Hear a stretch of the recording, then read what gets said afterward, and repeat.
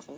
Sir, ano lang po yung reaction ninyo dun sa mga lumalabas ngayon na merong mga pinangalanan na high-profile individuals at meron na pong mga whistleblowers na ito rin yung mga witness nyo dito dati. Yung mga sinabi niya po ba ngayon sa media, ito po ba lumabas na rin dun sa mga investigasyon nyo sa kanya, yung mga privileged information po, Ano yun, communications? Yung pong mga pinangalanan, particularly po si Dondon, si alias Dondon, si Patidongan. Meron po siyang mga pinangalanan na high-profile na mga tao. Ito po ba ay na-express niya rin sa inyo dati? Matigas yan noon sa Senate hearing noon. Ayaw talaga yan, ayaw yan bumigay. Kahit na, di ba, pinailan natin ng kaso, di ba? One of the, hindi yan napailan ng kaso kung hindi dahil sa Senate investigation na ginawa natin, di ba? 6 sila, pinailan ng kaso ng serious illegal detention at saka kidnapping. Dahil nga, hindi tayo makapag-file ng murder with the absence of the body of the crime. Yung mga katawan, hindi na-recover. So, pinailan natin sila. Talagang pinalop natin sa CIDG na mapailan sila ng kaso. At napailan nga. Pero yun nga, yung follow-up.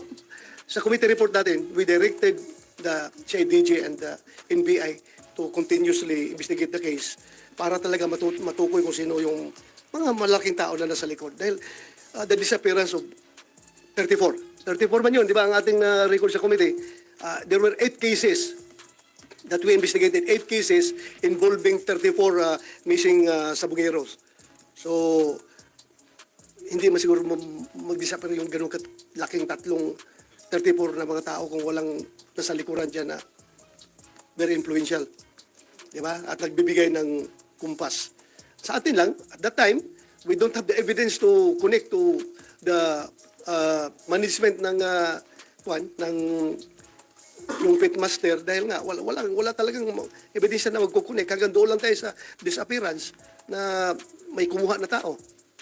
Pero Sen, dahil may bago ng mga lumabas na mga ebidensya at mga testigo, bubuksan niyo po ba ulit yung Senate inquiry kaugnay dito?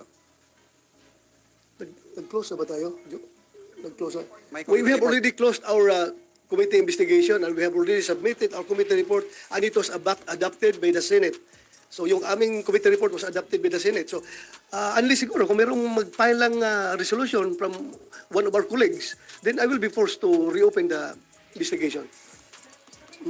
As former PNP chief, ano masasabi niyo? Marami daw mga police officer ang involved at binayaran para gawin yung pag-kidnap at pagpatay sa mga... It's possible.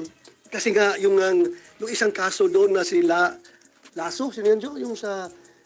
Yung pinick up sa bahay nila, ipinasok. Positive, doon sa hearing mismo, positively identified yung mga police na inibitahan natin, mga intelligence operatives ng Batangas PPO, na sila yung nag-pick up kay Lasso. Lasco sa, saan yun? Sa San Pablo, Laguna. San Pablo City. So, identify siya. Ano kung nakasuhan sila, di ba? Tapos ano na? Wala pang update. Basta nakasuhan yun, yung mga police na yun. Kinasuhan yun. Dahil nga, positively identified nung mother, yung wife, at nung sister ni Lasco na sila yung pumasok dun sa bahay. I'm very, noon pa yun sinasabi ko, napakasama noon na magpagamit tayo sa sindikato, if you call it sindikato, police ka, you are there to uphold the law, you are there to enforce the law. Ngayon, binayulit mo yung batas para sumunod kung sino man nag-utos sa'yo na, I'm sure, in consideration of money. Ano pang motivation mo doon? Nagagawin yun kung hindi ka sinusuhulan. That's beyond your job description as a police operative na magkidnap ng tao at pumatay ng tao at itapon kung saan-saan. Yes, sir, ano to? Credible yung whistleblower kasi ang dami niyang pangalang minention, may celebrity. As far as credibility is concerned, sa akin, mas credible sana siya kung nagsalita siya noon pa, nung dito sa Senate investigation. But still, credible pa rin siya dahil kahit na-late na siya bumaligtad, you knowing his closeness to the personalities involved, then mayroon siyang sinasabi. Sir, Sir, sorry. Sir, punta ako sa online gambling. May we know your stand lang since ilang panukala na po yung final ng mga kapwa niyo, Senador, either seeking to strictly regulate or total ban. Kayo po, sir, on online gambling po. Ako dapat ban yan eh. I-ban yan kasi Maraming nasisirang buhay dyan. Aside from doon mga missing sabongeros, no? Na dahil nga yun, sa online pa rin yun nangyari, di ba? Aside doon na may namamatay, marami akong nabalitaan talaga na may mga security guard na tumalon na lang sa tulay, nagpakamatay dahil wala ng pera. May bata na nagpatiwakal dahil na-hook sa online gambling. So, alam natin, yung kung magkakapera man ang gobyerno, ang revenues from online gambling is not enough to compensate the moral decay, the social cost of that it brings, yung online gambling. So not enough yung stricter regulations, sir? Ah? Not enough yung stricter regulation? Not enough. Kasi alam mo, Filipinos are very, yung ingenuity ng Filipinos to go around the bush ay napakagaling. Kaya naisahan pa rin tayo yung regulation dyan. Hirap pa rin. Lalong-lalo na sa online. Hanggang ngayon, wala pa tayong magandang solusyon para dyan. So, balik ko lang po dun sa isabong investigation. Sabi niyo nga po, open kayo pagka meron pong resolution. Pero may pangangailangan po ba na i-reopen ninyong investigation o sa ngayon ipaubayan na muna sa PNP, DOJ? Yeah, I go by my recommendations in our committee report which was adopted by the Senate na pagpatuloy ng PNP yung kanilang investigation. Ginagawa naman. They're on the right track naman. Kung totoong hawak nila si Don Patidungan, well and good. Kung hawak na nila para tuloy-tuloy yung investigation nila. Kasi mamaya na naman, no, pagpatawag din ng hearing, sabihin naman ng PNP, makiusap na naman ng PNP na, sir, pwede huwag muna, sir, dahil may ongoing pa kaming pinapalo up, sir. Baka masunog yung operation namin, sir. Meron pa kami mga taong tina-target ngayon, sir, na pwedeng mga persons of interest, sir, na gusto naming maimbestigahan. Baka masunog yung aming effort. So, let's give them the whole playing field to operate para mas-solve nila itong kaso na ito. Pero kung merong mag-file a resolution na senador, then it's my duty to conduct the investigation, to reopen the case. Sir, dun po sa inyong investigasyon, although nag-cover kami, pero sa inyo po manggaling, sir, naiugnay po ba si Atong Ang dun sa itinakbo ng inyong investigasyon? At anong recommendation ninyo as regards Mr. Atong Ang? Solidly, iba kasi yung ebidensya that will stand in court, di ba? Pero yung, di ba, may isang nagsabi doon na, nandun kami, nag-monitor mo kasi hearing, di ba? Meron nagsabi na, si Don Patidungan ba yun, may kausap sa cellphone na, boss, sabi niya, yung boss na nire-repair daw nung kausap doon sa cellphone ay si Atong Ang. Yun ang narinig natin doon sa hearing, di ba?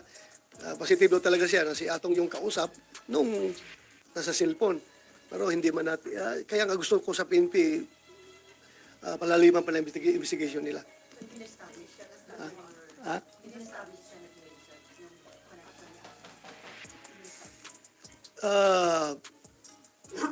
Administratively established dahil nga sila ang manager, sila ang presidente ng kumpanya kung saan last touch doon nawala. But criminally, kaya nga hindi tayo pati ang PNP at NBI mismo, hindi nakapag-file ng kaso directly linking Atong Ang because wala ang direct evidence. Pero ngayon, na meron ng itong testimonial evidence na pinoprovide ni Don Patidungan, din pwede nilang mapile yun.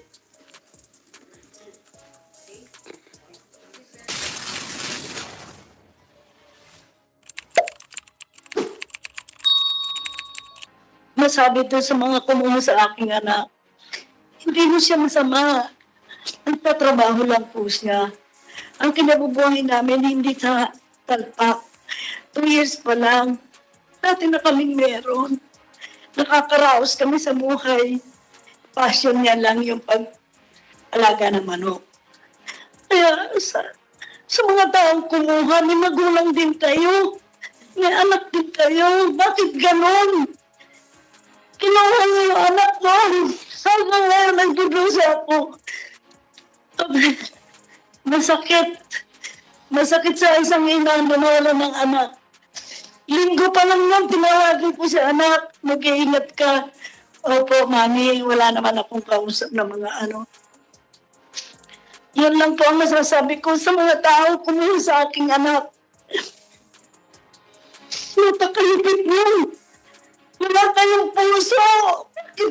sana sinabi niyo na lang yung anak ko. Handa kami kahit lahat. Ibigay namin yung aming kabuhayan. Mabalik lang yung aking anak na buhay. Pero wala. Lahat kinuha niyo. Isa't kalahating buwan pa rin yung anak niya. Lahat kami ang nabubuhay sa kanila dahil nagagatas, naglalahat. Tulong-tulong kami mag-iina. Gano'n kasakit sa isang mga ng pamilya, gawin niyo yung gano'n. Pero rin lang naman ang anak niyo. Sana magpadagdag na lang kayo. Kaya pa rin ang kailangan niyo, di ba? Dahil yung hignayan niyo, hindi na may babalik. Napakalupit niyo. Yun lang ang masasabi ko. Sige po, ma'am. Hindi po tayo hinto dito sa ating investigasyon. Hanggat hindi natin ito matapos. Tapusin po natin ito. Huwag ka mag-alala. Yung si May Colonel, yung team leader ng PIB, pinatawag ko yung kanina. Colonel Abilino. Take your seat.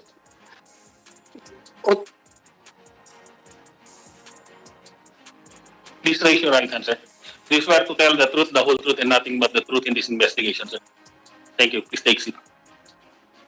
Before Colonel Abilino, please give the floor to our colleague from the lower house, Honorable R.D. Teves Jr. He is invited by this committee to shed light on the allegations about conspiracy and everything. You have the floor, Congressman Teves. Yes, sir. Thank you, sir. No, good afternoon. Sorry, I was very late. I came from another meeting. Inimbitahan nga daw po ako dito dahil sa conspiracy na something, but hindi ko na narinig yung portion na yun because I fell asleep when I was watching that Senate hearing. I saw the first portions. So, if I may be enlightened on, hindi ko alam anong conspiracy yung sinasabi. Narinig ko lang yung pangalan ko noon. Just for the record, Congressman Teves, during the first or second hearing, Mr. Atong Ang intimated that apparently there is a conspiracy from among the other licensees. Parang napag-isahan siya na sirain yung kanyang reputasyon. So, nabanggit ang pangalan mo, pangalan ni Bong Pineda, ni Gerald Casculan, at saka yung isa pang mayor, at saka yung iba. But lately, the statement of Mr. Atong Ang, sinasabi niya na Congressman Teves, mukhang wala, mukhang hindi involved. Yeah, kinlear rin naman niya yung pangalan mo. He's just emphasizing Bong Pineda. Bong Pineda, and apparently, General Casculan. Yes, Your Honor. Ano lang, sabi, conclusion ko lang yun. Okay. Yan ang kanyang pakiramdam. Kaya, to give you the venue to give your side para no, sabihin nyo, nabanggit yung pangalan ko. Hindi ba ako binigyan ng tsansa ng aking mga kulig dyan sa upper house na makapagsalita. Then, kaya, we deem it proper na imbitahan ka namin para mag-share ka rin ng iyong side kung ano masasabi mo, Congressman Teves. Yes, una-una dagang salamat, sir, no, for inviting me here, giving me the chance to makasalita naman sa side ko. Unang-una, hindi po ako licensee. At pangalawa po, kung conspiracy man kalaban kay Boss AA, magkaibigan naman po kami. Kaya malamang hindi ako kasama doon. Matagal namin magkaibigan. Yun lang. Thank you. Apparently, hindi ikaw yung sinasabi, Davis, eh. Deputy Speaker. Thank you. Thank you very much, Congressman Teves. Maraming salamat. So, balikan natin si Colonel Abilino. Nakapag-oath ka na, di ba? Come again, Nakapag-oath sir? ka na? Yes, sir. Opo, sir. Kailan ka naging Chief ng Provincial Intelligence Branch ng Laguna? Kailan at hanggang kailan? Kailan nagsimula at natapos? About 9:40, 9:35, sir. Ha? I was informed by the No. Kailan ka? November 18 po, sir. I received the order November 18, about 9:40 in the evening of November 18, sir. 2020. 2020. Yes, sir. Opo, sir. November 18, 2020. Yes, sir. Hanggang Okay lang, sir. Medyo magulo yung order ko that time, sir. Sige, sige. November 18, I received the order at 9:40 in the evening of November 18, 2020. Technically, ako yun, ano sir, yun chief PIU. The schedule of turnover ceremony, together with yung kalamba, yung mga ibang mga papalitan, sir, ng November 19, 2020, sir, at 10 a.m. Nung hapon din yun, canceled ang order ko hanggang na-reassign ako ng November 27, 2020, sir. Naalis ako sa sir, sa PIU ng October 19, 2021, sir. 2021, sir. October, when I admitted to be part of the PSOSEC, sir. And undergoing ako ng OSEC, sir, ngayon. So, gaano kahaba ang stint mo as PIB? Almost 11 months, sir. 11 months. Opo, opo. So, during this 11 months, ikaw ang chief ng PIB na yan. Yeah, opo, opo. So, 2020 nag-start, di ba? November 27, 2020 po. 2020, 2021. So, most likely, lahat ng nangyayaring abduction doon sa Bungan, sa Santa Cruz, Laguna, ikaw ang chief ng PIB. Yes, sir. Yes, sir. So, ano nakarating na impormasyon sa'yo? You are the intelligence chief. Imposibleng hindi mo alam ang nangyayari doon sa area mo. Anong nangyayari? Paano mo nalaman? Yung 4th District team member, sir, inform me about doon sa nagreklamo na nagpapablatter, sir, sa Santa Cruz CPS na allegedly minawawala po raw at nagpapablatter doon sa Santa Cruz CPS. Subsequently, sir, si Sir Pitalio, may provincial director din, also inform me. Pero hindi ko na po nasabi sa kanya na nagsabi rin sa akin yung team member ng 4th District. Immediately, tumawag ako kay sir, tumawag ako sa Chief of Police ng Santa Cruz MPS, then Ma'am Gawiran, para mag-coordinate kung ano yung mga detalye po, sir. And I directed yung team supervisor po for the information of everybody po. May 4 pong district team ang Laguna PPO. At ang bawat pong distrito ay minamanduhan ng isang opisyal. Noong time na yon, sa 3rd at 4th district team, ang team supervisor ay si Lieutenant Sasaluya po. So doon sa allegedly doon sa nakuha namin information, I directed Lieutenant Sasaluya to closely coordinate with and help yung COP po ng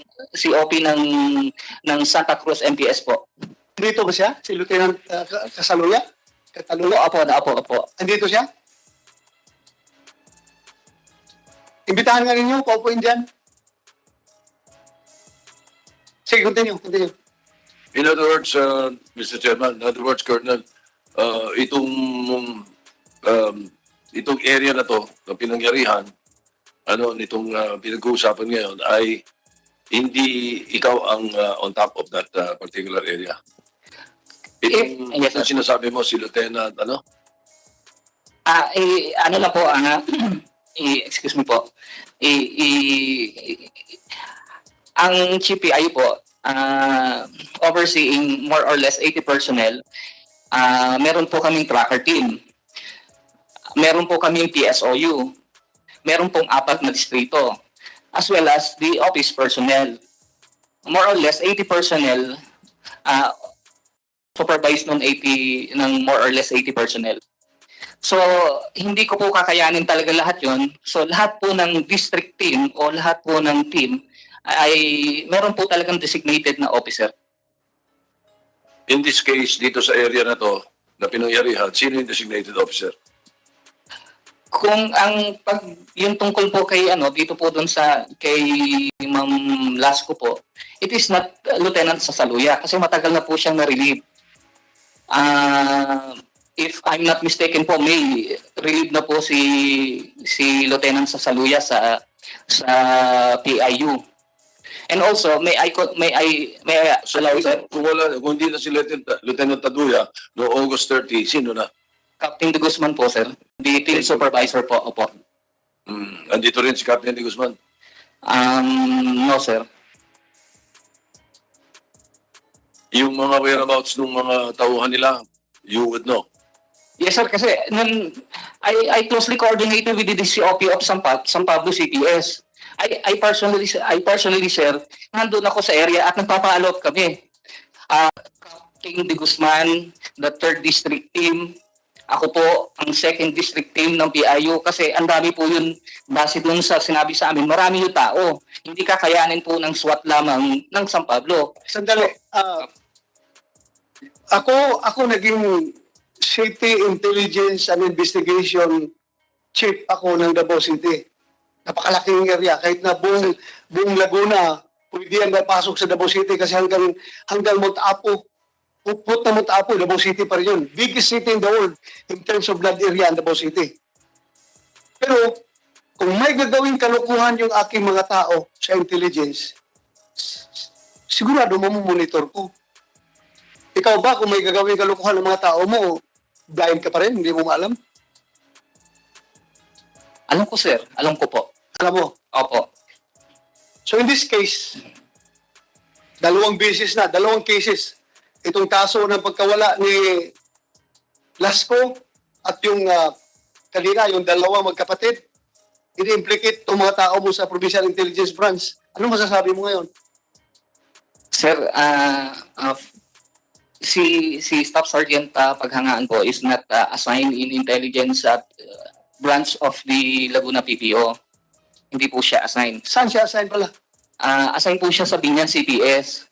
Kaya nagtataka po ako, ni-implicate dito yung PIU na hindi naman po siguro former PIU po si Sergeant Paghangaan. Oo. Pero PIU siya. So, Pero bakit PIU siya? Opo, sir. Matagal na po siyang wala sa PIU po, sir. So at the time, Mr.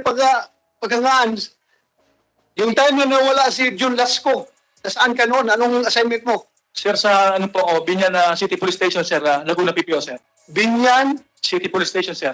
Laguna, sir. City Police Station. Yes, sir. Andun ka? Sir, nung time po na yon, off duty po ako nung August 31, August 30, 2021, sir. Nag-deliver po ako ng sabon, sir, noon. Mayroon po akong mga original na resibo, sir. Conversation, sir, ng text message sa amin, sir, nung na-order, sir. Pwede ko po bigyan yung family, sir. Para makita po nila, sir, yung date. Saan yung nag-deliver ka? Sir, sa Pila, Laguna, sir. Pila? Pila, Laguna, sir. That's 41 minutes away from the crime scene. The alibi is very weak. I'm sure, sabihin ng mga abogado. Anyway, so hindi ka na pala sa PIU. Si Patrolman Navarrete, Colonel. Excuse me, sir. Mag-swear mo na si Juan. Hindi pa pala ito pag-swear. Sir, Paghangaan, please. Pati si Paghangaan. Dalawa na po kayo. Sino pong Hindi pa daw, sir. Oo. Do you swear to tell the truth, the whole truth, and nothing but the truth in this investigation? Thank you. Please take seat. Sige, sir. Continue. Well, as practiced in the Senate, the testimony that you started giving us already earlier is classified as part of your oath. Anyway, so si Patrolman Navarrete, PIU siya, Colonel? Si PIU po siya assigned as detached, parang ang mother unit po niya is na PIU. Kasi since yun sa 4th District, 4th District team has a lack of personnel, sir. We sometime kumukuha po kami ng tao sa station. So noong August 30, under sa inyo? Yes, sir, po. Anong alam ninyo sa mga pangyayari sa kanila? Come again po, sir. Anong alam ninyo sa mga pangyayari? kung sabi nga, yung mga tao sa ilalim ninyo ay alam ninyo. Hindi maaaring hindi, lalo na kung gagawa ng kalokohan. Anong natulugan ninyo rito sa mga pangyayari? Sir, kung ang ano niyo sa akin yung opinion ko bilang isang leader, ang mga tao po yan ay sila po yung grabe ang sakripisyo sa baba. In so far as I am concerned, yung trust and confidence ko po ay sa kanila. Kung inaakasuhan po sila ng mga ito po, ng mga yan, let the rule of law follows. Pero in so far as I am concerned, ang tiwala ko sa mga yan, sir, sobra. Baka hindi niyo po alam yung war on drugs. Sobrang ginawa ng mga yan. Kaya, Hindi natin pinag-uusapan yung war on drugs dito. Baka pag sinabi ninyo war on drugs, baka tokang ay bintang sa inyo. Hindi ganun pinag-uusapan. Tiwala kayo. So, alam niyo yan kung nasaan siya saan sila na August 30. yes sir, opo sir. Alam niyo kung nasaan Kahit sila. ako po ang magte-testify. Akala ko pa si paghangaan, wala na sa'yo. Ba't Hindi mo po. alam kung nasaan siya? Si yung aking under lamang po. Si Sergeant Paghangaan, di ko po kayang... Yun ang tinatanong yun ang sinasabi nung isa We're not asking for, tinatanong ko kung alam niyo may nangyaring kalokohan doon. All you can do is answer, say no, if you don't know. Bakit bibuild up pa ba? Sa war on drugs pa? May ICC problem na nga tayo sa war on drugs Opo sir. ano pinagayabang niya mga yan?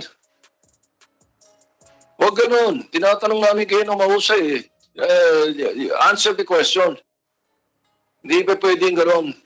Parang nangyayari dito, palalabasin nyo, yung 6 na babae rito, 4 na babae rito, at yung 2 testigo kanina, lahat nagsisinungaling. Ay dahil tiwala ka sa mga tao mo. Hindi ganun. Akala ko ba rule of law? O, tingnan natin ang mga alibay. Alibay nung isa, napakahina, ang lapit niya Alibay nung isa, iba sinasabi. General Cruz, you know what to do? Yes, sir. May I add something, sir, that was not mentioned by the partner of victim Lasco. Actually, sir, nag-umpisa ito lahat. Kung bakit naging persons of interest itong mga former personnel of the Provincial Intelligence Branch of the Laguna PPO. Nag-umpisa po ito nung aming pinuntahan itong Indon Brothers, wherein the names of Navarrete, Rosas, and Claveria were mentioned. And of course, kagaya sinasabi natin, yung commonality, common denominators, doon po kami nagbabase as investigators. So, kailangan naming tumumbok ng tao, pangalan ng tao, o grupo ng tao na maaaring may motibo para gawin ito. And when I was directed by our Chief PNP and our Senate Committee Chairman, Senator De La Rosa, to include in our investigation the other 3 missing persons involving 2 cases, and that is San Pablo incident and May Kawayan incident. So kami po as investigators, kasama ng aming legal officers, we are conducting daily case conferences about these missing persons. Halos maghapon po kami nakababad sa aming conference room. At kami nagbabalitaktakan, nagpapalitan ng mga kuro-kuro. And we decided to check and consider these people from PIB. Nasubukan namin na kuhanin ang kanilang mga larawan and bring these pictures and photos to the witnesses.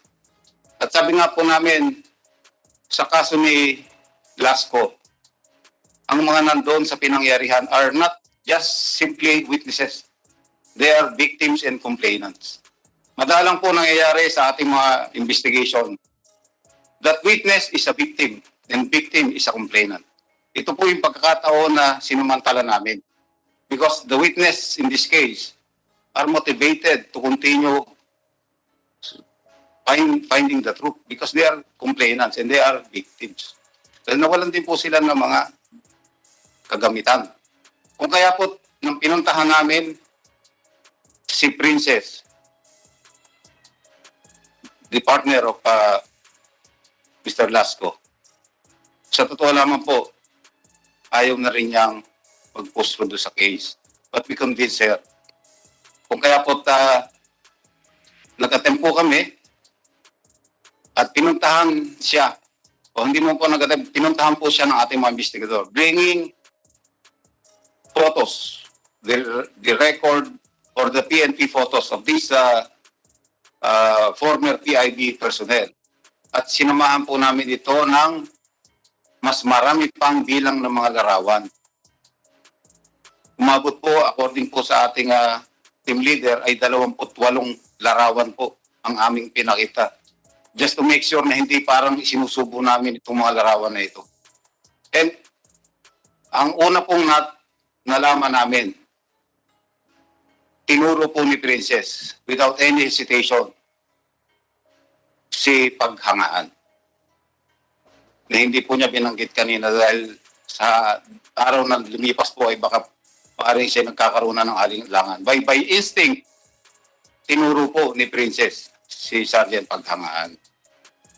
At ako man po bilang director ng CIDG, I don't want to talk about a case without getting first-hand information from the witness. Kaya po lahat po ng mga witness na ito ay aking personal na kinausap sa aking opisina.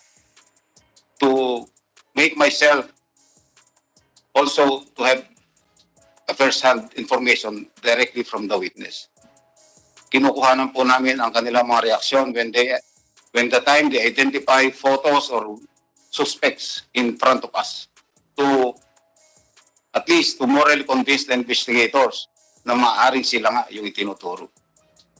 Mahadalang po yung pagkakataong 4 na babaeng walang kakayahan o helpless persons to consistently identify policemen at that who can make harassment on them after this investigation.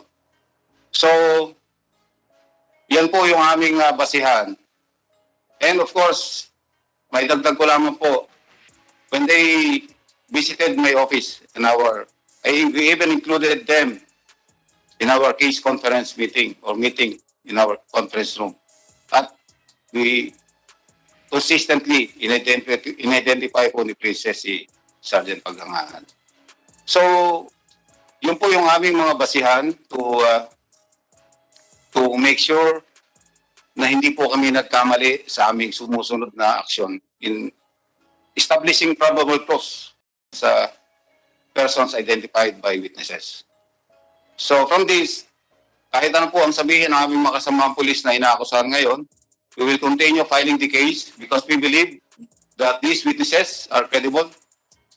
They are victims and they are complainants of these cases. So after this, sir, we are preparing the appropriate case regularly to be filed before the DOJ until such time that preliminary investigation will be conducted.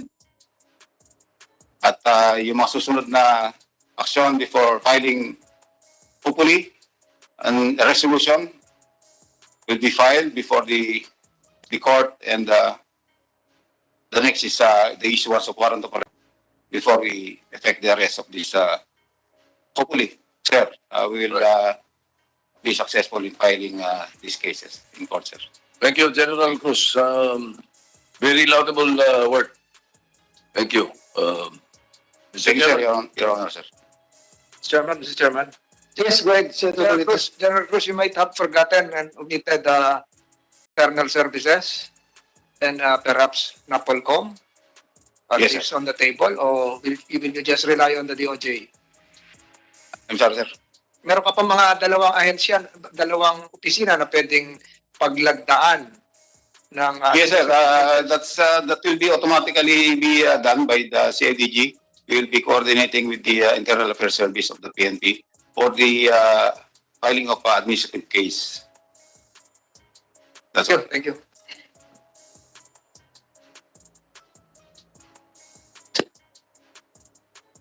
Sir, Yes, may I be excused? thank you. Papaulit ako. Sniglos, salamat. Salamat. Thank you very much.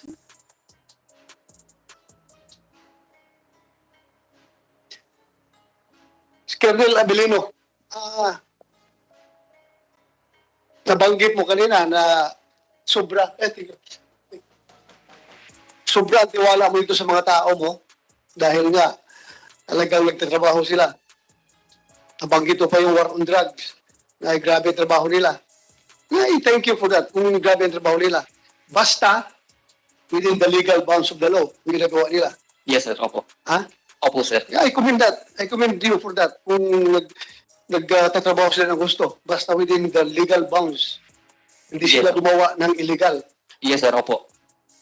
Kasi kahit na anong gawin mo dyan, pag illegal ang ginawa mo, mananagot ka pa rin talaga, di ba? Yes, sir. Opo.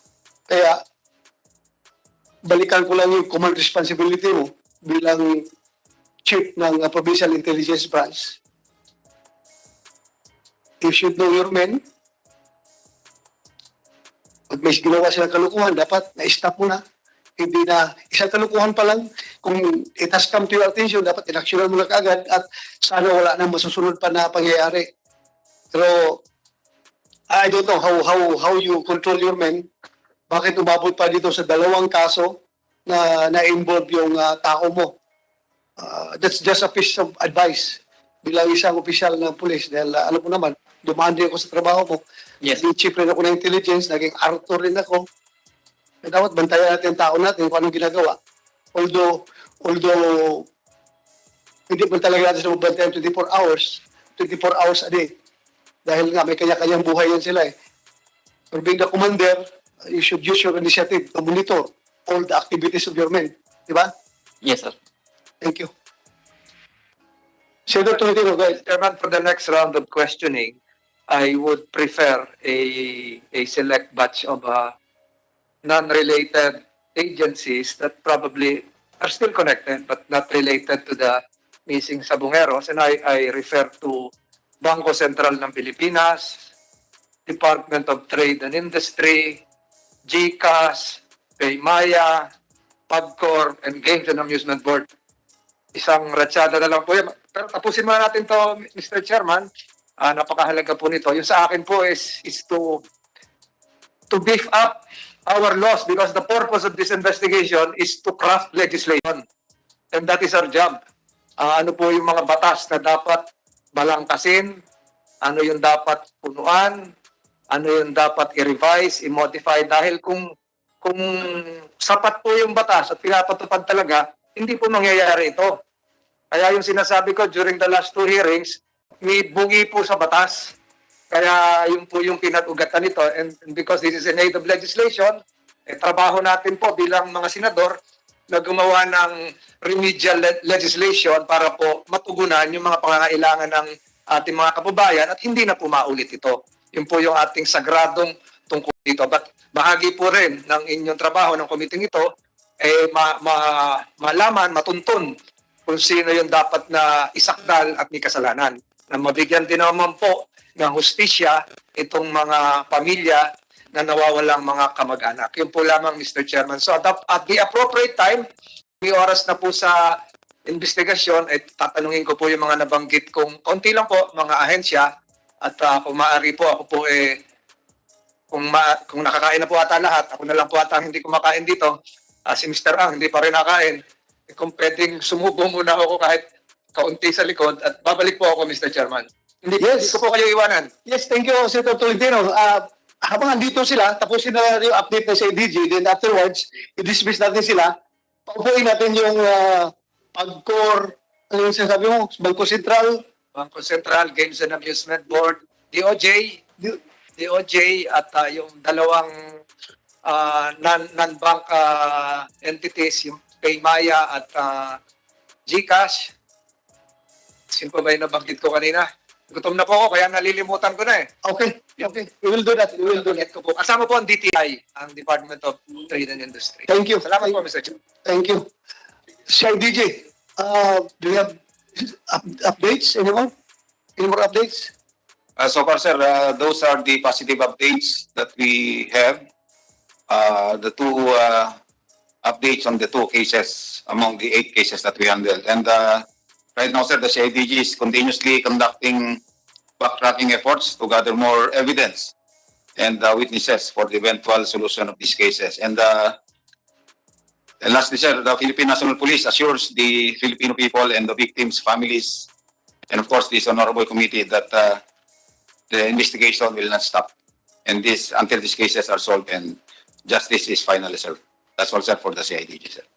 Thank you. But before we rearrange our positions, sitting arrangement, i-take up ko lang itong isang kaso, yung case number 7, doon sa Shell gas station, may Kawayan, Bulacan.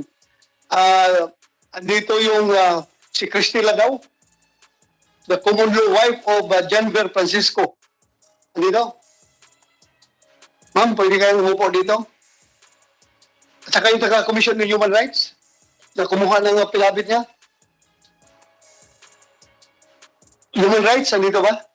Okay, please. Ma'am, pwede na kayong may issues. Salamat ha, salamat sa inyo. Dito lang si Ladaw at saka yung Human Rights. Pati NBI.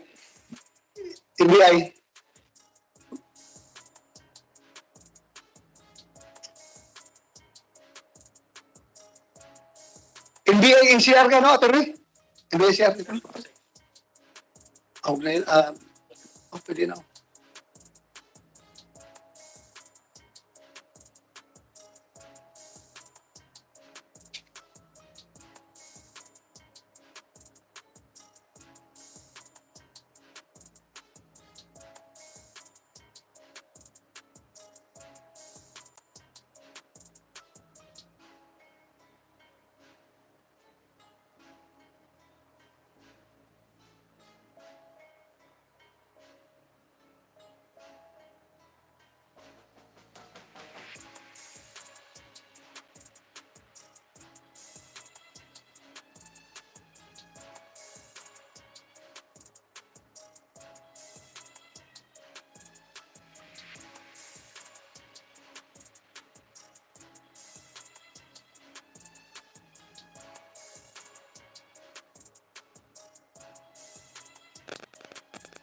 Pwede po kayong tumayo, ma'am. Si sir nag-oath na po last hearing niyo po pa, sir. Yes. Tayo lang po.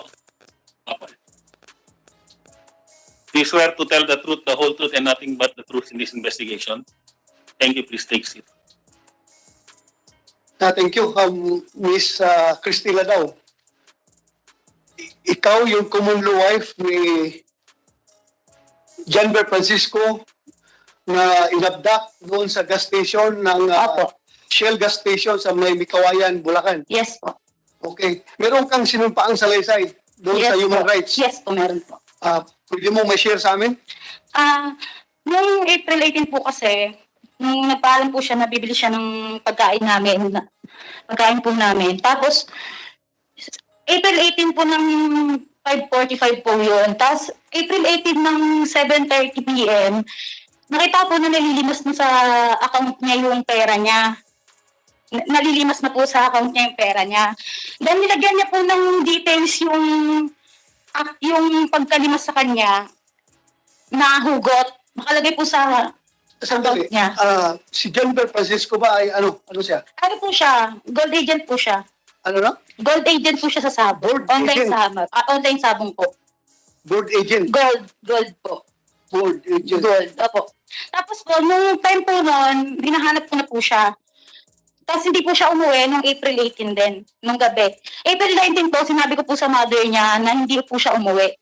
Then, tinanong po siya ng mama niya, nung last hearing po na nagpunta po dito, na sabi po, ano siya, na may inaasikaso lang daw po siya. Tapos nag-send po siya ng picture niya. Nag-send po siya ng picture niya that time nung sinabi niya may inaasikaso daw po siya. Tapos April 20, may ano po sa akin na vendor na nadukot nga daw po siya nung April 18, 5:45, mga ganon, around 5 to 6 sa Shell Baho, may Kawayan, Bulacan. Then pinag-report ko po agad sa may Kawayan Police. Inasikaso naman po nila ako nung time na lang, tapos hanggang kinabukasan. Tapos pinuntahan po nila yung sa may Shell para kunin yung CCTV. Hindi po nila agad binigay yung CCTV kasi po kailangan daw po, sabihin mo na daw sa may-ari ng Shell. Then April 24 na po binigay yung CCTV. Pero nung April 21 pa po, pinakita po yung mga coordination sa amin ng may Kawayan Police. Then pinuntahan po namin nung mother ni John Bird, lahat ng family niya, yung mga coordination. Ay, Ano yung ibig mong sabihin ng coordination? na ano po, yung mga may coordination po sa kanila daw nung April 18 to 19. Na ano coordination? Mga ano, Pampanga po, tsaka Camp Bagong Diwa. Mga pulis, Opo, mga pulis po. Tapos, pulis ng Camp Bagong Diwa at pulis ng Pampanga. opo, tapos pinuntahan po namin yon, tapos hindi po kami nakapasok. Then po, nung mga April, sinubaybayan po namin nung mga taga-pulis may kawayan, yung CCTV ng mga dinadaanan nila. Chef, Sandali, bago tayo magpatuloy ha. opo. Ito ko lang i-establish kung aside sa kanyang pagka-board agent ng isabong, sa board agent? Board agent ng anong kumpanya? Sa online sabong po. Online sabong, anong? WPC din po siya. WPC. PC. Opo, pero ano lang siya, gold agent lang po siya. Board agent. Opo. Gold po.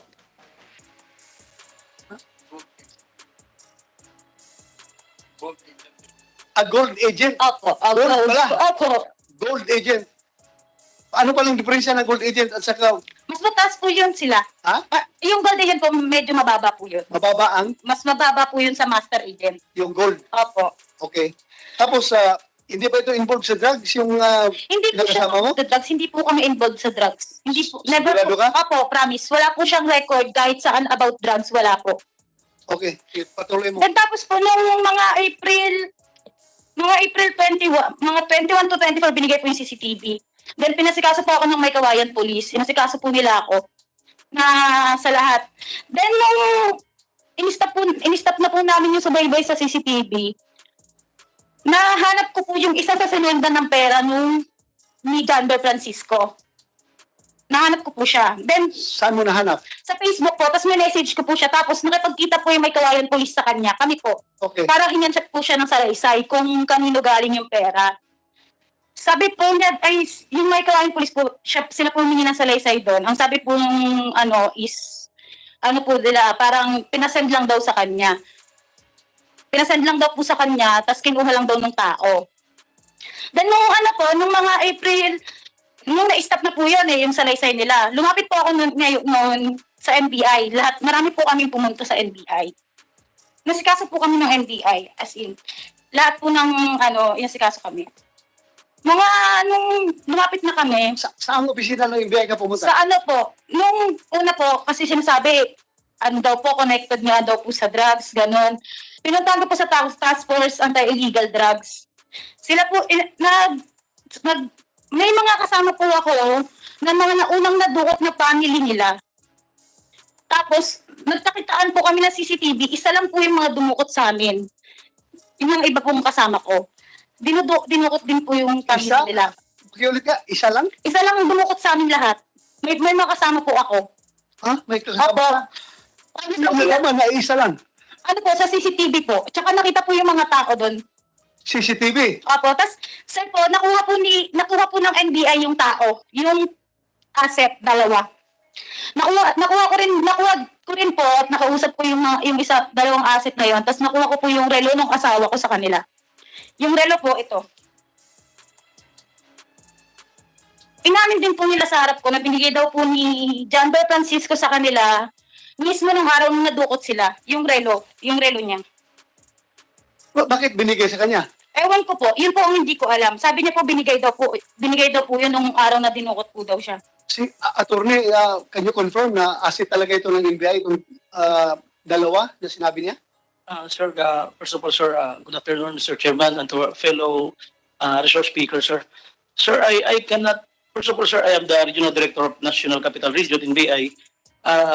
The case that being mentioned by the lady here is a active case being investigated, sir, by our anti-illegal drug task force. So I cannot really comment on that, sir. That's a separate unit, a task force. But after this hearing, sir, I will immediately ask or coordinate with the TFID, our task force anti-illegal drugs, because sir, we all know that their investigation is strictly confidential. So gagawin ko po na, sir, para ma-verify natin yan. Pero one thing I can say, sir, is that we studied the video, the footage na tinutukoy ni ma'am, yung kidnapping nga sa Bulacan on April 18, something like that.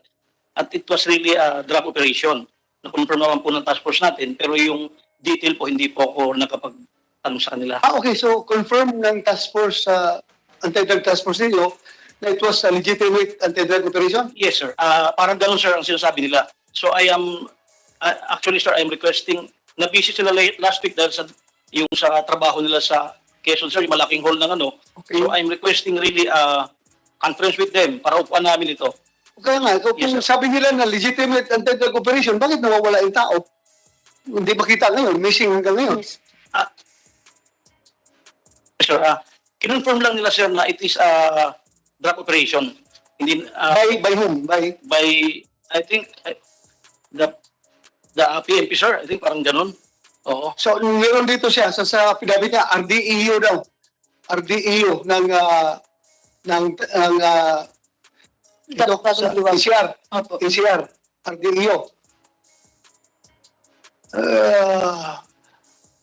Nagtataka ko, bakit missing ang tao kung legitimate yun? Pero anti-drug operation unit ninyo, task force. Yes, sir. I will verify on that, sir. But yun nga, sir, kinonfirm nila na isang drug operation yung video. With respect to the video lang, sir.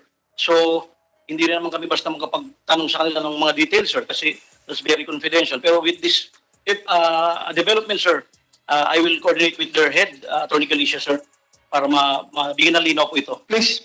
Immediately. Thank you. Thank you very much, Please, Mr. tuloy mo. Tsaka sir, noong April 19 po, ang dami po niyang minessage na na naghahanap po siya ng drugs.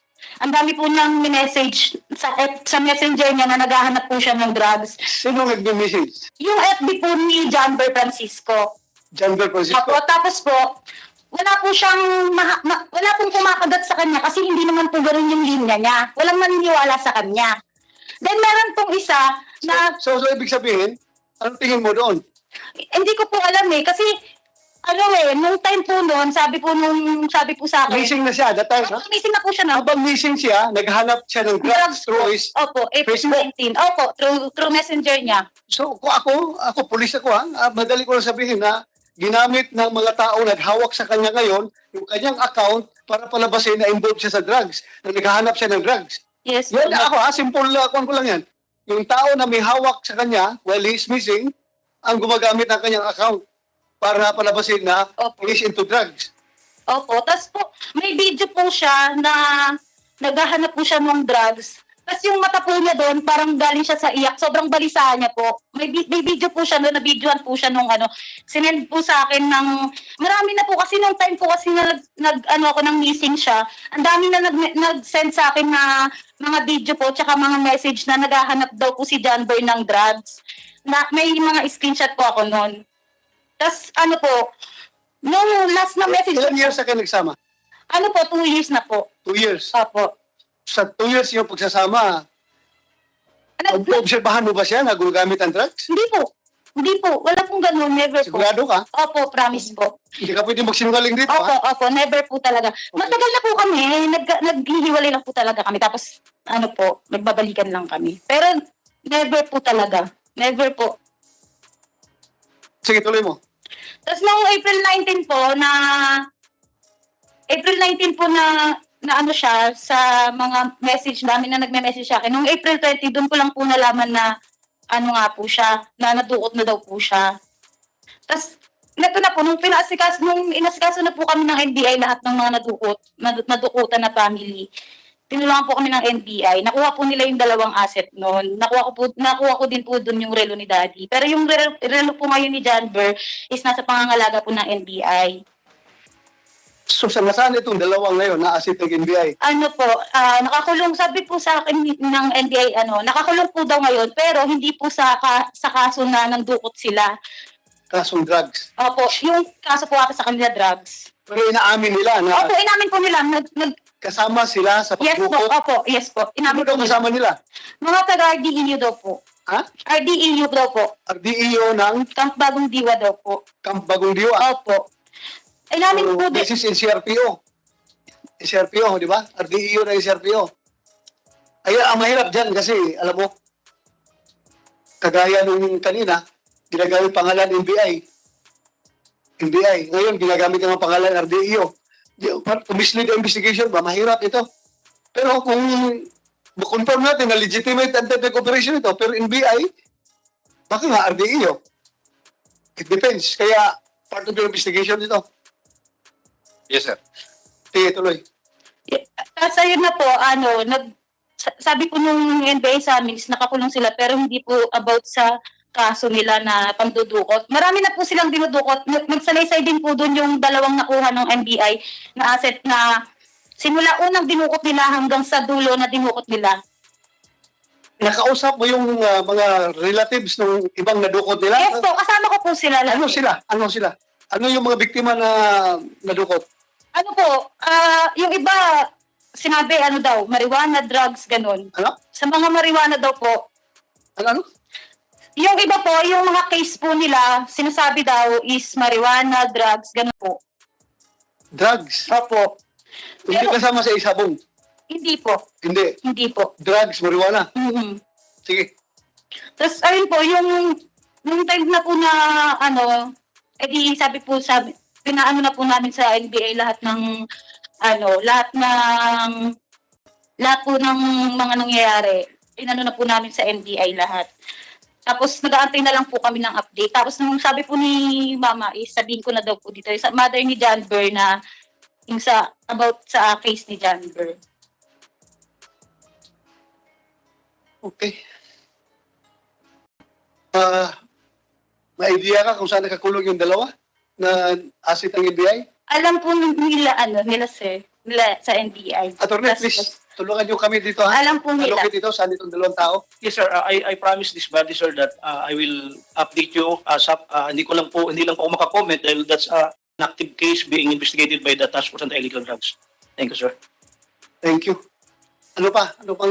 Kasi sir, matatanggap ko pa po kung totoo po talaga nagda-drugs yun or nagbebenta. Hindi po hindi naman po talaga Kaya pinupush ko po yung case niya before na na nasali daw po siya doon. Hindi po talaga yun siya nagaganon. Kahit saan wala po siyang record. Kaya lang po talaga yung work niya sa online sabong lang po talaga. Online sabong? Opo. May kaso siya doon? Wala po. Yung work niya lang po, online sabong po talaga. Wala po siyang history ng case na may drugs or wala po. Thank you. Sir DJ, yung may sinasabi siya dito sa kanyang affidavit na meron daw mga coordination papers yung RDEO doon sa Mikawayan Police Station sa pagkandak ng operation against dito sa kay Janber apelido Janber? Francisco po. Janber Francisco. Please, ipaproduce nyo itong mga coordination papers na ito.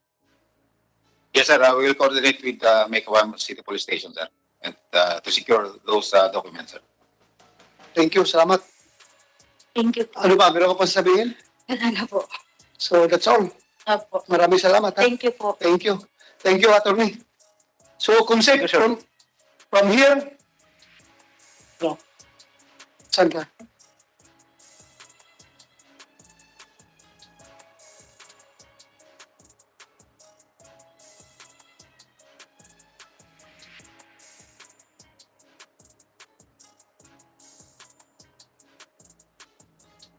Case number 5.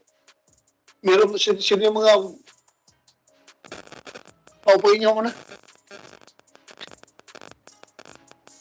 Santa Cruz, Laguna, 11 May 2021. Ito yung kaso na may nakasibat at sinabi na sibat na kayo dahil na-hold kami dito. Nasaan yung mga nakasibat?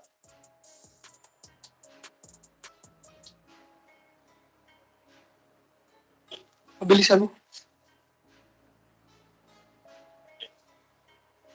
Kevin Morris Jordan, Paul Pascual, Dondon Caltisen, Jeffrey Santiago alias Ipi, Jericho Ignacio, Gerald Ignacio, Luwel Oropesa.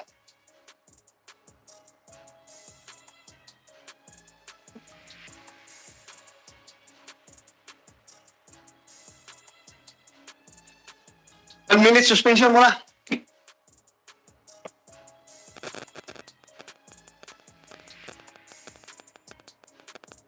Ito yung case number 5.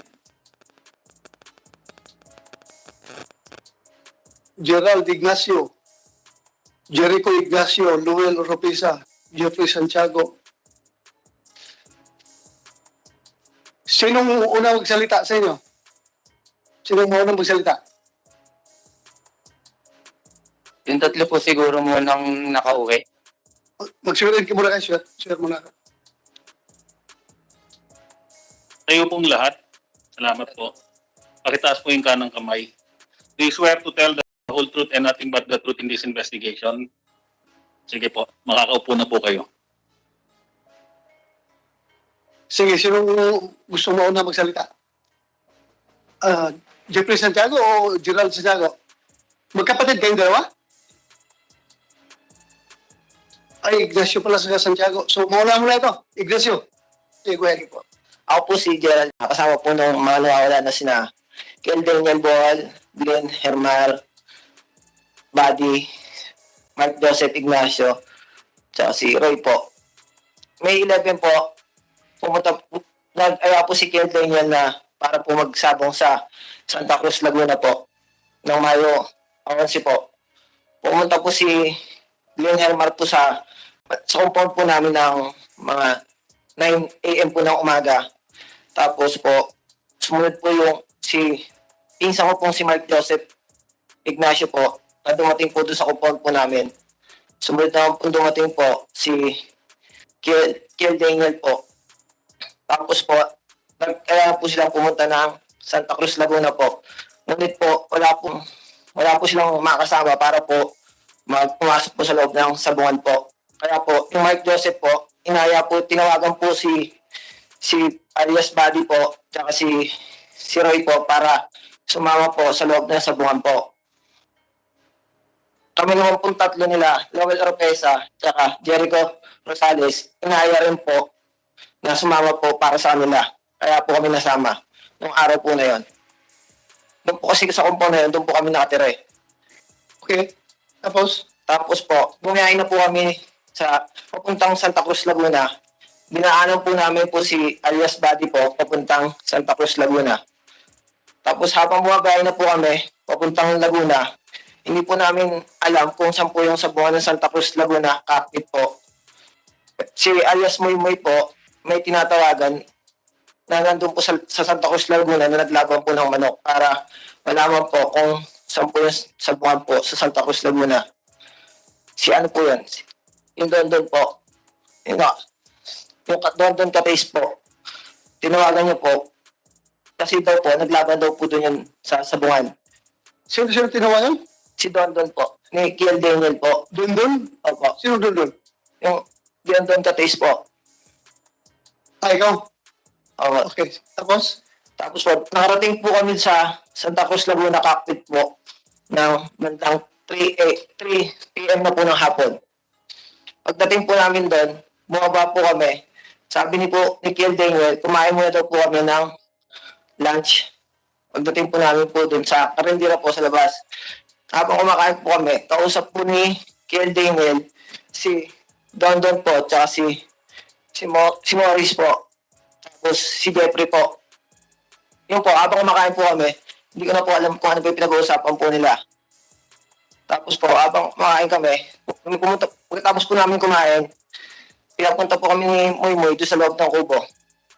Yun po, hindi ko na po alam kung ano po yung sitwasyon po. Tapos po, sa kubo po yun eh, sa labas po ng sabungan po yun eh, sa labas po.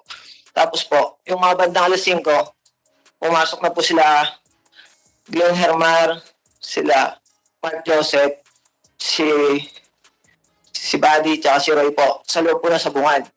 Kami pong tatlo, naiwan po sa kubo po, ni Jericho, tsaka ni Lowell Oropesa po, sa labas po ng kubo. Yung 5 po namin kasama, pumasok po sa pinakaloob ng sabungan po. Kami po, sa labas lang po. Kasi nga po, utusan na kami po pag kailangan po nila ng pagkain. Tapos po, nung mga bandang 7 p.m. po ng gabi, lumabas po si Kiel Daniel, pumasok po sa kubo namin lumabas po ng sabungan po, pumasok po ng kubo po namin. Sabi po niya, tinawag niya si Jericho na samahan daw bumili po ng pagkain. Tapos po, maya-maya, si Jericho naman daw po, bumalik po ng kubo. Kinuwento niya na may penalty daw po yung manok. kinuwento niyo po sa amin dalawa ni Lowell kasi po yung kami po yung naiwan na sa kubong dalawa. Bumalik po na may penalty daw po o bad week po ata yung manok. Sabi niya, nagbayad daw si Kiel Daniel ng 3,000 multa po ata. Tapos yun po, di ko na po alam. Tapos maya-mayang bandang 9 a.m. Pumatok po sa akin si Jeffrey Santiago po na may trouble daw po sa loob ng sabungan. Si Jeffrey Santiago po kasi katabi po namin kubo po yun eh. Na naglaban din po ng May 10 po ata. Yun lang po, sir. Jeffrey Santiago, ano yung sinabi mo sa kanya? Sir, yung sinabi ko po yun kasi po, kwento ko lang din po, sir. Bago po namang malaman ni Moy Moy na naka-hold po sila sa loob, kami magkasama, sir eh. May nag-text po sa kanya yung Bornok na kailangan ka dito, naka-hold tayo. Yun po yung ginawa naman po ni Kiel Daniel Ball. Lumapit po siya kay Morris.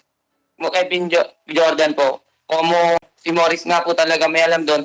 Tinatanong niya po kaya ano po kaya ang dahilan kung ba't sila na-hold.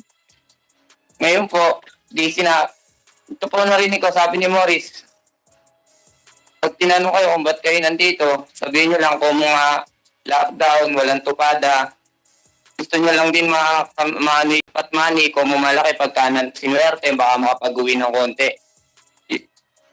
Pagka di okay na po, nasabi na po ni Morris yon, pumasok na po itong kay Daniel.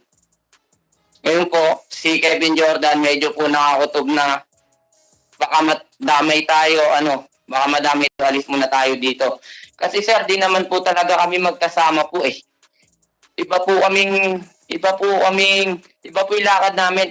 May 10 po ng umaga, umalis kami sa amin. Sumama ako kay Morris magsabong. Pero, sandali ikaw ay taga, saan ka? Pulumbuhangin din po, sir. Ha? Pulumbuhangin po, Santa Maria. Santa Maria, Bulacan. Po. Lahat itong nawawala, si Mark Joseph Ignacio alias Burnok, si Glenn Arsen Germar, Ronaldo Agandiano, Narciso Nerio Anticristo, at Kiel Daniel Bohol. Opo. Lahat sila ay taga Barangay Pulong Buhangin, Santa Maria, Bulacan. Ang kakilala ko lang po dun, sir, si Bornok Mark Joseph, Kiel Daniel, Glenn Arsen po, kilala ko rin po. Yun lang po ang kilala ko dun. Yun ang kilala mo? Opo. So si Kiel Daniel, tinex siya o tinawagan ni Burnok na punta ka dito dahil may problema tayo. Opo. Ang akala niya lang po noon, parang galing nga po sila ng penalty. Kung pumalapit na yung pantatlong laban nila, iniisip niya po, baka mali na naman daw po itimbang ng manok penalty. Kaya po nagtanong, si Moy po as yung Kiel Daniel po kasi sir, ngayon lang din po, unang laban po nila noon, wala rin pong alam talaga eh. So, anong nangyari nung pumasok si Kiel Daniel Bohol doon sa loob ng sabungan? Nagaya po si Kevin Jordan na labas daw po muna kami, layo lang kami ng konti. Kung sakali mong baka magka-trouble, madamay pa kami. Gawa po na hindi naman po sa akin iba tatlo, sir. Talaga mga kababata ako naman po. So meaning, nagdududa na kayo na meron silang ginawang panyunyupi, sibat mo na kayo dahil baka madamay kayo. Parang ganon. Sa akin po, sir, wala pa pong na ganun eh. Nagkawa po ng si Morris nga po. Siya nga po sa bungero. Nakita kong aligagana. Parang kinabahan na rin po ako. Ngayon po, yung tatlo po, wala naman po talagang kamali-mali. Nasa ubo lang. Naisama lang daw po talaga sila eh. Sinama ko na rin po sa namin kung mumaluwag nga po. Sabi ko, tara, wala po kami sir, bala umuwi pa talaga nun. Hinintay pa po namin sila sa labas. Hinintay pa po namin yung text nila eh. Kasi nga po, baka po, trouble lang po nung sa kilo. Sabihin po nilang iniwanan po namin, ganun po. So, hinintay ninyo sila sa labas? Opo, inabot pa po kami ng magdamag, sir. Magdamag? Bago po kami umuwi ng Bulacan. Ano? Bago po umuwi ng Bulacan. Umuwi kayo ng Bulacan na hindi talaga nakalabas ito sila? Opo, wala pong text eh. Wala nang text? Wala pong text kaya po umuwi na po kami ng Bulacan.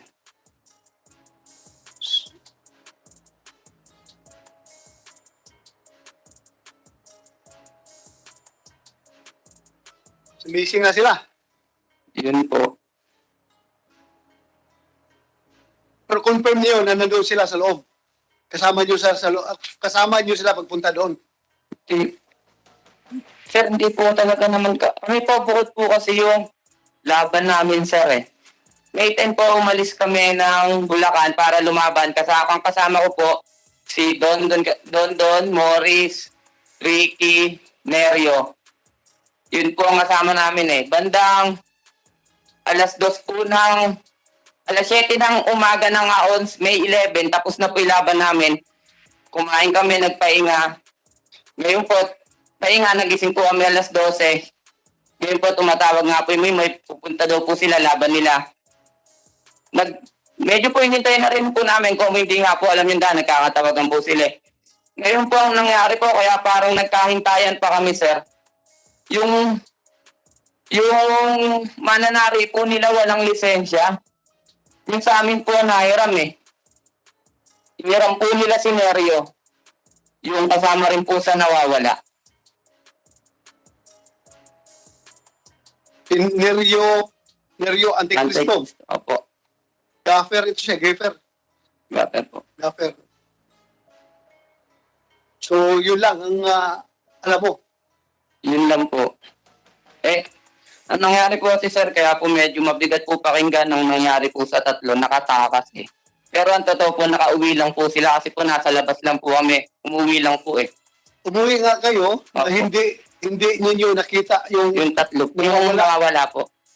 Wala talaga. Wala po Hindi talaga ninyo makita. nakakita sa loob. Wala pong alam sa pangyayari. Okay. Thank you. Sino pang next mo magsalita? Yeah, go ahead.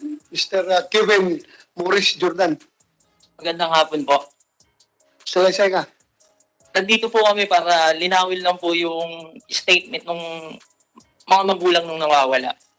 Saka para po maging klaro po dun sa mga nakarinig nung hindi tamang statement na binigay sa amin. Pwede mo ilapit sa Sige po, sir. yung bibig dahil malabo. Ang statement po kasi niyan, sir, ganito po. May 10, lumaban po kami ng 3-star derby double entry sa Santa Cruz, Laguna. Nung natapos po yung laban namin, nakalabas po kami ng sabungan ng 9 a.m. ng May 11.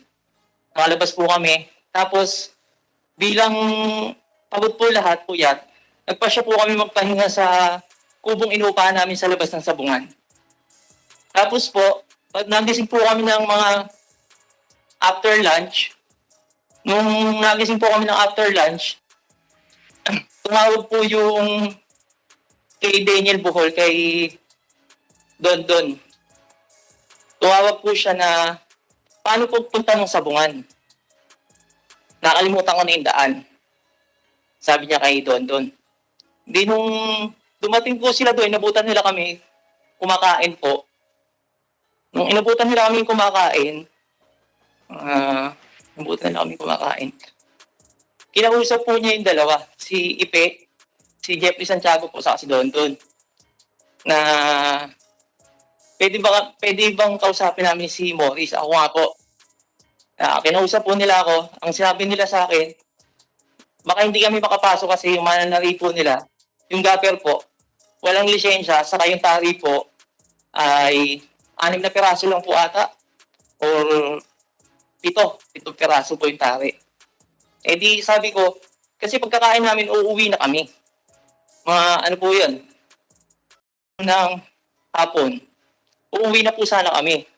Eh, gumagayak na po yung mga driver namin nung 3 ng hapon. Tapos, kinausap po pala nila yung mananari namin na si Nerio na baka gusto mo sumama kasi magkakilala po yung Nerio sa Bornok. Kasi po, rest na mananari po ng Santa Maria. Tapos, bilang gumagayak na po kami pauwi, nung pauwi na po kami, sabi ko, tara na, uwi na tayo. Nung pumasok po pala ng sabungan, nandun na po pala kasama nila yung mananari namin na si Nerio. Tinawagan ko si Nerio, nagsisimula na po yung laban. Sabi niya, tapusin ko lang itong tinatarian ko kasi papayaran ko kay Bornok yung lisensya ko. Di nung natapos po yung unang laban nila, talo po. Nung matalo po yung unang laban, wala po palang kasama yung Bornok na maghahawak ng tari. Tari na rin daw po yung isang manok nila. Tatarian na po. Ang ginawa ni Nerio, siya po yung mawak ng manok. Ang nagtari naman po yung Bornok. After po nung tarian ni Bornok yung manok, tinawagan ko po si Nerio. Ay ko, labas ka na, iwanan mo na rin yung tari mo sa kanila. Para makauwi na tayo, pagod na rin tayo. Halos 2 days na rin tayo nandito sa sabungan. Tapos, sabi ni Nerio, sige, palabas na ako. Dinagantay po kami ng mga 30 minutes. Si Kay Daniel Bull po pala, nasa labas. Kumain po. Tapos lumapit po sa akin si Kay Daniel Buhol. Ang sabi ni Kay Daniel Buhol sa akin ay, pinsan ko po yan eh. Sabi niya sa akin, pinsan, baka pwede mo naman kaming tulungan. Kasi tumawag sa akin si Bornok na na-hold sila sa loob. Sabi ko, paano na-hold? Ano naging problema?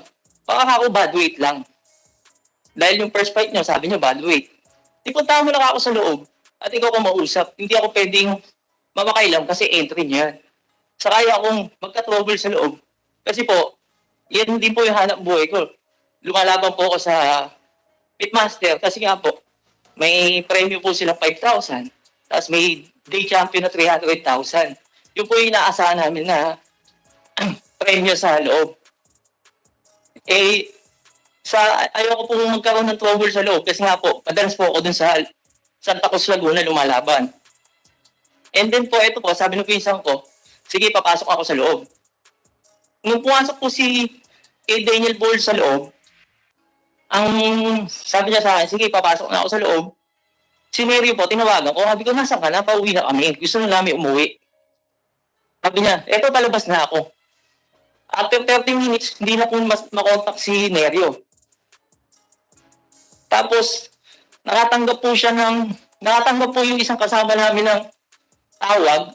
Sabi niya, nagsalita tong kasama namin isa. Ano ba naman yun? Yung nasa mga ko ata, parang choppy yung manok. Nagsalita po yung Nerio na gano'n sa isang kasama namin.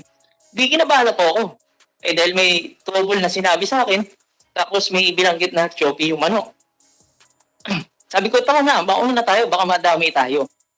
Inaya ko na po silang lahat. Ito naman pong si Jeffrey Santiago, inaya po yung kabilang grupo. Kaya ang naging tingin po ng tao, nakatakas kami. Totally hindi po namin sila kasabay sa grupo na yun. Magkaiba po kaming grupo. Ang lumalabas po kasi, kami yung magkakasama. Pero yung tatlo po, kasama talaga, pero wala po talaga silang alam. Kahit nga po nung iniwanan nila yung kahit pampili pagkain, wala. So kayong lahat, 1, 2, 3, 4, 5, 6, nasa labas na kayo? Walang isa sa inyo nasa loob? Wala po. Wala po. So nasa labas kayo lahat? Opo. Nalaman lang nyo ito dahil kay Kill Daniel Buhol na tinatawagan ni Bornok na pasok ka dito dahil may problema, na-hold kami dito. So si Kill Daniel kasama ninyo sa labas dati? Yes po. Kasama ninyo sa labas? Nung oras po na yung kasama namin siya sa labas. Tinawagan siya ni Bornok na pasok ka dito, tulungan mo kami dito sa problema. Pumasok si Kill Daniel sa loob. Yes po. O nung nasa loob na si Kill Daniel, ano nang nangyari? Kung nasa loob na po si alias Moy Moy, nung nakaalis na po kami, malapit na po kami sa may kanto palabas po ng sabungan. Tumawag po siya kay Jeffrey Santiago. Ang sinasabi niya, Sino tumawag? si alias Moy Moy po.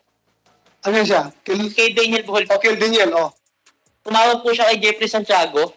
Ginawa naman po ni Jeffrey Santiago ng loudspeaker. Ang huling yung sabi niya po is, pahiram kami ng pot money. Pambayad sa dalawang entry nila. Bilang marunong po ako sa Santa Cruz, Laguna. Hindi naman po sila dadayo ng Santa Maria, Bulacan hanggang Laguna kung wala silang dalawang pambayad sa pot money. Ba't sa amin sila mangungutang? Yun po ang inisip ko agad. So anong sabi nyo? Ikaw, hindi mo kaya ng patman eh. Sabi ko po gawa nga po galing kaming talo. Sabi ko, tol, wala akong ngayon ganun kalaki. Iniram niya po 11K eh. Pambayad daw po ng pot money. Tapos po yun, namatay na. Tinanong ko naman po yung tatlo, sabi po, bayad na daw po. Bago pa lang daw po pumasok, nakapagbayad na. Okay. So, pagkatapos nun, Yun na po huling tawag niya, sir. hindi ka nag-attempt na tawagan siya uli. Tinatawagan po, patay na yung cellphone. Patay ng cellphone. So, hindi ka nagdududa kung may nangyari sa kanila. Hindi ka nag-aalala. Hindi pa po, gawa nga po ng baka hindi wala pa po. Hindi rin po kasi ako ganun kaano sa sabong eh. Online lang po ako, sumama lang din po ako sa kanya kasi nakilala ko nung na po. Sige, ikaw. Iniisip ko po kasi, sa traditional sabong po, hindi po sa e-sabong. At traditional sabong po, ang tinatawag po, pag na-hold ka po, is i-hold ka ng management, ito-turn over ka po sa police. Kasi sa traditional sabong po, yung hindi po e-sabong, ganun po ang ginagawa. Iuhulihin ka ng management para i-turn over ka sa police. Yun lang po ang iniisip. Kung gusto ng management na kasuhan, ito over talaga sa pulis. Yun lang po ang inaasahan ko sa kanila. Kaya nag-antay po kaming matapos hanggang alas 9. Kasi bilang kasama ko po talaga si Nerio, mananaripo po, matagal ko lang kasama, ayoko rin naman pong iwan at nahihiya ako sa pamilya. Hindi nag-antay po kami hanggang alas 9. Tinawagan ko pa po ng bandang alauna ng madaling araw. Nag-ring yun, tapos patay na po. Dahil nandun rin po kami sa part ng Laguna. Sabi ko doon sa mga kasama ko po, antay tayo ng alas 9 ng umaga. Para kung kasi, alas 9 ng umaga, basta sabungan yan. May tendency tumawag na sa atin yan. O nandito kami, nakahold kami sa police kasi nagka-trouble kami. Yun po inaasahan namin tawag sa kanila. Tapos pumunta na po kami doon sa... Nung umuwi po kami ng Bulacan, pumunta na po kami sa magulang mismo ni Kay Daniel Bohol para sabihin niya nangyari. Pero alam na po nila yung nangyari. Kasi nakapag-chat na daw po yung si Kay Daniel Bohol doon sa kapatid. Okay. Thank you. Sino pang may gustong sasabihin? Okay na kayo? Ikaw, wala ka sasabihin? Yung nga po nasabi po agad po nasabi ng pinsan ko si Gerald Ignacio po na pinuntahan nga po ako ni Mimoy sa POGO para po magpasama sa akin bumili ng pagkain. Paglabas po namin, bumili po kami sa isang karinderya ng makakain po nila sa loob. Tapos maya-maya po, tumawag po yung pinsan ko si Mark Joseph po. Sinabi po niya kay Kale Ball po na parang may penalty daw po sa manok, parang bumigat daw po yung timbang. Nanghingi daw po ng pambayad ng 3,000 daw po para pambayad daw po sa penalty. Kaya ginawa po ni Kale Daniel po, pumunta po dun sa gate, inabot po yung pambayad sa penalty po. Tapos bumalik po ulit sa may karinderya. Tapos po may sandali po, tsaka nagpasama po ulit sa akin doon sa gate, tinatid na po namin yung pagkain. Tapos, Yun lang po, tapos bumalik na po ako sa ubo. tapos hanggang sa umuwi kayo umaga, hindi talaga nyo nakita. Hindi na lumabas yung mga tao na yun. Hindi po.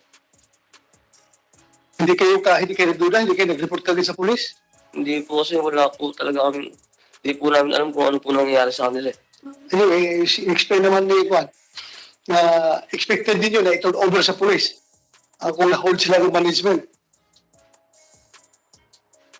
Ikaw, meron ka pa sabihin? Doon, wala na. So, okay na kayo lahat? So, maraming salamat. Ha? Thank you sa inyong cooperation. Maraming salamat. Tingin niyo, makikita pa niyo yung mga pinsan niyo? Sana po, sir. Ha? Pista-pista po namin po yun. Dasal kayo na makauwi pa yun. Makauwi pa silang buhay. Thank you. Maraming salamat. Kunsek, yung request ni Senator Tolentino na mga resource person, paupuin natin. So maraming salamat. Pwede na kayong bumalik sa holding room. Salamat. Mga bata pa to. May we request the following resource persons to please take the seats, particularly GCash, Primaya, PAGCOR, BSP, DTI. Maharap sa malalaking mga akusasyon sa kanilang mga bansa who would like to prevent deportation dahil mas gusto nila sumugal sa, siguro na sa isip nila, mas malleable na justice system dito.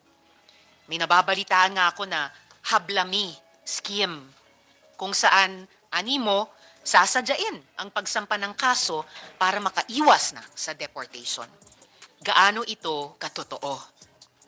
Sa gitna ng lahat ng issue, gusto ko pong magsimula sa pagsiwalat ng aking natuklasan na talaga namang nakapanlulumo at tila sintomas ng malalim na problemang kinakaharap natin.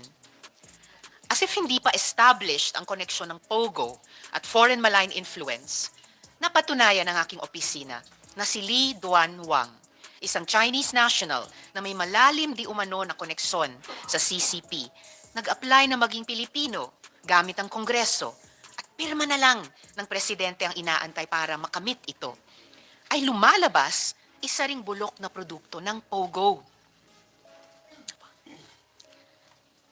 Friends, iba pa ito sa pinakita namin dati, yung Powergate and Avia.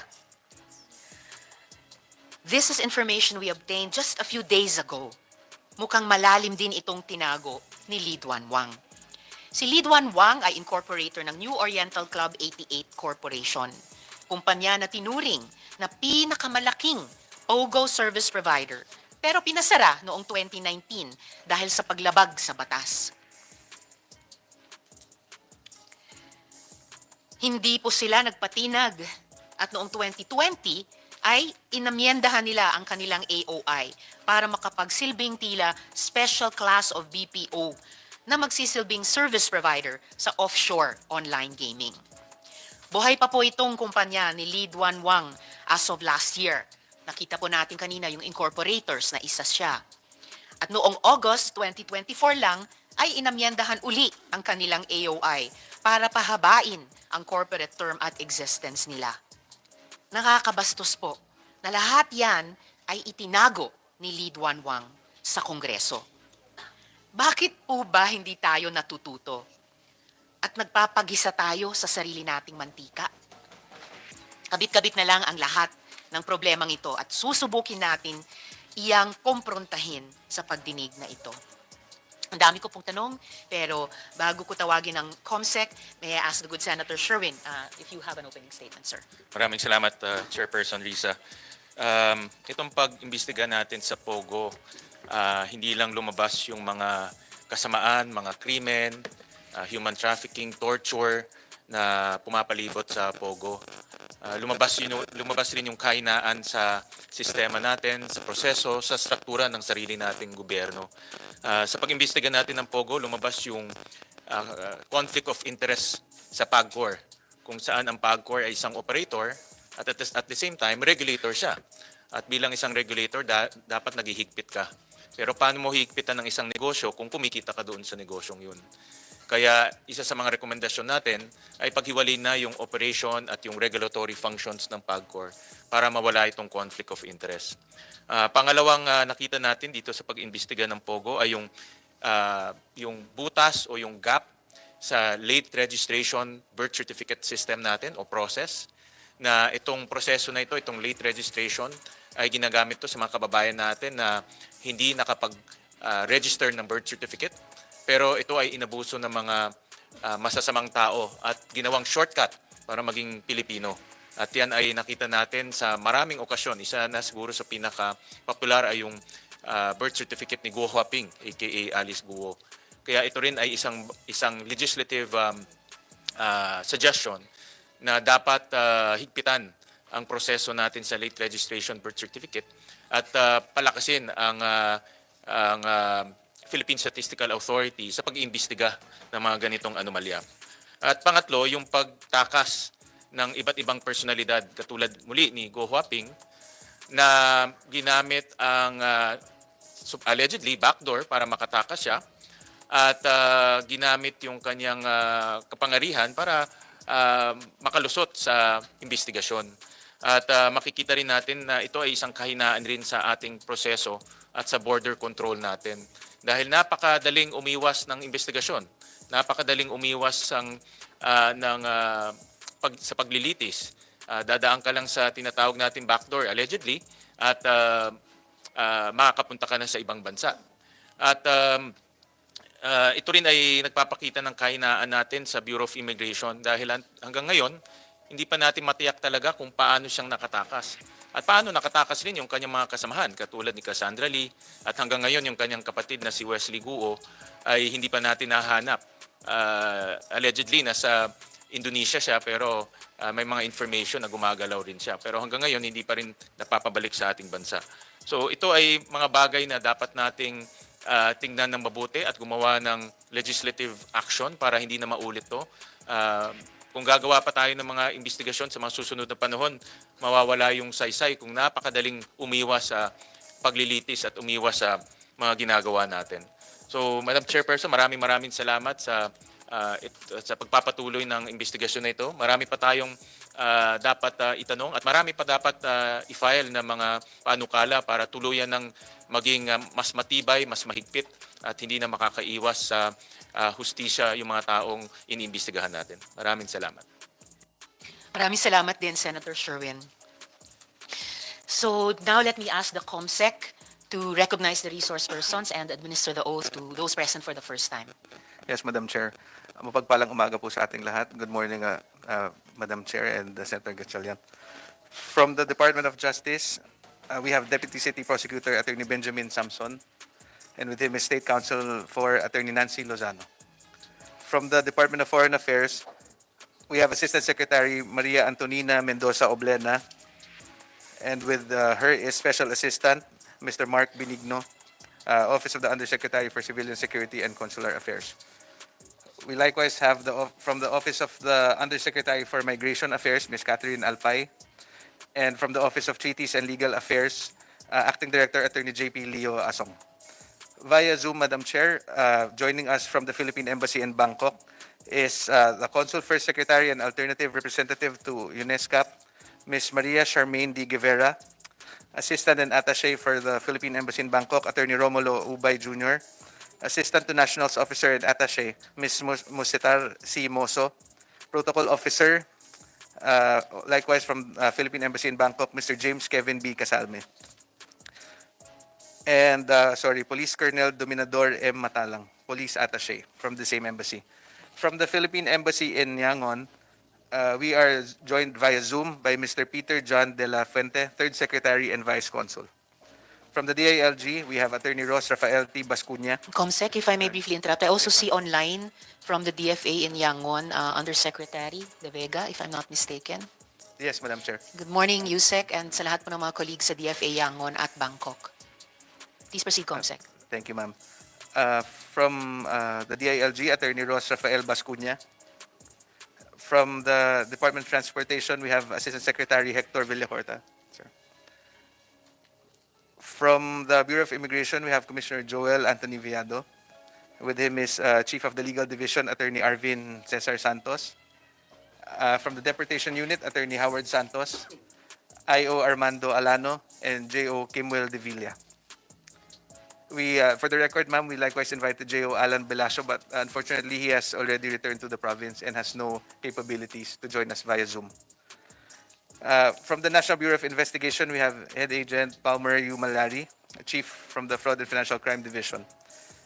Likewise, from the Cybercrime Division is Senior Agent Ria Vanessa Asuncion. We likewise are joined today by the Chief of the Dactyloscopy Division, Dr. Alfredo Cahanding. From the National Intelligence Coordinating Agency, they are represented by Deputy Director General Francisco Ashley Asedillo. From the Philippine Amusement and Gaming Corporation, we have Brigadier General Raul Villanueva. With him is Attorney Jessa Maris Fernandez, Assistant Vice President of Offshore Gaming Licensing Department. From the Civil Aviation Authority of the Philippines, Attorney Roberto Martin Buenaventura, Assistant Director General 2. With him is Attorney Aldrian Gose, Special Project Research Officer, and Attorney Joy Gabriel A. Bedanya. From the Maritime Industry Authority, we have Attorney Dem Thomas T. Redoña and Mr. Archimedes Joel Monteroso. From the Philippine Ports Authority, they are represented by Attorney Sherwin De Hoya. From the Manila International Airport Authority is Ms. Maria Lourdes S.J. Reyes, Senior Assistant General Manager. From the Presidential Anti-Organized Crime Commission, Director Winnie C. Quedato, Head of the Office of the Integrated Operations, and Director Winston John Casio. From the Philippine National Police, we have Director of the Criminal Investigation and Detection Group, Police Major General Nicolas Torre III. With him is Police Lieutenant Colonel Jenny Balubal, Police Major Jigson Madatu, Police Captain Nino Padernal, Police Lieutenant Colonel Ivan Abesa. From the Philippine Coast Guard, they are represented by Commander Robinson Madriaga, and with him is Commander May Rubinet Barnuevo and Attorney Gerson Gamas.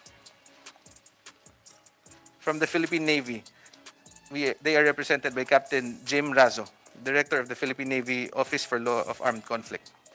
From the Anti-Money Laundering Council, we have Attorney Romel Trijo, Deputy Director of the Investigation and Enforcement Department. For the record, likewise, Madam Chair, we invited for the second time Attorney Norman Tancinco, former Commissioner. However, he did not send his confirmation nor regrets. However, based on our on the information that we have, that he has received our invitation. Joining us likewise, ma'am, via Zoom is from the immigration detainee, Mr. Na Ikyon and Mr. Kang Changbyong. From the El Caballero Corporation, we have manager Ms. Josephine Raimundo, and she is accompanied by their counsel, Attorney Virgilio Lenes.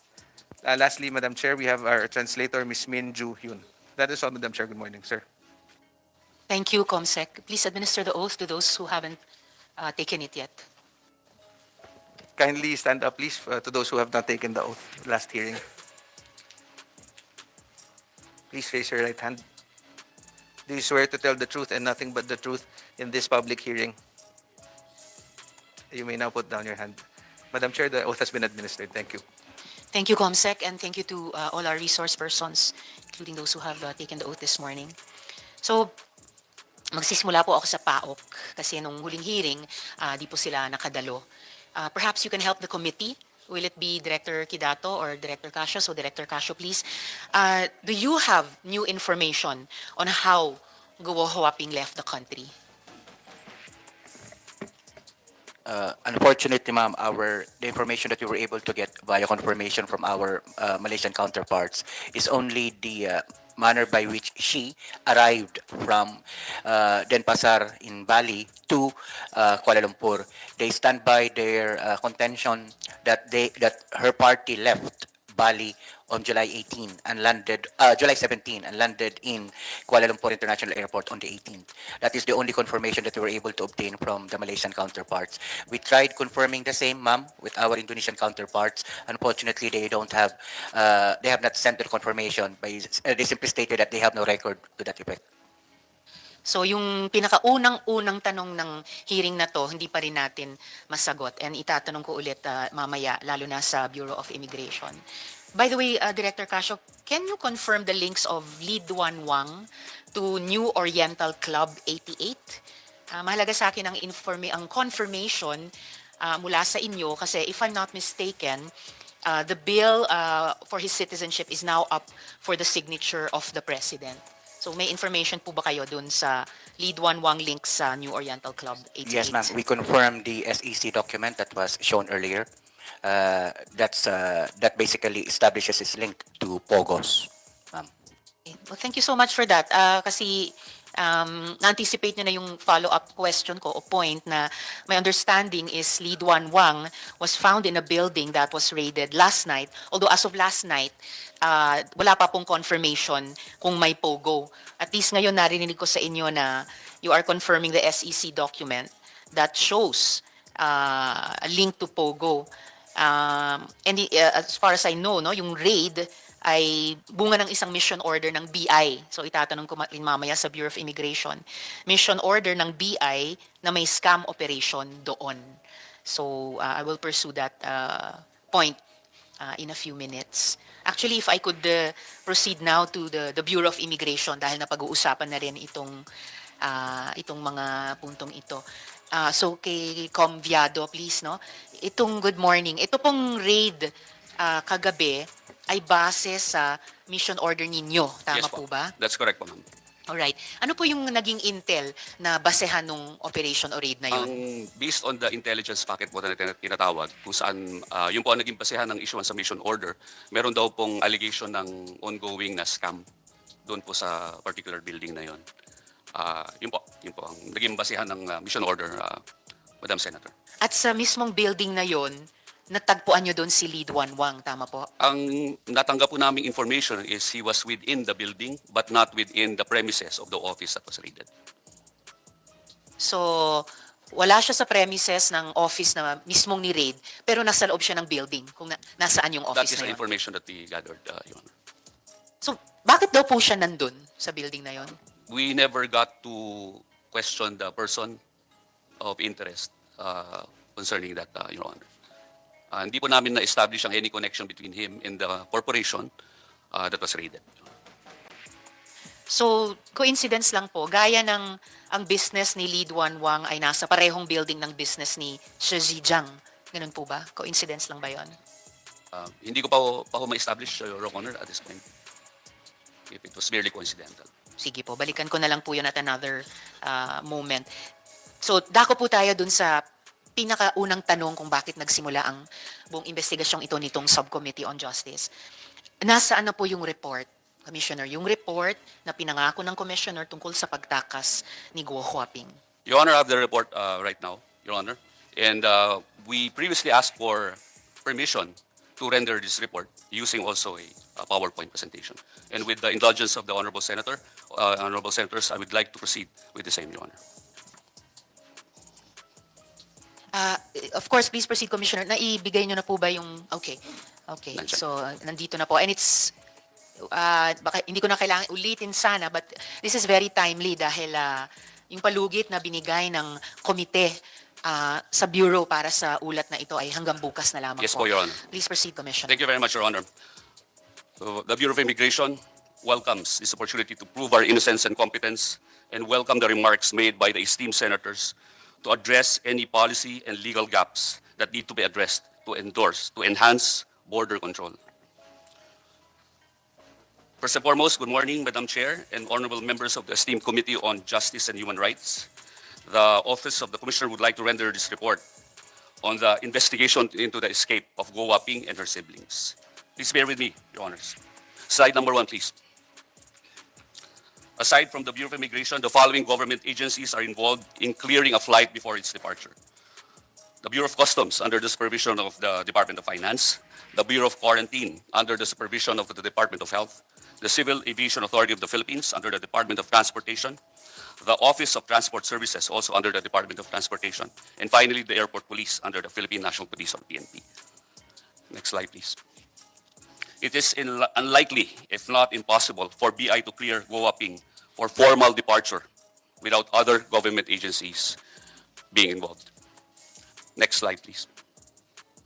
Upon my internal investigation, all Bureau of Immigration terminal heads representing 14 airports and seaport certified under oath that Guo Huaping did not pass through any of their terminals in July 2024. And these are supported by flight manifests which we submitted earlier to the office of Honorable Senator Ontiveros. I can furnish this Honorable Committee copies of the 14 certifications under oath made by the 14 terminal heads. Each terminal head was well aware that any inaccuracies in their certified oaths would make them liable for the crime of perjury and falsification of public document. They were also made aware that the Bureau would prosecute them for such crimes if any evidence came to light showing any deceit in the certifications under oath, saying that Alice Guo and her siblings did not pass through their terminal. Like I said, these oaths are fully supported by all flight manifests. Next slide, please.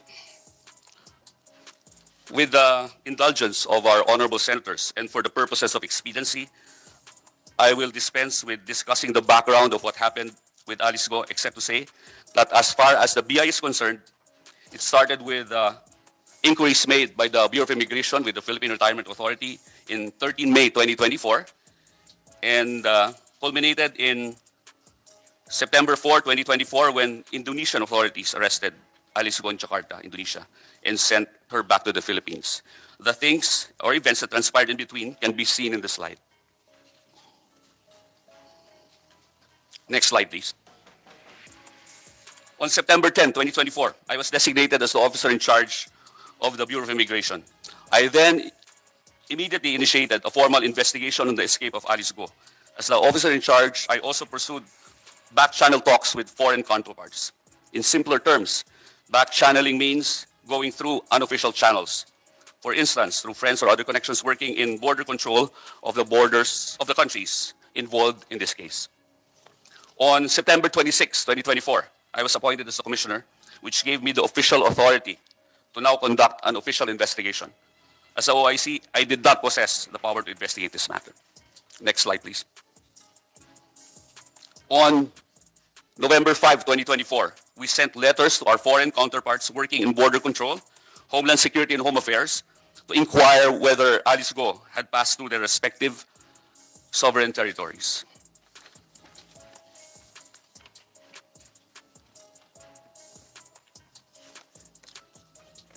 I can furnish the Honorable Committee copies of the letters I sent to these foreign governments requesting for entry into their jurisdictions so we may investigate this case. I had special interest in their flight manifests so we could see copies of the passengers entering their territories around the same time the Guo siblings escaped. There was also a letter from the Embassy of Malaysia addressed to the Department of Foreign Affairs in Manila. There was a proposed courtesy call of the Secretary of Justice with the Honorable Azalina Othman Said, Minister in the Prime Minister's Department, on January 24, 2025. The letter was dated January 9, 2025. And also on March 7, 2025, I sought the help of the Office of the President, Office of the Special Envoy on Transnational Crime, wherein it was reiterated that information as to the transit details of Alice Go and BI's request for a meeting with the Ministry of Home Affairs and Malaysian Immigration was reiterated. This letter was addressed to the Ambassador of Malaysia to the Philippines. Next slide, please.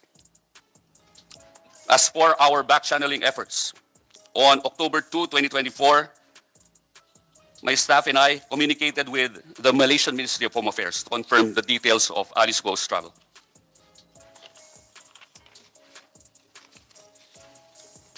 A reply was sent on October 3, 2024, wherein it was confirmed that Alice entered Malaysia by plane at Kuala Lumpur International Airport on 18 July 2024 at 12 noon using a social pass which expired last 18 August 2024.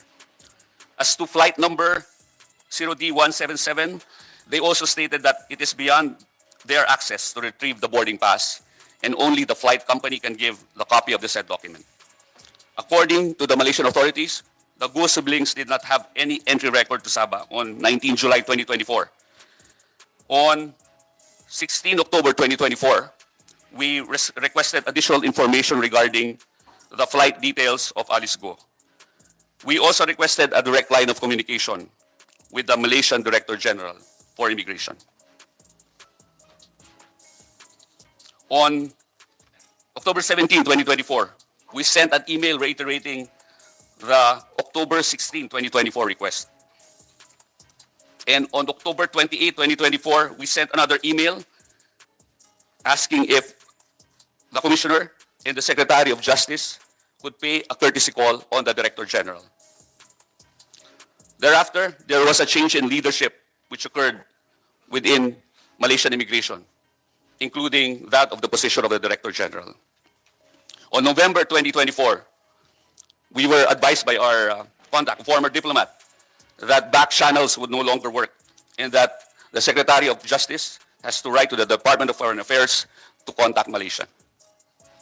And on November 8, 2024, our Secretary of Justice wrote a letter to the DFA stating such request. And on November 19, 2024, the Department of Foreign Affairs replied to the letter of the Secretary of Justice.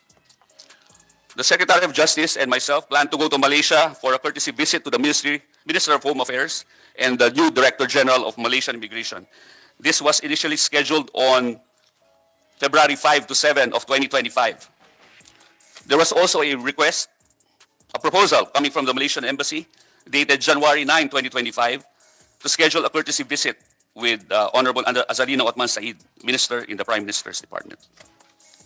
Due to unforeseen circumstances, the courtesy call or courtesy visit to Malaysia had to be cancelled, Your Honors.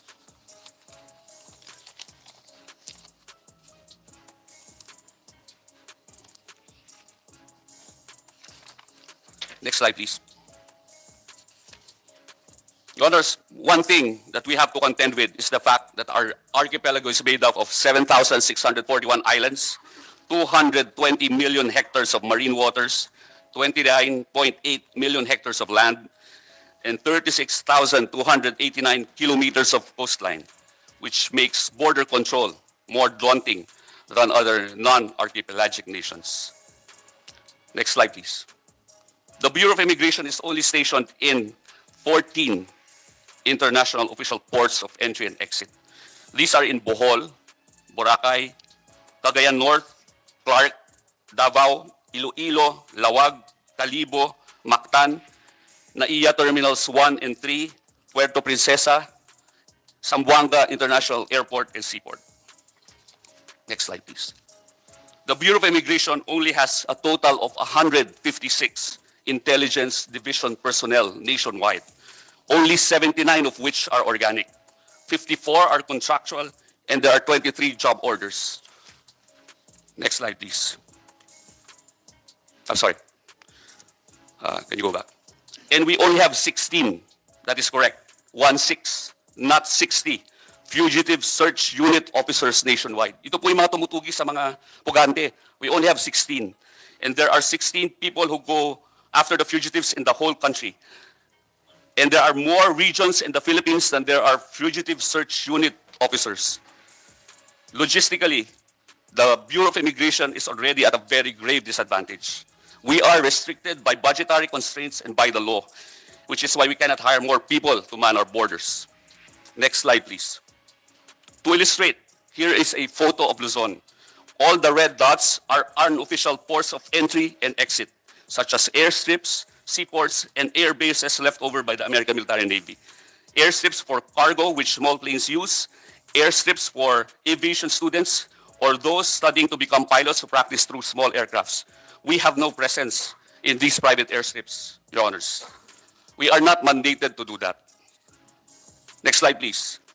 In Luzon alone, there are at least 127 unofficial or informal ports of entry and exit as indicated by the red dots. Can you go back, please? Of which 33 are private airports and 94 are private seaports registered with the Philippine Ports Authority. The BI, let me reiterate, has no presence in these locations. We are only stationed in the 6 official ports of entry and exit within Luzon as indicated by the 6 green dots. Next slide, please. In Visayas, there are at least 10 private airports and airstrips and 42 private seaports registered with the PPA as indicated by the red dots. The BI, we are only stationed in 5 official ports of entry and exit in the Visayas as indicated by the green dots. Next slide, please. In Mindanao, there are at least 33 private airports, airstrips, and 66 private seaports registered with the PPA, as indicated by the red dots. The BI is only stationed in 3 official ports of entry and exit, as indicated by the green dots. We are not allowed in the 99 private ports. And as stated, in Mindanao alone, we are only stationed in 3 ports and not allowed in the 99 private ports. Next slide, please. Alice Go most likely left the country via backdoor exit and may have entered Sabah by crossing from Tawi-Tawi. Next slide, please. Why do we think she used the backdoor exit? The country has a porous border with a coastline of 36,289 kilometers. Difficult to monitor the whole stretch. Next slide, please. As per an interagency council Against Human Trafficking Study on Backdoor Exits, done 2024 and 2025, traffickers have resorted to trafficking by sea via backdoor exits because of strengthened implementation of anti-trafficking policies at airports and seaports. Meanwhile, monitoring of private wharves and ports where the Bureau of Immigration is not present remains a challenge. Moreover, the Ayacat study pointed out that locals of the Zamboanga, Sulu, and Tawi-Tawi areas have been known to travel to Sabah without undergoing passport clearance since then. They have been doing this since ancient times, since time immemorial. Next slide, please. Relating this to the incident involving former presidential spokesperson Attorney Harry Roque, who was cited in Tawi-Tawi at around 9:30 a.m. on September 2. And it was verified and confirmed that he was not cited within the town of Bongao after the initial sighting in the airport on September 2, that eventually on September 4, 2024, Attorney Roque arrived in the United Arab Emirates as confirmed by the Philippine ambassador to the UAE. Since Mr. Roque has no recorded departure in the BI's records, he likely took the same route as Alice Go in leaving the country by using a backdoor exit in Tawi-Tawi. Next slide, please. The BI continues to communicate with the intelligence community, particularly the National Intelligence Coordinating Agency, to determine the escape route of Alice Go. Next slide, please. In conclusion, any powerful individual backed by the POGOs or have access to funding and resources, such as the POGOs, can easily sneak out of our borders and enter other neighboring countries. The POGOs have numerous unofficial ports of exit to choose from in order to whisk away or hide their bosses or their criminal accomplices. This is why it has proven rather difficult for us to pinpoint the exact sea or airport that the POGOs used to allow Alice Go or even Attorney Roque to escape from. But rest assured, Madam Chair and Honorable Senator Gatchalian, we will not stop. Although the odds are stacked against us, we will keep on trying to find how the POGOs were able to hide these undesirable aliens. Lastly, please allow me to address the elephant in the room, Your Honors. So many people wish to hear that the POGOs paid an immigration officer in one of the air or seaports so that these bad people can escape our shores. But there is simply no proof or evidence to that effect. We have been begging any witnesses from any official airport or seaport to come forward for 4 months now to give proof on anything related particularly to Alice Go and her siblings. This is the case despite all the thousands of surveillance, CCTV cameras, smartphones, all passengers hold while in airports. Rest assured, Madam Chair and Honorable Senator, the second we get any proof or evidence to this effect, we will act swiftly to uphold the rule of law within our borders. And since it has been already addressed that there is a weakness in our border control, we beg this honorable committee and the Senate, help us. There is a law which is 85 years old that we are using at the moment. It's been 25 years since someone tried to amend the Immigration Act, but until now, it has not come to fruition. We need your help regarding this. We need to address present-day problems using a law which is attuned to the times. It is now pending before the Senate. It's been approved by the House. We thank all the senators for all the support, but we need your help at the moment. We need the new law for intelligence gathering, which should be data-driven. I know of countries, Your Honors, wherein the setup is different. Immigration officers are under one office and the border force is in another. I know of a country wherein they have 15,000 immigration officers and 7,500 border force officers to complement that. We have 1,800 immigration officers doing both, doing intelligence work, doing immigration work. We have only 1,800 personnel to do that. Manning how many? 7,600 islands? That's one immigration officer for 4 islands. And as stated beforehand, there is so much to do, but we need all the assistance. We need to digitize, we need to modernize, we need more personnel. We need data-driven intelligence gathering, like the one currently being launched right now. As a matter of fact, Your Honor, I was supposed to attend a meeting with the UN Office on Counterterrorism, Your Honor, because we are launching the Advanced Passenger Information System wherein culprits who board an airplane from a particular departure point, and in the event that they try to enter the Philippines and they have any derogatory record, we would know right now, Your Honor. The UN program is currently being undertaken, Your Honor. So we need programs like that. We need data-driven gathering of intelligence. We need the help of the Senate. That is all, Your Honor. Thank you very much for the opportunity. Thank you very much also, Commissioner. And of course, the Bureau will have the support of the Senate in updating its institution. Thank you very much, Your Honors. Pero kasabay po or kasunod po ng pagsagot talaga sa mga tanong na di pa rin natin nasasagot. And based on the report, so lumalabas po wala pa pong sentral na ahensya ng gobyerno na responsable sa entry at exit ng mga tao sa bansa. So talagang kailangan tugunan ang policy na iyan. And before I move on to NICA to ask for their own findings as of this point in time, gusto ko lang i-note yung isang contradiction, kung pwedeng balikan pareho ng BI at saka ng PAOK. Kasi sabi po ninyo, Commissioner, sina Guo Huaping entered Malaysia from Tawi-Tawi. Pero kanina lamang po, that is your theory, the theory of the Bureau. Pero kanina rin, sinabi ni Director Casio ng PAOK that Guo Huaping and company flew into Malaysia from Denpasar. So, saan ba talaga sila galing? Your Honor, we subscribe to the theory in concurrence with NICA, Your Honor, because we came up with the theory in the consultation also with other government agencies, notably the NICA, Your Honor. Thank you, Commissioner. So before I get to NICA, Director Casio, any comment? Hindi nagko-concur ang BI sa findings ng PAOK? Ma'am, we could only refer back to the information that we have received from our Malaysian counterparts, specifically stating that, let me read their message to us in toto, ma'am. Please proceed. She took flight from Denpasar, Bali via Malindo Air 0D177 to Kuala Lumpur on 18/07/2024 at 12:17 hours. That is the information that they relayed to us yesterday, Madam Chair, and to the committee. So we would defer to that to this information as provided for by the Malaysian Police Attaché in Manila, ma'am. Salamat, Director. So, dalawang teorya dito lamang sa mesa natin. Perhaps NICA can help us reconcile or finally bring light dun sa original question, saan at paano tumakas sina Guo Huaping. Deputy Director General Asedillo, please. Thank you, Madam Chair, Your Honors. Good morning to everyone.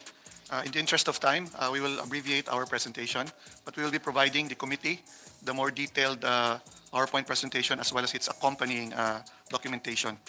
So the agency has narrowed down to two possible scenarios, Madam Chair, on the possible escape routes of one Guo Huaping, based on our own investigation as well as on available intelligence.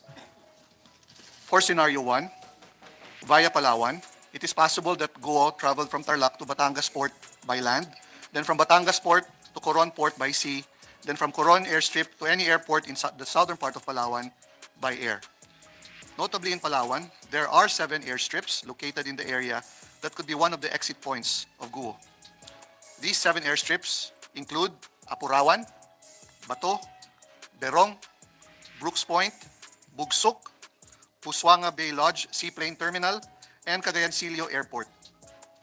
Guo possibly stayed at port areas in Palawan, such as Brooks Point, Rio Tuba, or Buliluyan before heading to Kudat, Sabah by sea.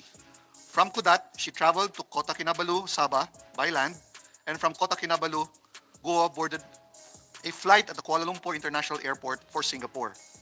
In Kota Kinabalu, there is a so-called counter-setting scheme where foreigners are allowed to enter the country without proper inspection by being directed to designated counters at immigration entry points. The second scenario involved Guo's escape route via Tawi-Tawi, where she possibly could have traveled from Tarlac to Batangas Port by land, then from Batangas Port to Balabac, Palawan by air, and from the airstrip of Balabac to Tawi-Tawi by sea. From Tawi-Tawi, Guo traveled to either Lahad Datu or Semporna, both in Sabah, by sea, and then from Lahad Datu or from Semporna, Guo traveled by air going to Kuala Lumpur International Airport for her flight to Singapore. In coming up with these two scenarios, Madam Chair, Your Honors, we encountered the following challenges. The delays in establishing the possible escape routes can stem from the following. First, lack of eyewitnesses that could corroborate a definitive timeline of Go's escape. Second, the influence of Philippine as well as Malaysian criminal syndicates leveraging corruption and intimidation to protect Guo. And third, information silos preventing better information sharing that could have proven crucial to a more coherent assessment and consequently a more coordinated response to the incident. May we append our comments as well. Number one, the information gathered by NICA on the reported routes of potential escape of Guo is based on the coordination through the National Intelligence Committee, chaired by the Director General of the NICA, through the Standing Committee on Security, with concerned agencies such as the Bureau of Immigration, NBI, PAOK, Philippine National Police, Armed Forces, and our foreign liaison offices based abroad. Number two, the escape of Guo could have been facilitated by a widely dispersed syndicate operating both domestically and abroad. These operations possibly involved a combination of bribery, corruption, forged documents, and covert networks. Additionally, the syndicates behind the escape of Guo and her associates deliberately utilized misinformation and disinformation operations to throw off government authorities. Number three, the identified escape routes via Palawan and Tawi-Tawi could be consistent with known smuggling and illegal migration pathways. This could indicate that Guo's escape was likely facilitated by an existing network familiar with illicit maritime transit operations. Number four, the failure to intercept Guo points to existing gaps in personnel and oversight mechanisms that are necessary for an archipelago with an exceptionally huge coastline such as the Philippines.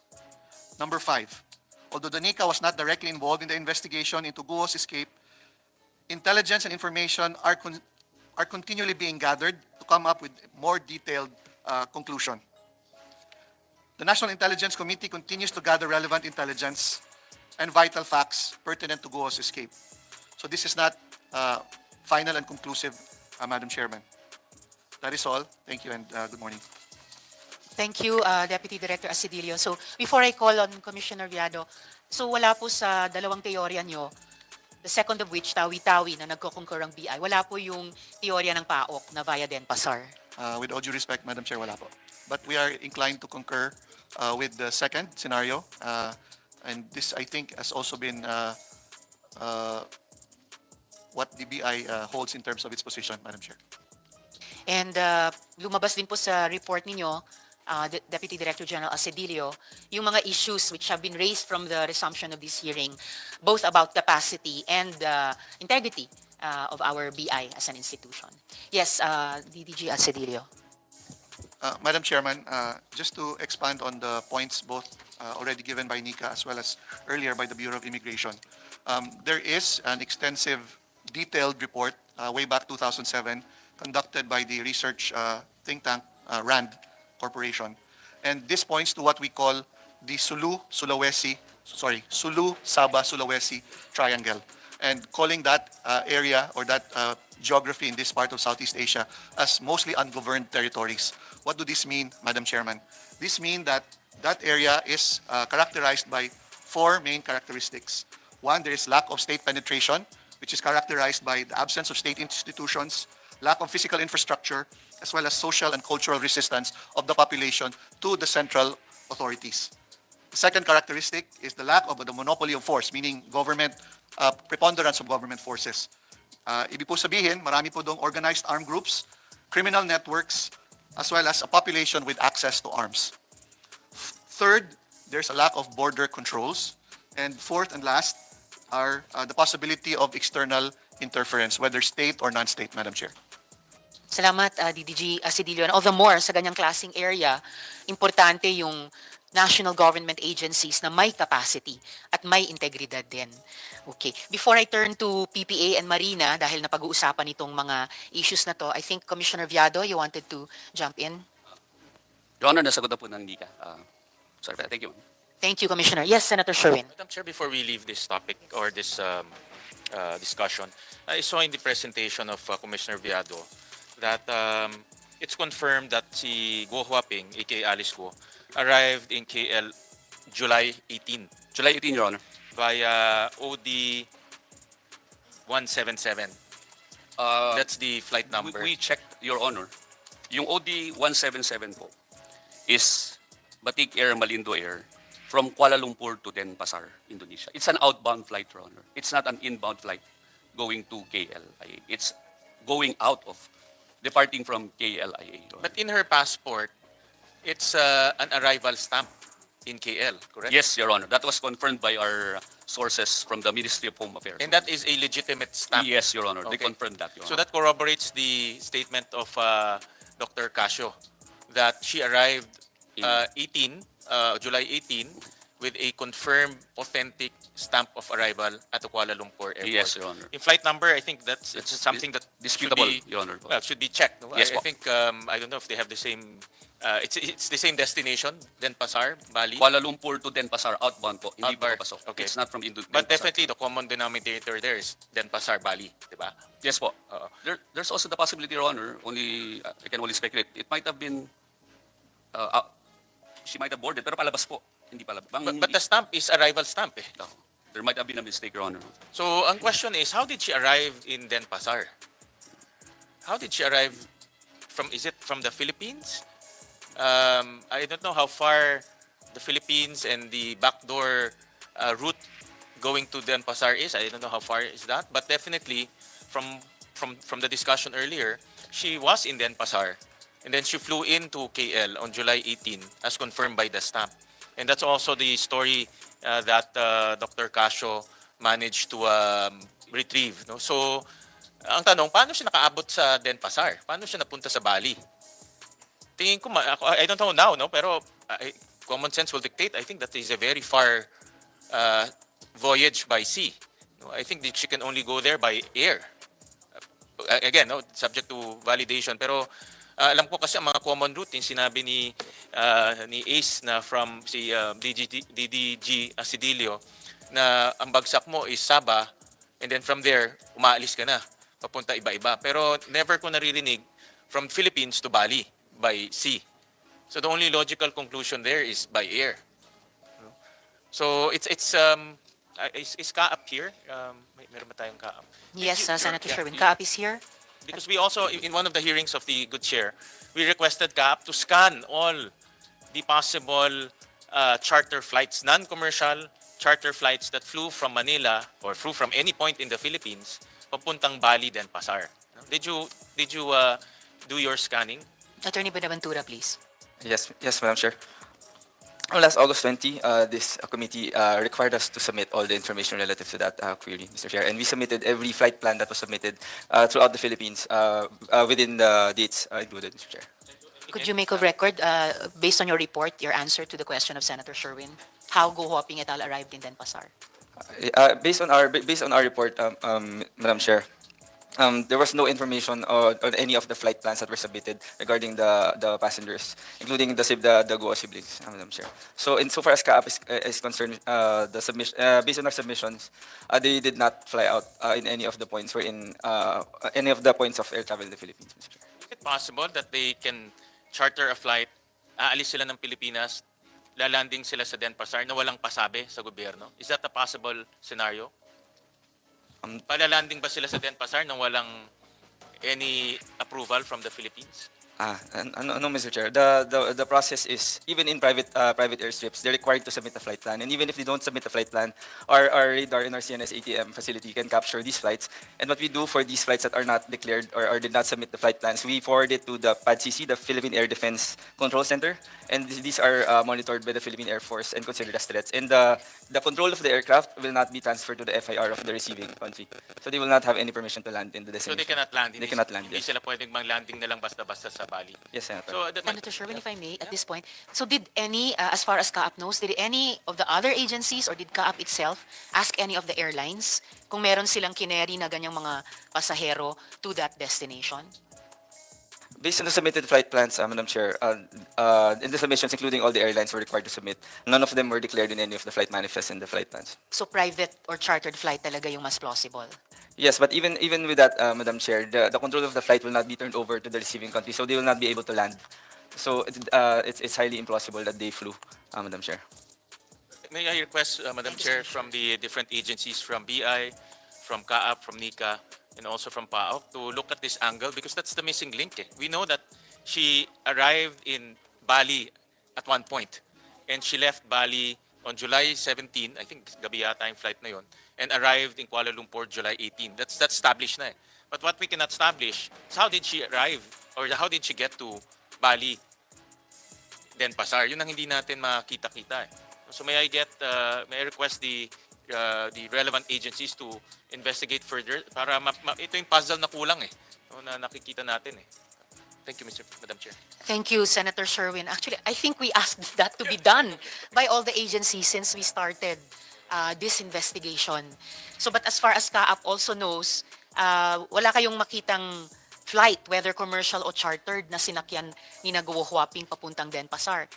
Yes, ma'am. But you're not ruling out that she arrived there, or are you already ruling out that she arrived there? Para let's just zoom in on the simplest possible. For CAAP, ma'am, we are ruling out that she flew she arrived there via air transport. All right, so you're ruling out that she arrived by air in Denpasar. Pero yung sinasabing Batik Air, OD 177, nakita ba yung flight manifest nun? We'll verify this, Madam Chair. I'm a bit taken aback na hindi pa ito verify ng CAAP kasi hindi ito yung first time na nabanggit yung OD at kababanggit din ni Senator Sherwin yun. Could I please ask Director Casio kung nakita po ba sa flight manifest ng Batik Air OD 177 si Naguo Huaping? According to our foreign counterparts, yes, ma'am. But that is a foreign air carrier, so that's not a local air carrier. So I don't think CAAP would have access to that flight plan. Alright, but we're trying to establish, yung sinasabi ni Senator Sherwin, paano ba siya nakatakas? Is it possible that Guo Huaping et al. Flew Batik Air OD 177 from any point in the Philippines to Denpasar? No. No, ma'am. No, ma'am. It's only from Denpasar to Kuala Lumpur. That's already established as far as we are concerned. The only question, as the good Senator Gatchalian was asking earlier on, was how she arrived in Denpasar, Bali. That's the only point of contention at this point, Madam Chair. Since PAOK has mentioned Denpasar as a possible point in her outbound flight from the Philippines, kayo po ba may teorya how she got to anywhere in the Philippines to Denpasar? Madam Chair, we wouldn't want to go into conjecture at this point because we're still verifying with the other foreign counterparts, basically Indonesia, as to how she was able to arrive in that country, Madam Chair. All right. And Indonesia, by the way, which has even more islands than us, no?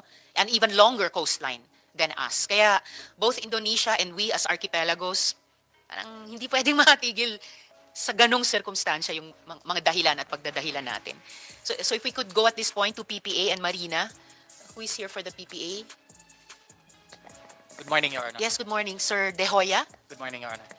Attorney De Hoya. Yes, Your Honor. Sir, sa mga pagdinig ng Senado sa mga illegal na gawain ni Guo Huaping, kasama na yung pagtakas niya, ulit-ulit pong lumilitaw ang koneksyon kay Mayor Liseldo Dong Kalugay ng Sual, Pangasinan. Bukod sa pagtulong kay Guo Huaping na pagtakpan yung pagtakas, isa pong posibilidad na tinitignan natin ay tumulong mismo si Mayor Kalugay sa napatakasin si Guo gamit ang barko mula sa Sual Port. So this is one theory. May records po ba ang PPA? And mamaya tatanungin ko rin po ang Marina. May records po ba ang inyong authority sa mga vessel na dumaong at umalis mula sa Sual Port nung panahong iyon? Huling 2 linggo ng July, sabihin natin. At identified rin po ba yung mga may-ari ng mga vessels na iyon? Your Honor, insofar as the PPA is concerned, Your Honor, our mandate is to establish, regulate, and develop a national port system, Your Honor.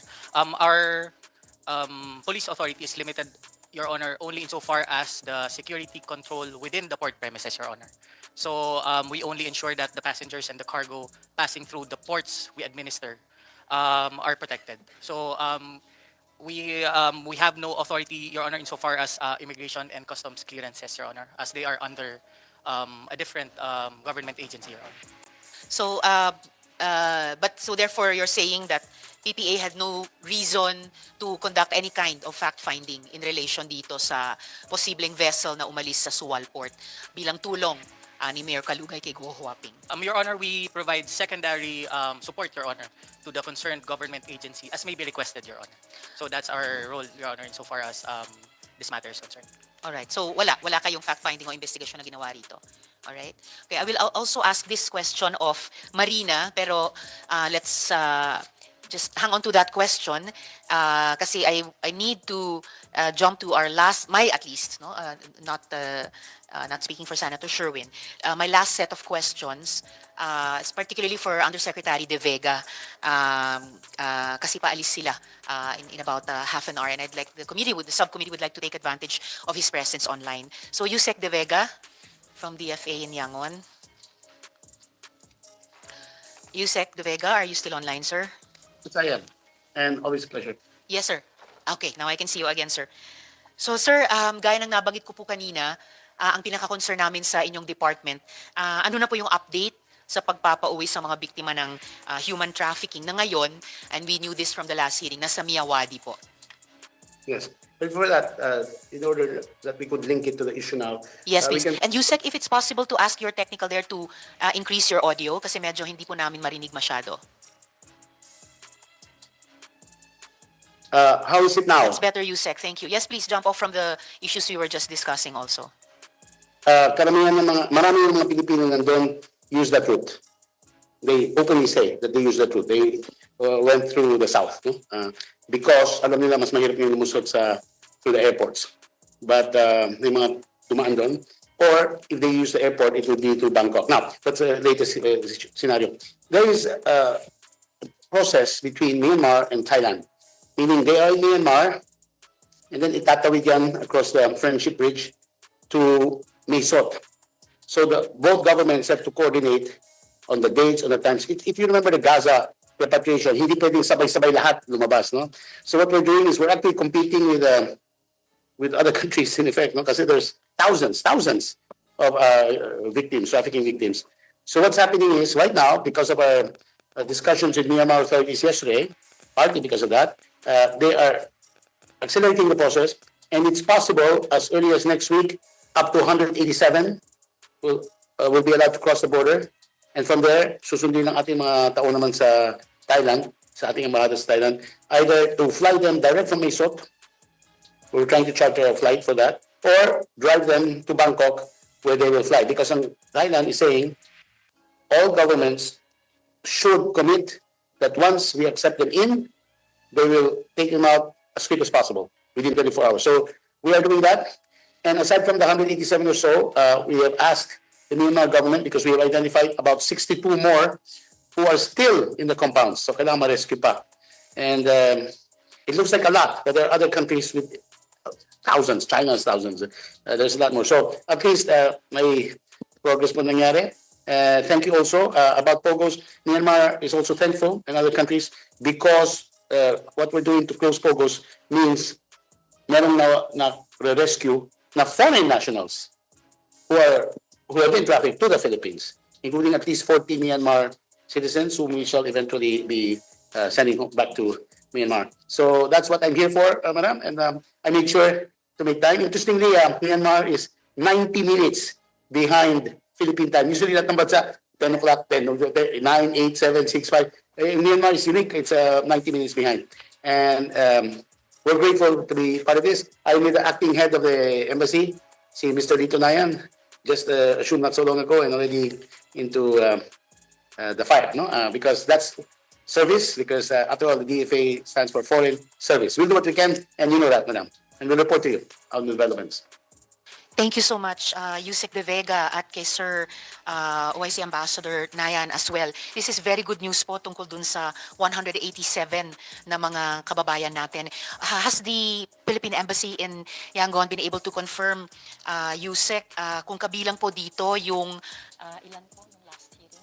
Yung 12 na itinanong po namin sa DFA in the last hearing na iniintay ng mga pamilya nilang makauwi agad? We're absolutely sure of 6 of the 12, and we're checking on the other 6. Pero committed tayo na mauwi na yan next week, no? Or certainly, kung hindi next week, certainly this month. Problem kasi, pag lusot kasi sa bridge, by nationality, kunyari Monday, Tuesdays tayo, they reserve Wednesday, Thursday, Fridays, the Chinese, because there are thousands and thousands of them, no? So Monday, Tuesday, Filipinos and other Southeast Asians. So luckily, I mean, it sounds like a lot, Madam, 200 plus. Other countries have more. Indonesia, Malaysia, Vietnam. Kasi nag-umpisa na tayo mag-repatriate since you started this, if you remember, in late 2022. Now, as for the 12, I will ask Mr. Nayan to explain his status. Yes, As I said, please. It's assured. Yes, ma'am. please, Sir Nayan. And please follow on the input of the good undersecretary because it's good to hear that at least 6 out of the 12 na itinanong na po namin nung nakaraang hearing ay kasama po sa 187 na makakauwi na by early next week. And sana po maihabol pa yung 6 dahil I remember in the last hearing na banggit po namin sa DFA resource person that if I remember correctly, all of these 12 nakapagbigay na po ang mga pamilya nila ng mga dokumento nila sa DFA. So yes, sir, Mr. Nayan. Ma'am, Your Honor, Senator Hintipers, good to see you again, ma'am, since the last confirmation hearing. Yes, sir. So, working closely with the Malaysian authorities, that's why the good Undersecretary is here several days, working closely with the Myanmar authorities and also the Thai authorities. We're also reaching out to all the relevant authorities to bring home safely or repat all our Filipinos, overseas Filipinos by next week. So we have about 187 as conveyed by the Undersecretary. But we still have 12, as we mentioned, pending official conveyance. So, and we are on our way, if I may, sir, on our way in a few minutes to the Ministry of Foreign Affairs of Myanmar to officially convey all of these numbers again, ma'am, to communicate to the highest level the urgency to safely repatriate all our overseas Filipinos who are trapped in the scam compounds. And fortunately, we have this scheduled on Monday, at least the 30th, and hopefully there will be more to be repatriated by Monday or Tuesday next week. And we're working closely with all the relevant authorities, with Bangkok P, who is represented by the acting CDA as well. So we're working closely with all the relevant authorities. We, of course, seek the kind indulgence of all our stakeholders, madam, to have the patience to understand how these Yes, unfold. anyway, we're suffering, no? Yesterday, we also met with the ASEAN heads of mission here, including the Thai ambassador. They're committed, so and now I'm meeting the Myanmar Foreign Ministry, although I already met immigration and police yesterday. From here, I'll actually fly to Thailand naman. Kasi they're at the receiving end, so our embassy is working with that. We will get those 12 home and all the others now.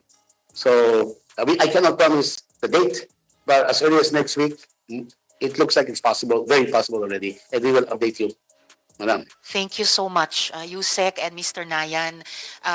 Para po sa aming committee rin, yes sir, we do salute your efforts kasi para sa aming subcommittee and buong committee, every Filipino is important po. So na-appreciate po talaga namin. Maraming salamat sa efforts ninyo na pauwiin lahat po ng ating mga kababayang na biktima dyan. Yes, Yusek. Maraming salamat din sa Senado at sa inyo kasi kailangan namin ipaabot sa natin, paabot sa buong mamamayan.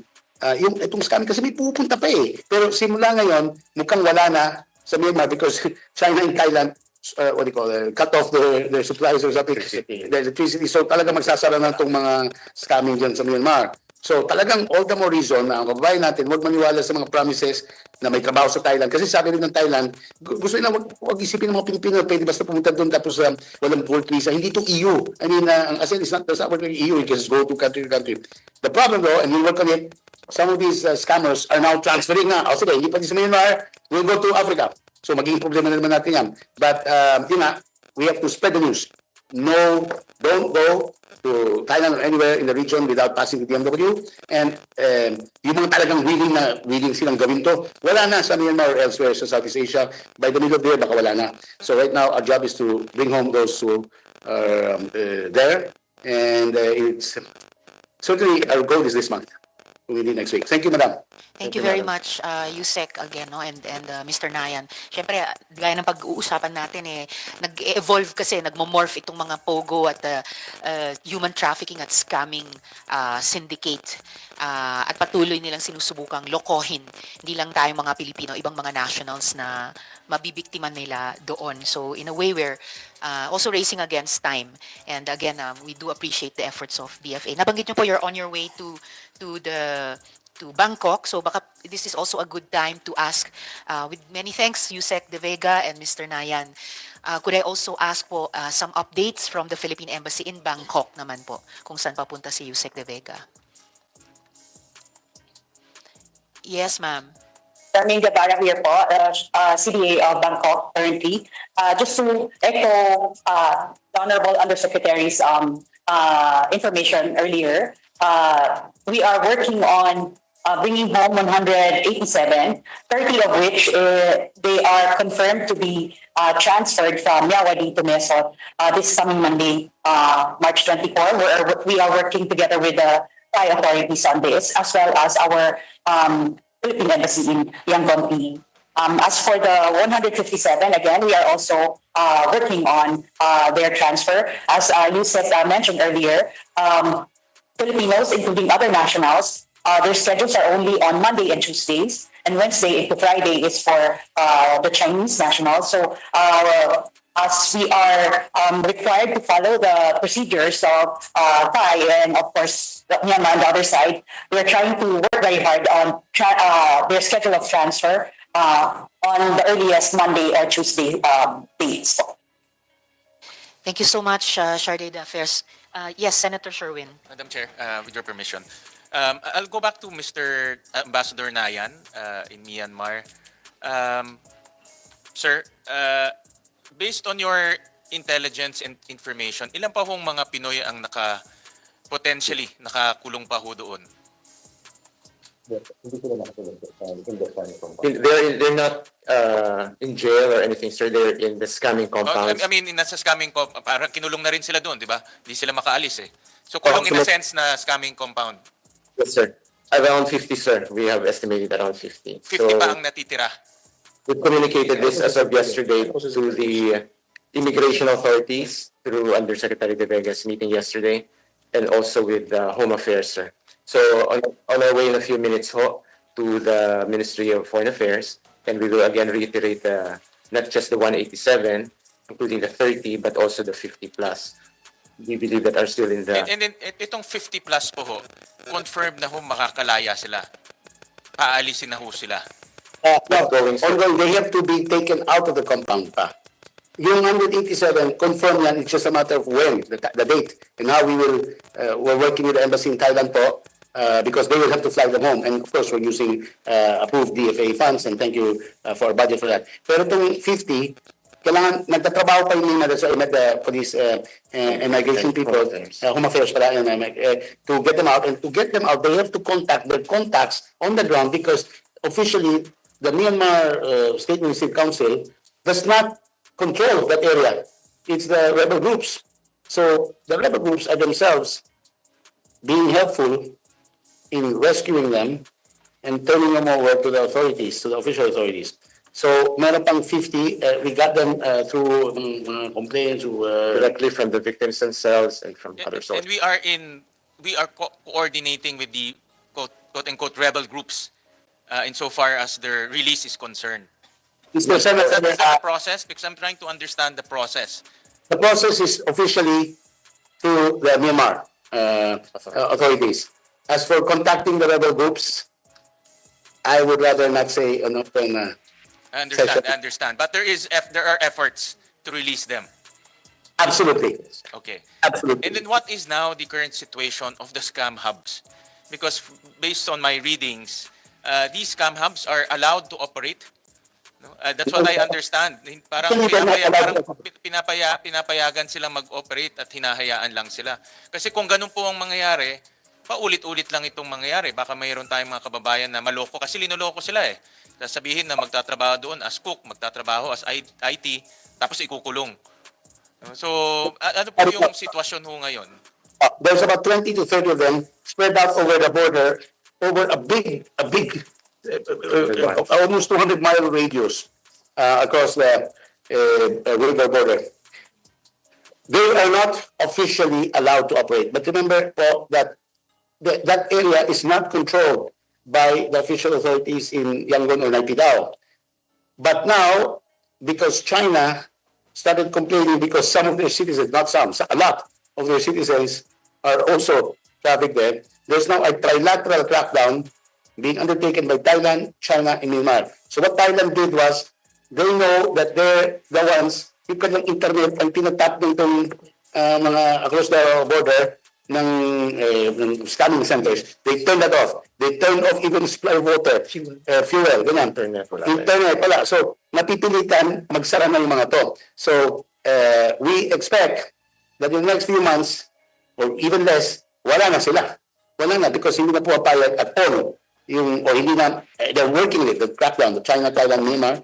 And as I said earlier, that means wala nang basihan ng mga Pilipino, lalo na pumuntang anywhere in the region, including, well, Bangkok has been the hub to go there. The problem po, as I said earlier, lilipat lang sila. As you said, hindi matatapos to. Hindi matatapos, but not in Myanmar. Lilipat yan somewhere else, maybe in another continent, and they're opening in Africa. So we have to keep... Yusek, Senator Sherwin, if I may jump in at this point, kung saan lilipat po, Yusek? I mean, tama po ba na tumigil na nga or tumitigil na sa Myanmar, pero lumilipat naman halimbawa sa Cambodia? Well, yes, meron na sa Cambodia, but not anywhere near the scale of what we see now. And di ba, meron na tayong mga na-rescue rin, including people who contacted you. But Cambodia now, they don't have quite the numbers as Myanmar. Maybe they will transfer. So pag alis po, one suggestion, pag pupunta po sa labas, kailangan merong verified job offers and verified contracts from the DMW, from our POA. So, Cambodia and Laos, well, I'm not saying it's good, pero at least doon, the Cambodian and Lao authorities do control their territory. Pero ang suspicion namin that something of this scale, they will need to go outside the region. So, baka after ang comebacks na yan. But right now, the job is to rescue a few hundred, and we'll do it po. So, Yusek and Ambassador, so the direction there is to completely close down the scam hubs in the next few weeks, months. So that's good news. At least alam na. I hope it's not minus Kogon. And that's why we're also talking to Myanmar and Thailand. No, na, you know, they don't like to be considered trafficking hubs. No? By the way, we have confirmed, according to our statistics, meron na traffic for this purpose sa Nigeria and Ghana, which are even much further places. So mas mahirap doon. Mas mahirap dahil malayo. No? So, well, Yusek, when you arrive, I think it's important to coordinate with the Department of Migrant Workers and also information campaign. Marami ho talagang naloloko, pero magaling ho kasi mangloko to eh. They post on Facebook, they post on social media, and then naloloko sila pagpunta nila doon. So we really need to educate our constituents na hindi wag silang kakagat sa mga ganitong alok na talagang halos parang imposible no yung ibinibigay. It's too good to be true. Pero isa pang role ng DMW po, pag uwi na to, sila yung in-charge ng integration sa kanila. Thank you, Yusek. Thank you, Ambassador. Thank you, sir. And regards with Madam and Mr. Senator, Your Honors. Thank you, Madam. Thank you, Your Honors. Thank you very much, Yusek De Vega and Ambassador Nayan. Okay, salamat po. Maraming salamat po sa inyo. Susubaybayan po namin at ng mga pamilya ng mga kababayan nating ito. Yung progress ng inyong pag-rescue at pagpapauwi sa kanilang mga mahal sa buhay. Before I go back to Marina, dun sa parehong tanong sa PPA kanina, balikan ko muna ang Nika so that we can hear from you in timely fashion, DDG Asedillo. Tinignan na rin po ba ng agency ang SEZA kung posibleng ginagamit ito bilang entry point para sa foreign malign influence? Thank you, Madam Chairman.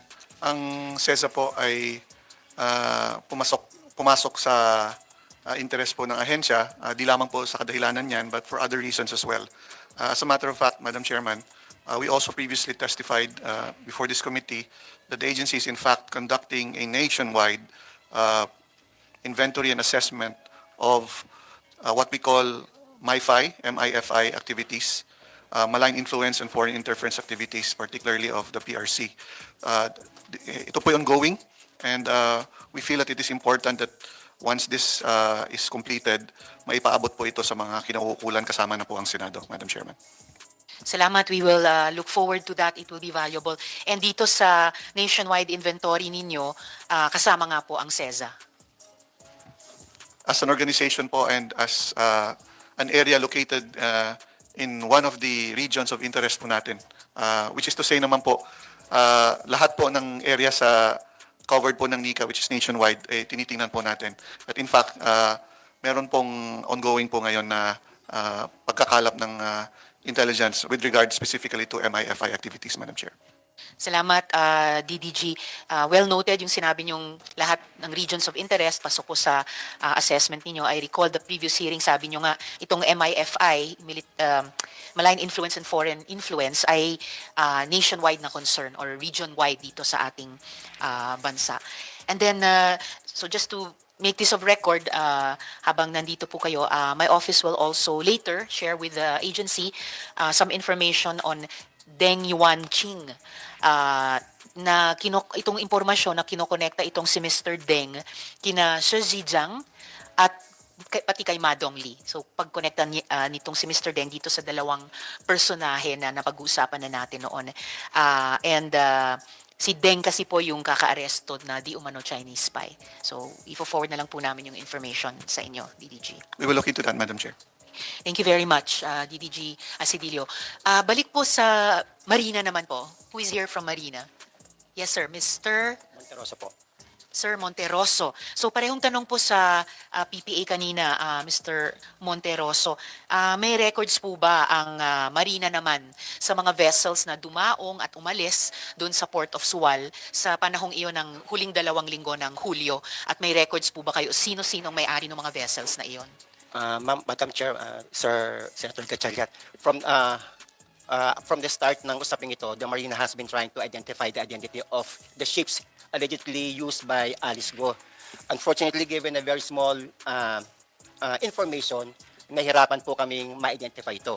Ngayon, as to the question po ninyo, kung meron po kaming records dun sa dumaong sa Port of Sual, hindi po kasi mandato ng Marina ang mag-clear ng vessel. Kanina po sinabi ni Mr. De Hoya, if I remember correctly, ng PPA na ang kanila lamang mandato ay yung security control within port premises. Ngayon po sinasabi nyo, Mr. Monteroso, hindi mandato ng Marina alamin at sagutin yung mga itinatanong kong issue. So kung hindi PPA, kung hindi Marina, sino po ang may responsibilidad magtago ng mga records patungkol dito? Sa clearing po, mandato po ng Philippine Coast Guard po. Ang sa Marina po is to register ships and issue documents like safety certificates, certificate of public convenience, and permit to operate. Alright, sir. So tatanungin ko rin yung Coast Guard. Pero sabi nyo, ang Marina ay nagre-register din, nag-i-issue ng documents. Opo. So may record po ba kayo ng mga rehistradong inisyuhan ng mga dokumento ng mga vessels mula sa Sual Port, mga panahon mula July 16 hanggang 31? Ang sinasabi ko pong registration, ito po yung na-issue namin from the time na apply po sila sa Marina. Pero kung ito po ay pumunta sa, ang isang registradong barko pumunta sa isang port, malalaman lamang po yan kung ito po ay na-cleared sa Philippine Coast Guard o kung dumaan po ito sa Philippine Ports Authority. Alright, so let me ask the PCG kay, is it Commander Camas? Lieutenant Commander Gamas. Lieutenant Commander Gamas, I apologize, sir. Sige po, so ang Coast Guard po ba, may records ng mga vessels na either umalis or dumaong sa Sual Port panahon ng last 2 weeks of July nung nakaraang taon? Meron tayong substation doon, Madam Chair. So we will look into the records, Madam Chair. As of now, Madam Chair, wala pa tayong hawak, Madam Chair. Also, yung port ng Sual, as per my colleagues, is a fish port, Madam Chair. So yung mga dumadaong yun, Madam Chair, are fishing vessels.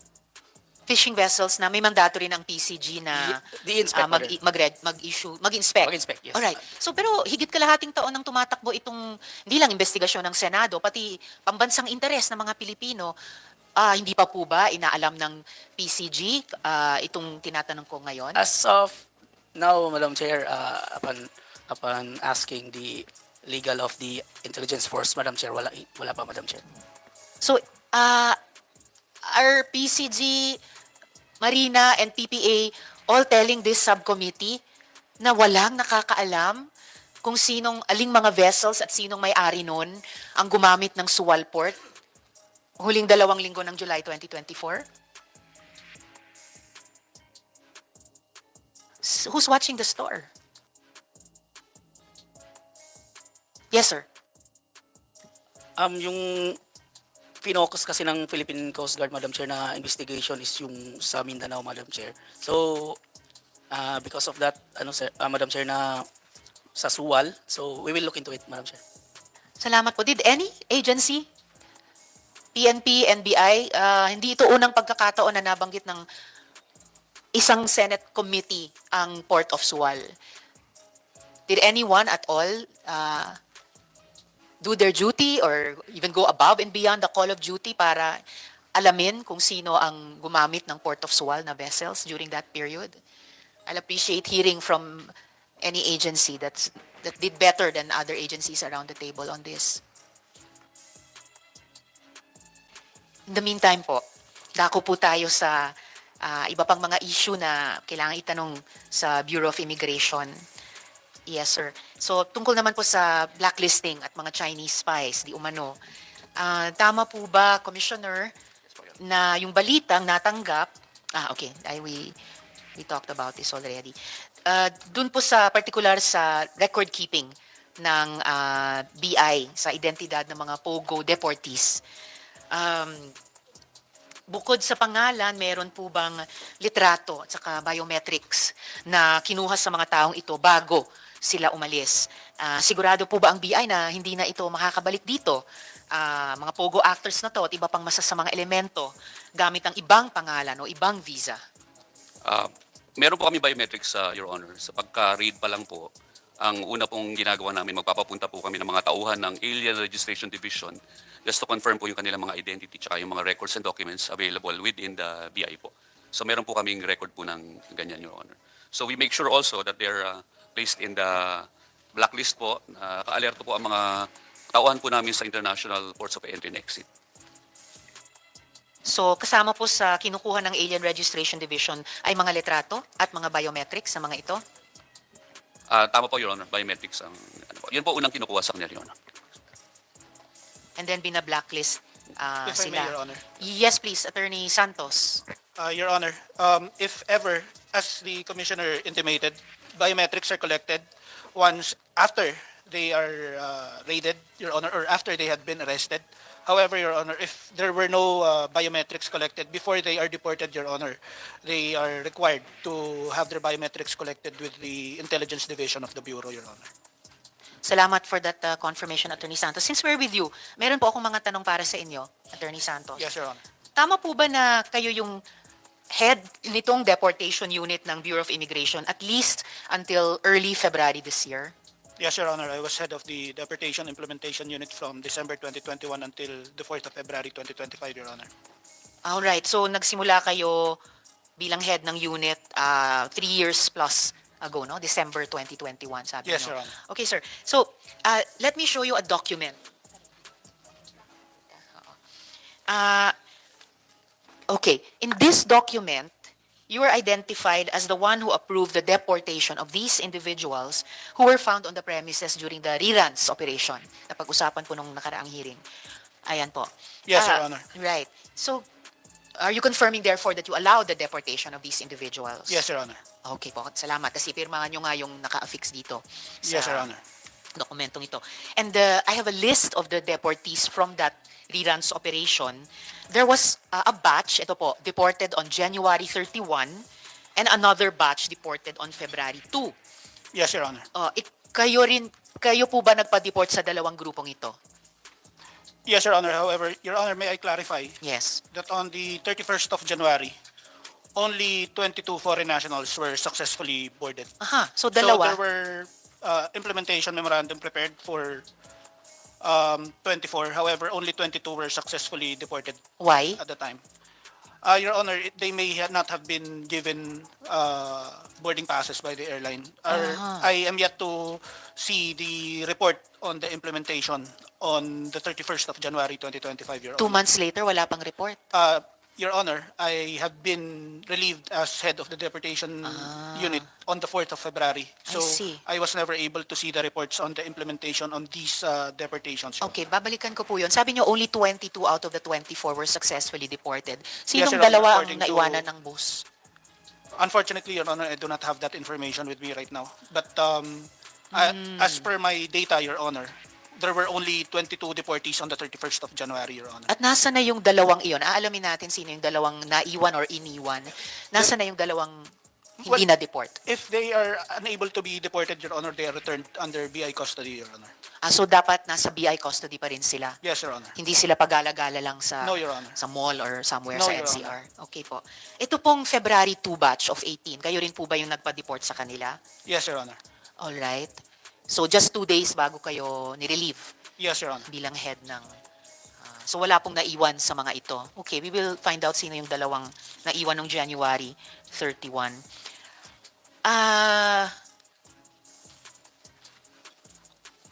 Why were you removed as head of the deportation unit, Attorney Santos?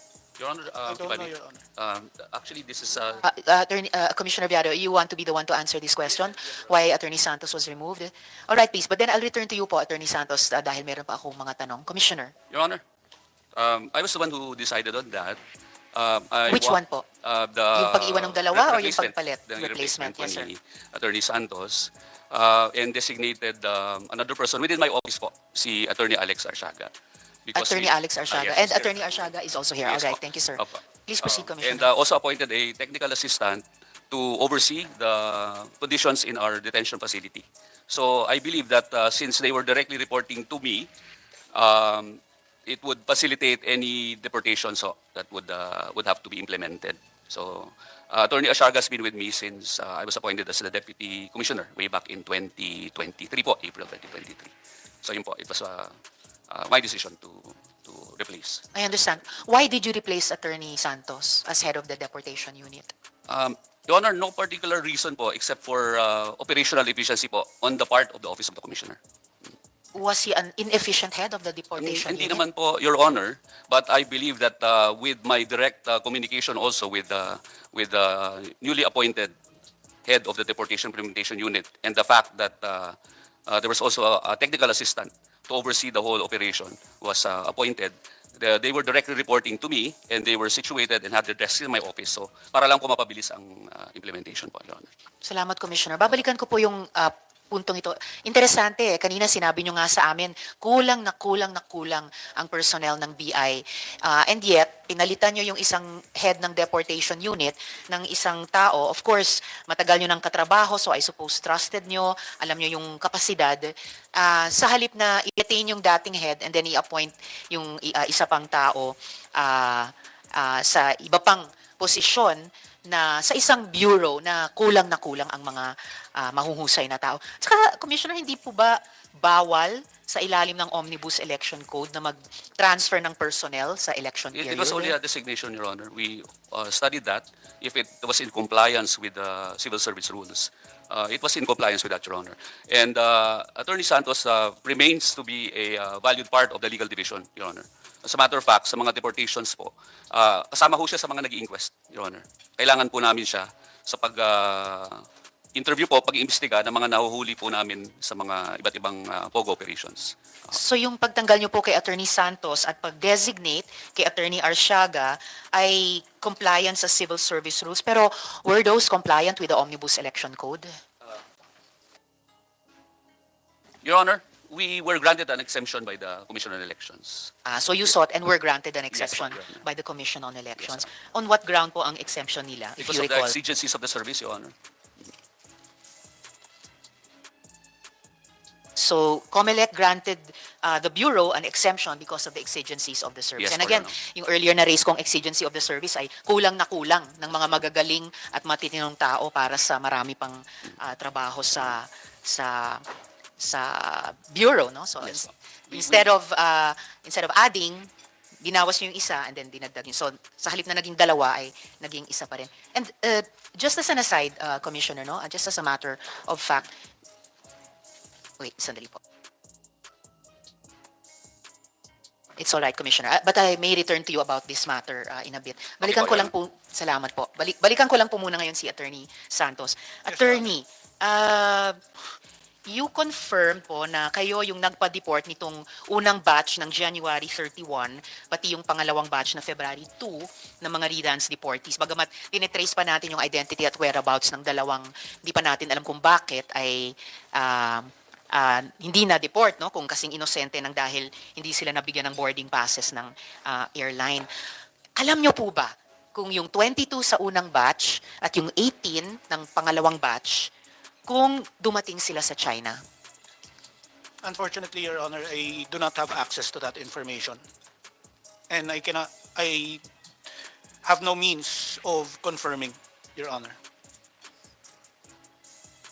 Pero pinalitan kayo February 4, 4 days after the January 31 deportation, 2 days after the February 2 deportation. Hindi ba automatic na i-update kayo dahil kayo yung pumirma ng deportation orders kung mission accomplished na, nakarating na yung 24 or 22 at nakarating na yung 18 sa destination, in this case China? No, Your Honor. In our implementation memoranda, the implementing officers of the memoranda that we issue are given at least 5 days to prepare a report after the implementation, Your Honor. All right, so I will have to ask that question of another official in the Bureau. Pero kung hindi nyo pa po alam, ako na po magsasabi sa inyo, hindi po sila lahat nakarating sa China. Alam nyo po ba yon? No, Your Honor. Okay, I am informing you po from the committee. Ngayon, kahit mahirap pag-usapan, sabihin ko na lang po sa inyo kung malamang ano yung magiging pananaw ng mga laypersons na halimbawa napapanood itong ating hearing at may matinding interes sa mga kaganapan sa Bureau of Immigration, both kay Guo Huaping and sa mga ganitong deportees din. Yes, Your Honor.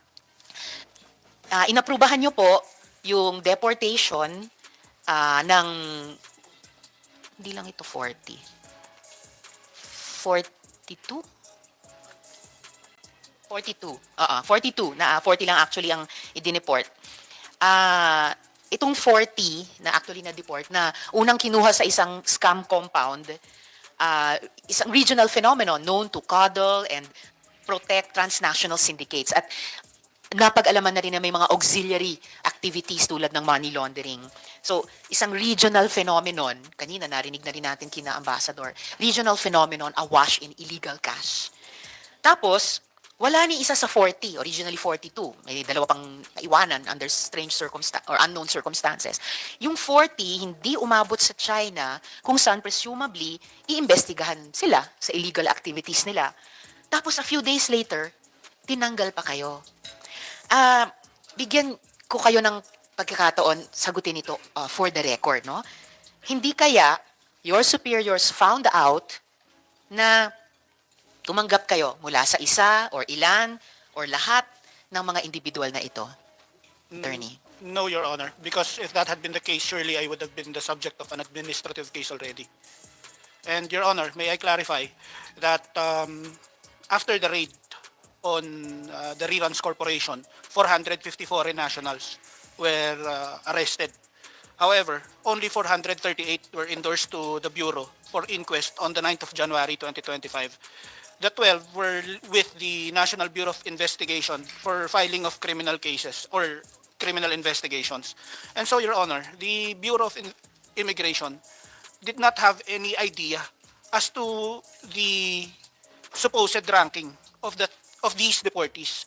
As far as the Bureau is concerned, Your Honor, from our perspective, they were most likely rank and file employees, given that there were 12 already who were for case build-up by the Bureau of Immigration, by the National Bureau of Investigation, the NBI. Also, Your Honor, may I also clarify that the duty of the Deportation Implementation Unit, Your Honor, is a ministerial one. And we exercise no discretion whether or not to implement a deportation once the requirements under the Immigration Memorandum Circular SBM 2015-010 are complete, or the BI Omnibus Rules of Procedure of 2015. And as intimated by our Commissioner in his press releases on the 24th of February and the 6th of March, there are essentially 3 requirements, which is the ticket, passport, and NBI clearance.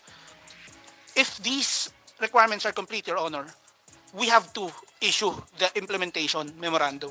Now, Your Honor, as intimated by our Chief of the Legal Division on the 4th of March 2025 during this Honorable Committee's hearing, they were not declared as fugitives, Your Honor. And the Bureau had no record of any criminal investigation filed against these persons anywhere in the Philippines or in China.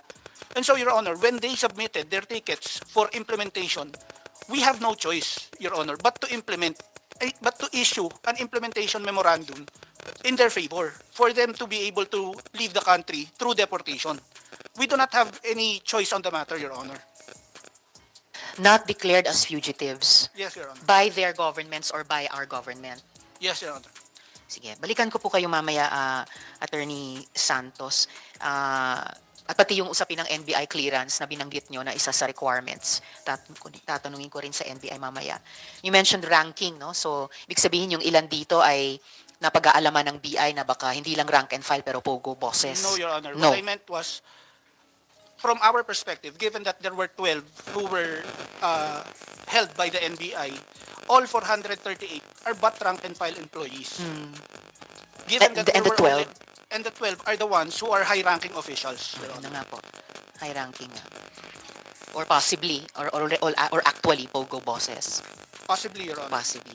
Sige, pabalikan ko po kayo mamaya konti, Attorney Santos. Pati, siguro, well, actually, quickly lang before I go to a follow-up question for the Commissioner.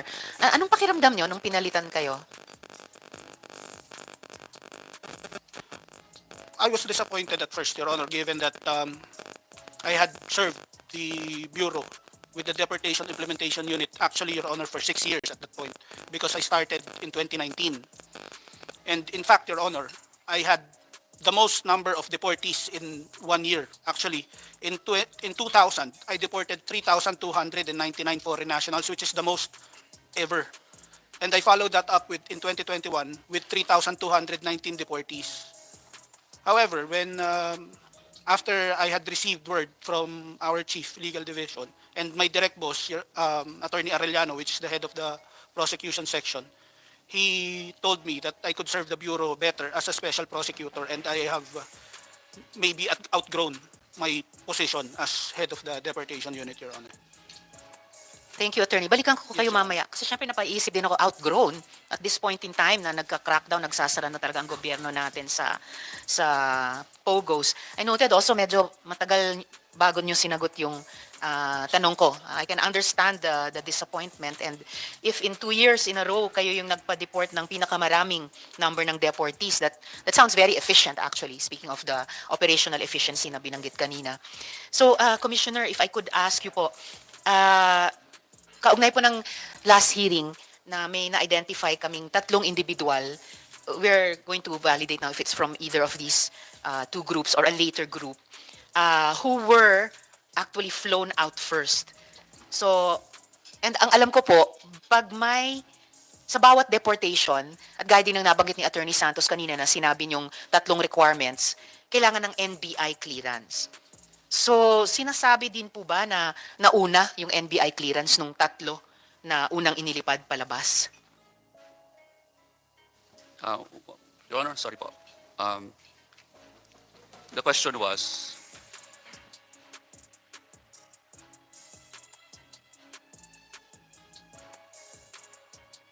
Yes, Senator Sherwin. Yeah, Madam Chair, can I, while I know you're conferring with your notes, I just have a few follow-up questions. No? I'll direct this to Commissioner Viado. Meron bang nangyaring deportation between the first week of March, around March 6 to March 7? Were there deportations that happened during those times? possibly, Your Honor, kasi tuloy-tuloy lang po yung deportation namin as long as they are compliant with the 3 requirements mentioned by Attorney But can you Santos. verify from your team kung merong ganun na deportation? Supposedly going to China? Meron ba ho? We can verify po. March 6, March 7, around that time?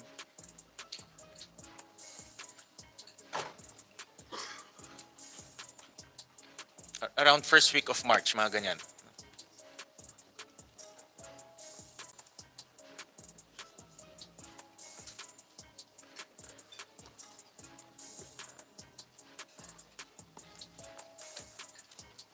Go ahead, Attorney Your Honor, Santos. if I may I just clarify that the 2 subjects who were not deported on the 31st of January is Chinese national Yan Yuntao and Jiang Min. However, they were deported on the 4th of February 2025 subsequently, Your Honor. Thank you for that, Attorney Santos. Senator Sherwin.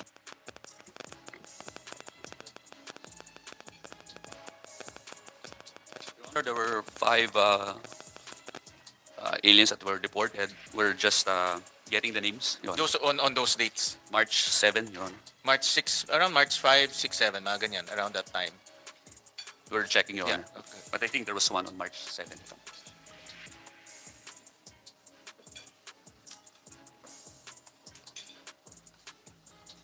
ng information? I think the new head is... If we may clarify, does this pertain to the reruns operation only? This or pertains to deportation supposedly to China. But, These are Chinese individuals connected to POGOs. I'm not very sure lang kung which exact company were they connected with. we will verify, Your Honor.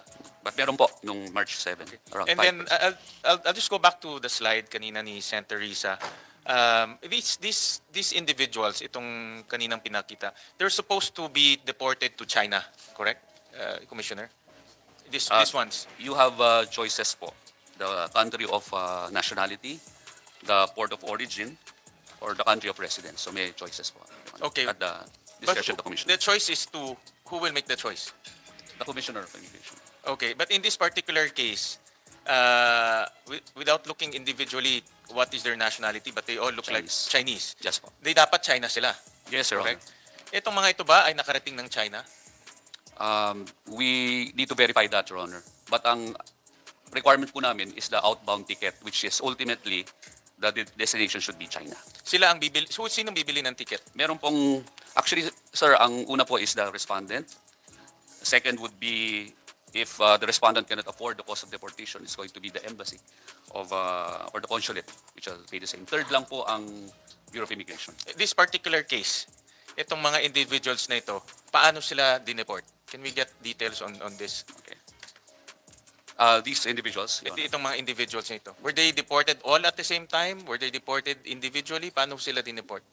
We need to verify, Your Honor, but it's possible na individually or if en masse po, there was a deportation made sponsored by the Chinese embassy. Meron pong ganun, Your Honor, wherein there was 100, more than 100 that were deported. The Chinese government chartered the flight via PAL po. So 100 po silang Diretso ng China, I would assume. That's the yun po. Pero ito po, can we get details? Were these deported en masse or were they deported individually?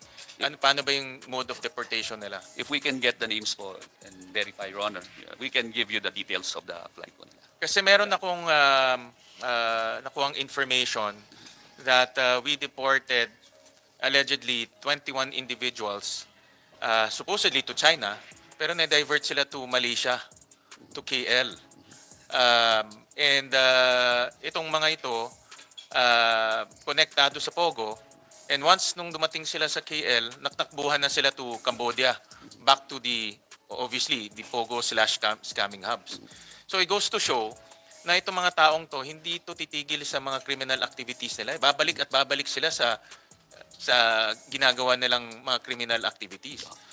Your Honor, isang ginagawa po namin prior to deportation is to report the names of the persons about to be deported to the Chinese embassy. So ini-inform po namin sila na ito pong mga taong ito, let's say for voluntary deportation, nag-apply to be deported and they're going to shoulder the costs of their own deportation. These names are reported to the Chinese embassy. Ngayon po, kung sakali pong merong transit flight, naka-inform naman po ang mga authorities ng China regarding that. But sa amin po, ang approval po na ibibigay namin will be based on the ultimate destination, Your Honor. But can you verify this information, yung supposedly to China pero na-divert to Kuala Lumpur? Can you verify now with your, I can see behind you, you have yes, people behind you can verify? Your Honor, if I may, when you say divert, you're referring to a transit flight.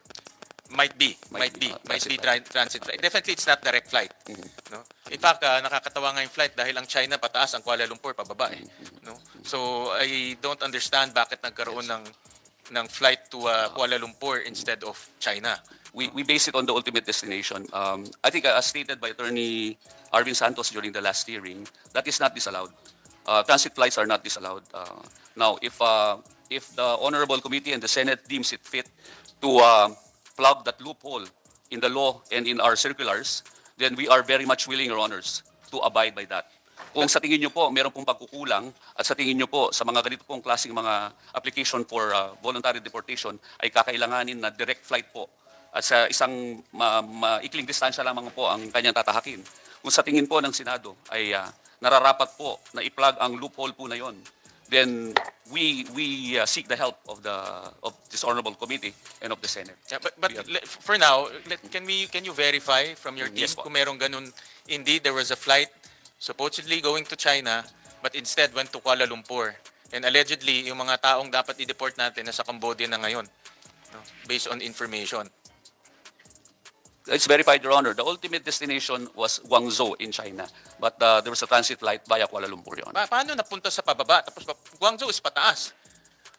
Your Kuala Honor, Lumpur is pababa, lower Yeah. than us. So paano napunta sa Kuala Lumpur and then babalik sa Guangzhou? Your Honor, as stated po, we only take into consideration in approving the application for voluntary deportation. As to the ultimate destination, any transit po, kung saan man po yun, is not disallowed. Who paid for the tickets? That The particular respondents. case? The respondents paid for the Paid for tickets. the- Who approved the deportation? The deportation is approved by the Board of Commissioners, Your Honor. And then ang implementation po, through the Deportation Implementation Unit, Your Honor. It doesn't make sense, Commissioner, na itong mga ito nahuli natin dito sa mga scamming hubs, sa mga POGO hubs, gusto natin ibalik sila sa pinanggalingan nila para doon sila malitis, hopefully, lalo na pag China dahil mahigpit yung kanilang mga batas doon tungkol sa gambling. Pero na-divert papuntang Kuala Lumpur na ang layo-layo pagkukumpara mo sa Guangzhou. Ultimately, Your Honor, we subscribe to the ultimate destination po nila. Pagka saan man po sila magkakaroon ng transit flight is beyond our power to monitor, Your Honor. But I think in my humble opinion, they should go back to their country of origin. That should be very clear. Yes, sir. The diversion became a way for them to escape. Naging Alice Go Part 2 ho to eh. Nag-escape ho sila. Pumunta ho sila sa Cambodia because yan talaga ho ang negosyo nila. Commissioner, we cannot stop criminals from doing criminal activities. Your Honor, ito pong mga subjects po na ito are subject of blacklist orders on the part issued by the Bureau of Immigration. So we commit to prevent their re-entry into the Philippines. Yun po ang importante, Your Honor. Aside from the deportation, nakalagay na po sila sa blacklist po namin. So hindi na po makakabalik dito sa Pilipinas. It is our mandate to control our borders. It is our mandate actually to detain these people for eventual deportation. Yun po ang aming mandato, Your Honor. Ngayon po, kung sa tingin po natin, meron pong kasong kriminal na dapat pong i-file laban po sa kanila. Ang pagkasaplong po namin, i-file po agad. Kasi po, pagka na-issuehan po ng NBI clearance yan at wala naman po naka-file na kaso against them, then we are mandated to implement a deportation as decided upon by the Board of Commissioners. Yun po ang ngayon po, Your Honor, as in compliance and in accordance with the Supreme Court case way back, I think 2015, which we adhere to faithfully. Pagka meron hong criminal cases filed against a particular alien, and then kahit na po kami ay ongoing ang deportation proceedings and eventually nagkaroon po kami ng decision to deport with the pendency of the criminal case, we will give way. We have to give way. Hihintayin po namin matapos po yung kasong criminal po na yon. But without that, Your Honor. Commissioner, my point of the matter is, itong mga dinideport natin, naging inutil dahil nakakawala sila. Dahil papunta sila ng Guangzhou, pero na-divert sila papuntang Kuala Lumpur at doon na sila nagtakasan. My humble suggestion is to change the policy and just bring them back to their country of origin. As simple as that. Bakit pa ho natin kailangan pa itong mga ito talagang gusto ho nilang kung gusto nga kung pwede nga dito na sila manatili sa bansa natin para hindi sila malitis doon. In fact, I read your interview. Ang sabi niyo dapat ayusin yung batas natin dahil may butas at ginagamit yung batas natin para manatili sila dito by filing cases against themselves. Yes. Diba? So, ang point of the matter ko, kung makikita ho natin yung mga ugali ho nito, tatakas at tatakas sila. So my personal suggestion, ibalik natin sila kung saan sila nanggaling. Doon sila malitis, doon sila makulong. Willing po kami, Your Honor, to abide by your suggestion and change the policy. But I think it also deserves further study considering that marami rin po kaming dinideport na hindi naman po galing China, meron po mga galing Africa.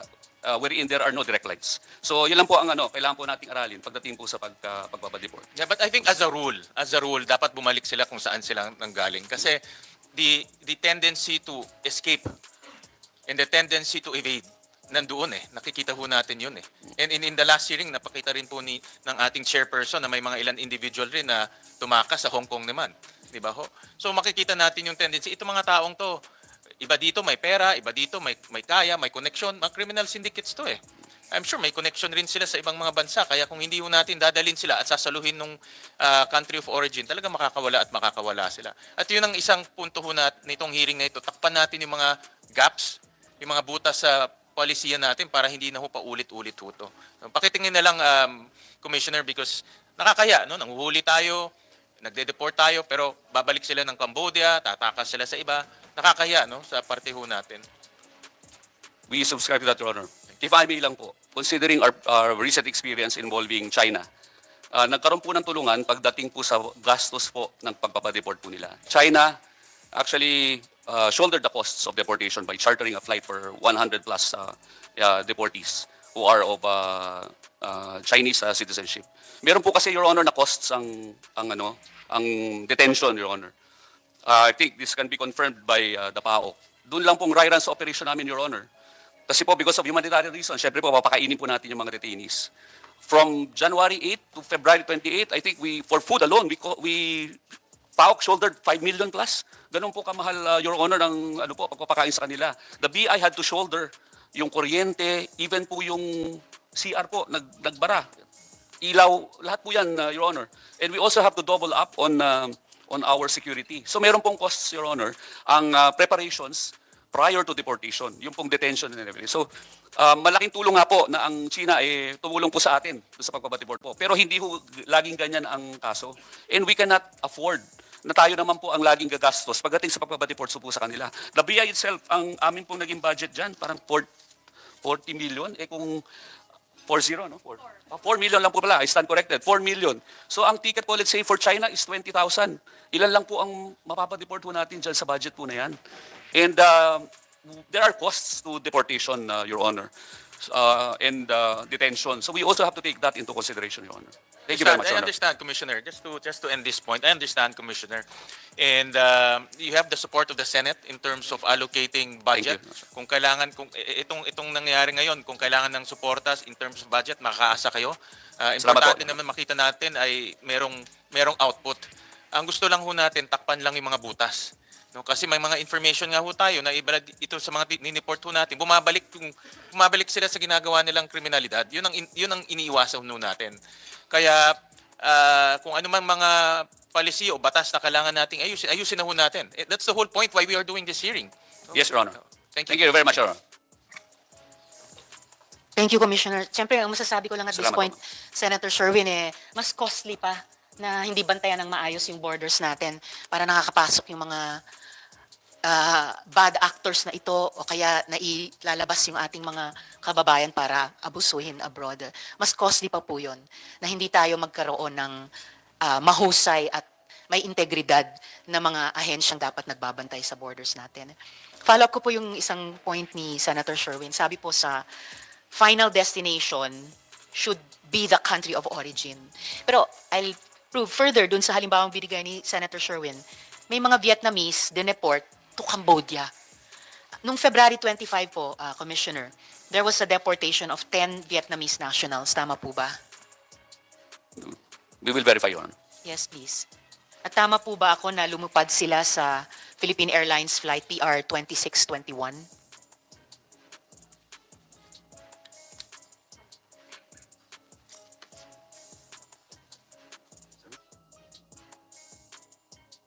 Your Honor, wala pong Vietnamese daw na lumipad noong February 25. Wala pong Vietnamese na lumipad noong Feb 25 sa flight papuntang Phnom Penh? Mga Chinese po yata, Your Honor. Mga Chinese. Sige, tanungin ko po yung PAOK kasi sa pagkaalam ko, mga Vietnamese ito, ngayon sinasabi ng BI mga Chino, pero yung isa pang alam namin ay supposedly papunta sa final destination, pero ang final destination na ito ay papuntang Phnom Penh. So hindi lang ito layover issue, total diversion ito. Could I ask Director Casio kung alam niyo po ba itong deportation of 10 Vietnamese nationals noong February 25? I received a communication from the People's Republic of Vietnam. It was an official communication inquiring as to whether we knew about it. But considering that the said deportation was not a product of a PAOK-supported operation, I opted not to officially reply. So I told the consul of the People's Republic of Vietnam that they better address their question directly to the concerned agencies, which in this case would be the Bureau of Immigration, the National Bureau of Investigation, because these were operations that they conducted. So, ifa-flash ko po yung sulat and then tanungin ko kay Commissioner Viado kung nag-inquire nga po ba sa inyo yung Embassy ng People's Republic of Vietnam. Wala po ako natanggap na sulat to that effect. I will flash a letter po, Commissioner. Your Honor, if I may, February 24 po Yes, yata yung date. all right, Commissioner. So, February 24. Opo, 10 Vietnamese. Yes, 10 Vietnamese nationals.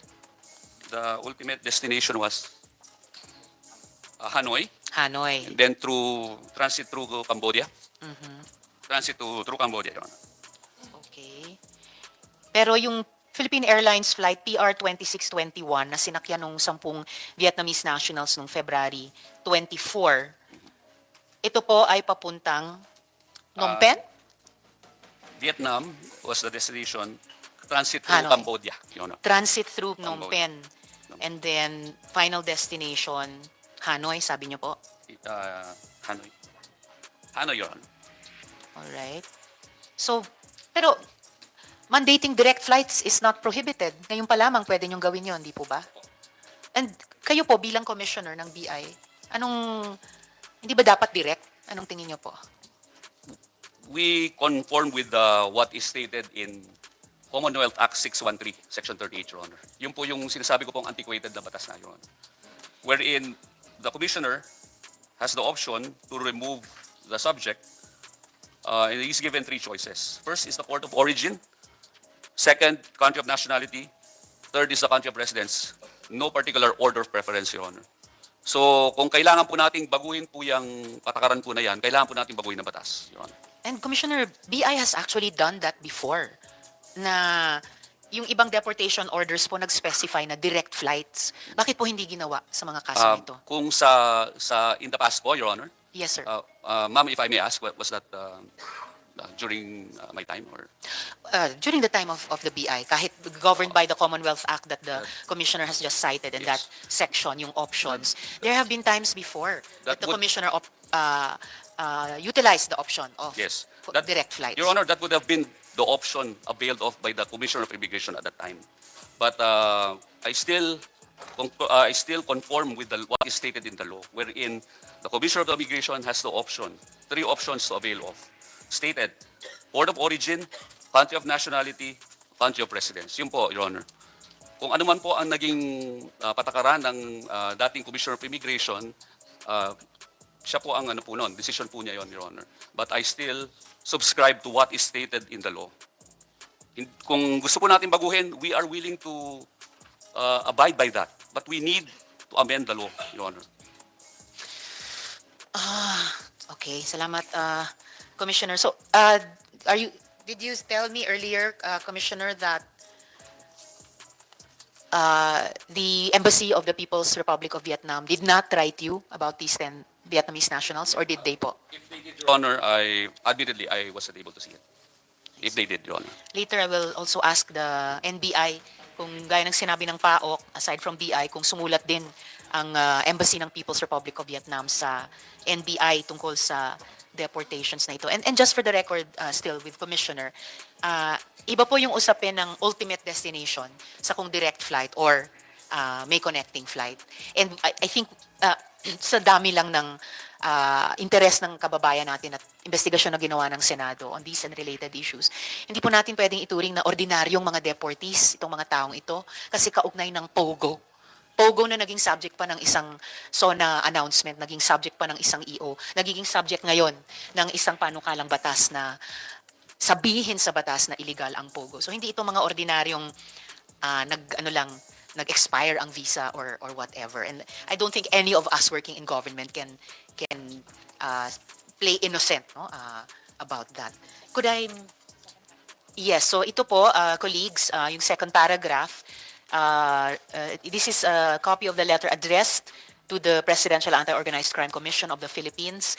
Regarding to this matter, 10 Vietnamese workers out of 141 workers arrested at Bicutan Center were deported on February 25, so here it's still 2025, on Philippine Airlines flight number PR 2621 from Manila to Cambodia. However, the Vietnam embassy in the Philippines had not been informed about that deportation before or on the date they were deported. Additionally, so I think it's the embassy saying this, they should be deported to Vietnam, not to Cambodia. This causes difficulties and obstacles during our process of citizen protection. So, yung embassy na po ng People's Republic of Vietnam ang nagre-reklamo na bakit sa Cambodia nyo dinedeport yung mga nationals namin. So, samantalang dapat, obviously, common sense, dapat sa Vietnam. Commissioner. If you have no comment about that, Commissioner, I will leave it at that. Pero to add to what Senator Sherwin has said, this is another case of deportees ibinabalik hindi sa country of origin, or rather hindi lang via flights na hindi direct, pero ibinabalik pero hindi sa countries of origin nila. If I could continue.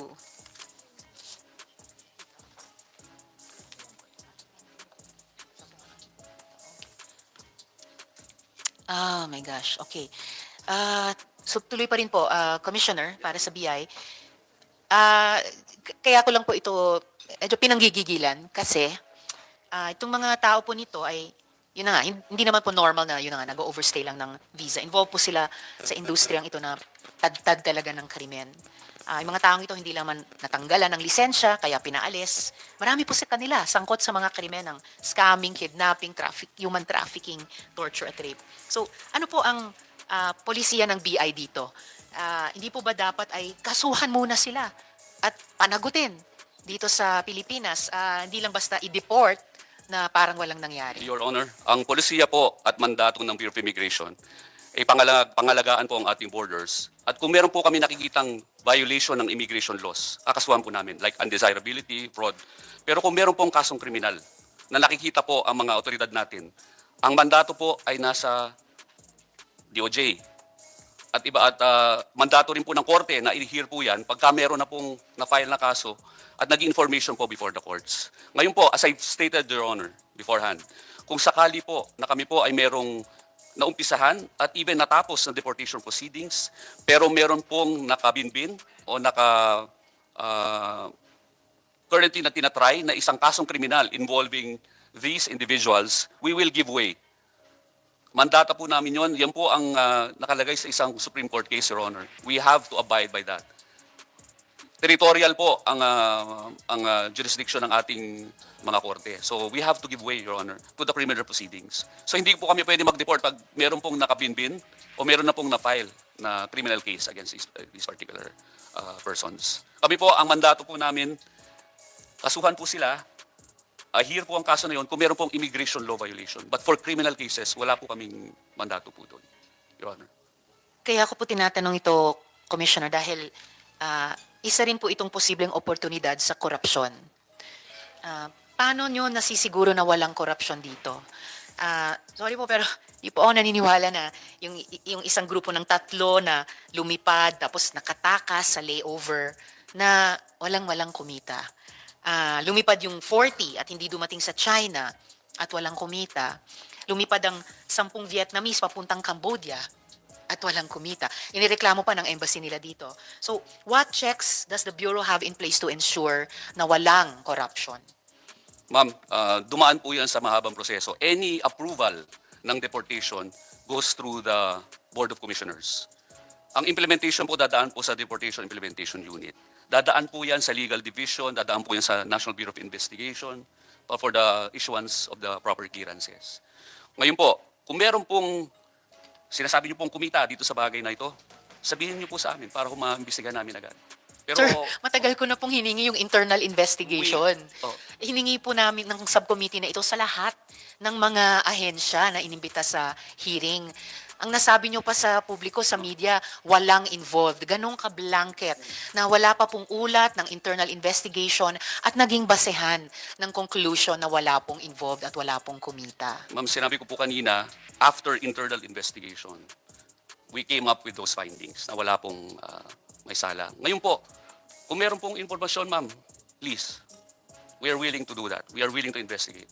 But we are a country of laws.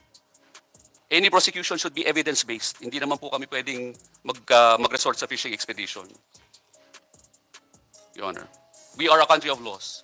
We cannot resort to fishing expedition. Kung wala pong ebidensya, wala po kami, hindi po kami makakapag-proceed.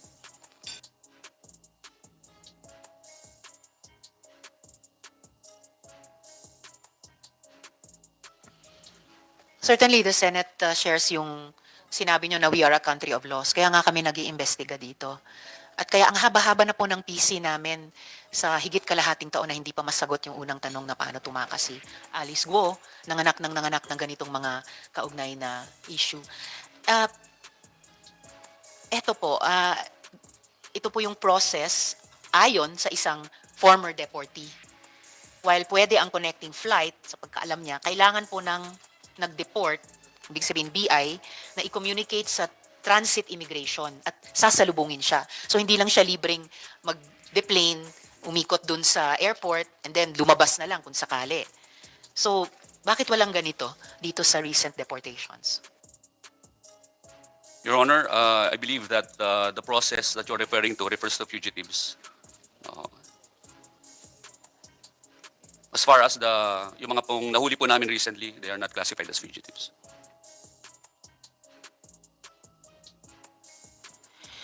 Kung fugitive man itong particular na former deportee, pero I think may halaga pa rin itanong dito sa kaso ng mga dinedeport kaugnay ng pag-shutdown natin sa POGOs at pag-shutdown natin sa human trafficking. Kasi limbawa nga, yung layover flights malino na ginamit para tumakas, di maintindihan pa ng subcommittee bakit ayaw pang gawing policy ang direct flights sa Asia. Or kung pipilitin na may layover pa rin, may transit flights, hindi ba better part of reason na itong mga problematikong deportees na kaugnay ng POGO ay dapat samahan? I feel like I'm belaboring the obvious na para hindi sila makatakas lang, makabalik lang dito, possibly under false pretenses, kahit blacklisted na sila, bunga ng biometrics nung binanggit nyong unit kanina, at patuloy na gawin yung kanilang dirty business dito. So, yun po, that averment from the subcommittee still sticks na hindi po pwedeng ituring na ordinaryong deportee lang itong mga dineport kaugnay ng POGO, kaugnay ng human trafficking. Dapat merong higit na pag-iingat ang BI.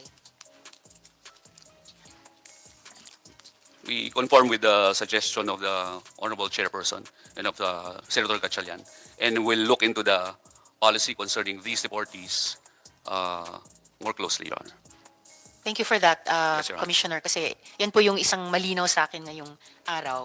Within sa mandate ng BI, mag-require ng direct flight. Sabi nyo nga may 3 option at isa yun. And Yes. in particular, to require direct flights for POGO workers. Kasi wala naman sa batas na bawal Yes, o Your Honor. na wala sa batas na dapat ang layover. Thank you very much, Your Honor, for the suggestion. Yes, Senator Sherwin. Madam Chair, I support your statement, Madam Chair, that to simplify things, Commissioner, kung saan siya saan siya pinanganak, ano ang kanyang citizenship, balik natin doon. And I was looking at the Commonwealth Act that you mentioned. No? This is a law promulgated 1940 pa. 1940, Your Honor. Yeah, so I would assume, ewan ko kung may pinanganak dito 1940, but I would assume that the transnational criminality now is much more vigorous, no, compared to 1940 dahil ngayon may internet, merong cellphone, may communication. Yung 1940, wala pang cellphone nun, walang internet. So, my point of the matter here is, napakadali na ngayon para tumakas dahil isang text mo lang, isang WeChat, isang WhatsApp, pwede ka nang abangan sa kabilang bansa at ipuslit ka. No? So, it's really about time that we should look into this law. Yes, Your Honor. If it's not I agree. applicable to the times anymore. Yes, Your Honor. We agree. We have been pushing for that for the past 25 years, Your Honor. And one of the, na-mention nyo kanina dito, meron silang mga options, no, country where he came from, to the country of his birth, and all that. Pero wala naman ho sinabi ho dito na pwede mag-stop over, no? Pwede may transit. Diba? Your Honor. My understanding of this is, in layman terms, is point to point. Kasi once na may transit, once na mayroong layover, di na natin makikita. I'm sure wala naman kayong taong Yes, Your nakaabang Honor. doon. I understand, Your Honor. But Exclusio unius es exclusio alterius. What is not excluded is deemed included. Hindi po excluded yung may transit. And Your Honor, we have to consider that, as you've stated, 1940 law po ito. Air travel then was practically not non-existent, but travel by ship po ang prevalent nung time na yun. So, the point being, we're pushing for the amendment of the law or for a new law. Kaya po, na pwede po ma-address ito. But, Your Honor, as I've stated, what is not excluded is deemed included. Kung hindi po excluded dito, then included. Allowed po ang transit, Your Honor. It's a matter of policy. It's a matter of law, Your Honor. Yeah, It's a matter of law. but I think because the law did not state that you can do transit, you can do diversions, we should strictly apply it because of the circumstances. Yung iba yung circumstances ngayon eh. We're talking about transnational criminals eh.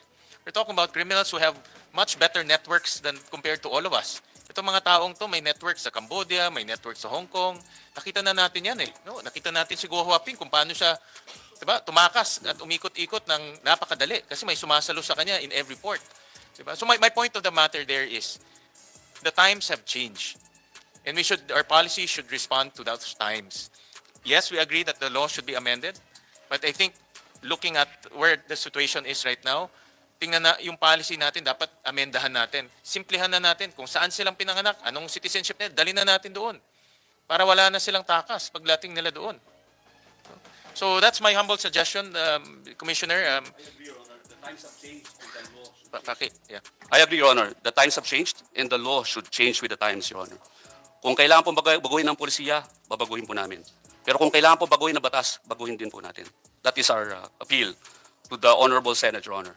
Thank you. Submit to us the amendments that you want. You have our support. The Thank you very department much, has Your the Honor. support. Submit nyo na lang sa amin kung ano yung gusto nyong baguhin, but we have to really make sure that this law is attuned to the situation now. Iba na yung mundo ngayon eh. And just submit to the committee. Thank you very much, Your Honor. Commissioner, neither is direct flight prohibited by the law. Hindi po nakatali yung kamay nyo to choose only among the three options. Obviously, may problema yung policy sa ngayon eh. Nakakatakas eh. So bakit hesitant kayong iutos na dapat direct flight pag POGO-related deportees? Your Honor, hindi po hesitant, but I would take into consideration po the advice given by the Honorable Senators, Your Honor. This is good advice in hindsight, Commissioner, pero pwede nyo na sanang nakita ito habang umaandar itong problemang ito. With three options in the law, you could have and you should have, I guess, chosen yung pinakamahigpit na option na siguradong walang makakatakas sa layover at siguradong walang makakapunta sa ibang bansa kaysa sa pinanggalingan niya.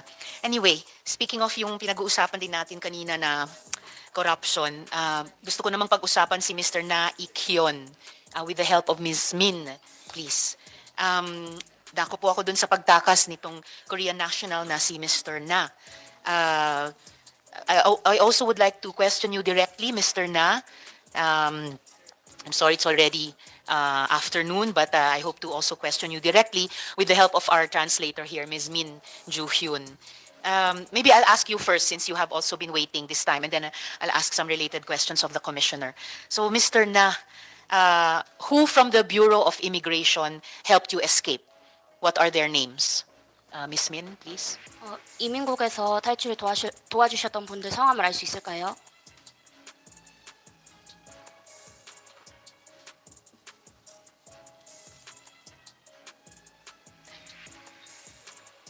We cannot hear you, Mr. Na. Please ask you are muted. Please ask the warden to open your audio. Ms. Min? 지금 안 들린다고 그 소리 한 번만 켜달라고 부탁드립니다. There. I think your audio is working now. So again, what are the names of the Bureau of Immigration people who helped you to escape? Ms. Min? 이민국을 탈출할 때 도와주신 분 성함을 알 수 있을까요? 한국 사람이요? He's asking if for the Korean names or all people involved. I'm asking for the names of the Filipino members of the Bureau of Immigration who helped you escape. 이민국에 있는 필리핀 사람 직원분들의 성함을 여쭤보십니다. 라울 앤 폴. 다시 한 번만 말씀해 주세요. 한 명은 라울이고요. 한 명은 폴이요. He said one worker is Laurel and the other one is Paul. Laurel or Laurel? Laurel 한 번만 다시 말씀해 주세요. RAUL이요. RAUL. Roll and Raul, Raul, I'm sorry. and Paul. Paul. So R-A-U-L and P-A-U-L. What are their surnames? 혹시 성도 알고 계신가요? 그 풀네임은 제가 정확하게 잘 모르겠습니다. He doesn't know the full name. You don't know the full name. So Raul and Paul. So I will ask the commissioner later who are these two people. And Mr. Na, what was your agreement with them? What did they get out of helping you to escape? 혹시 서로 합의 보신 게 있었을까요? 도와주실 때? 그건 잘 모르겠습니다. 뒷거래였던 것 같아서 저는 그냥 지불밖에 안 했습니다. He's not sure what was the they were asking for. He was able to pay for their help. Why did you say that you're not sure? Who arranged the deal with them? 혹시 다른 제3자가 있나요? 도와주신 분이?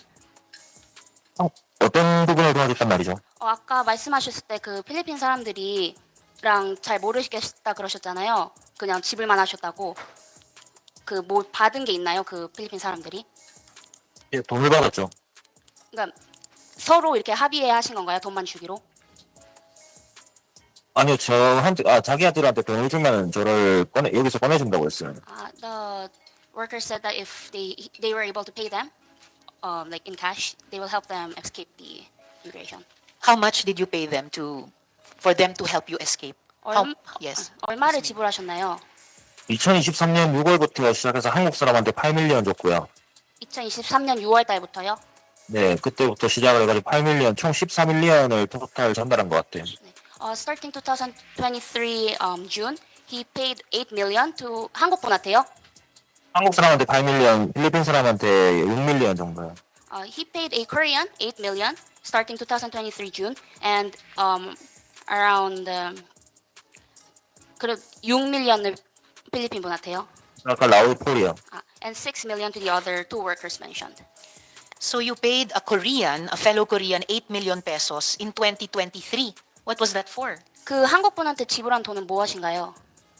여기서 꺼내준다고 해가지고 처음에 베일 시켜준다고 했었어요. The Korean promised him that he will bail him out from Philippines. This was during your first arrest, Mr. Na? 처음 잡혔을 때 말씀하신 건가요? 네네네. Yes. And you were able to post bail or you were freed? 그리고 그 한국 분의 도움으로 탈출하셨었나요? 아니요, 못했어요. No, he wasn't able to. You weren't able to. And then you paid 6 million to Raul and Paul to be able to escape now. 그리고 이제 6 밀리언은 그 라울이랑 폴이랑 분한테 지불하신 거죠? 다시 좀 말씀해 주세요. 그 필리핀 직원들 분한테 6 밀리언을 지불하신 거죠? 네, 그 라울이랑 폴이라는 애들한테 돈을 줬어요. Yes, he paid 6 million to both of them. All right. Did Raul and Paul talk to you directly or did someone else? Yes, talk to you.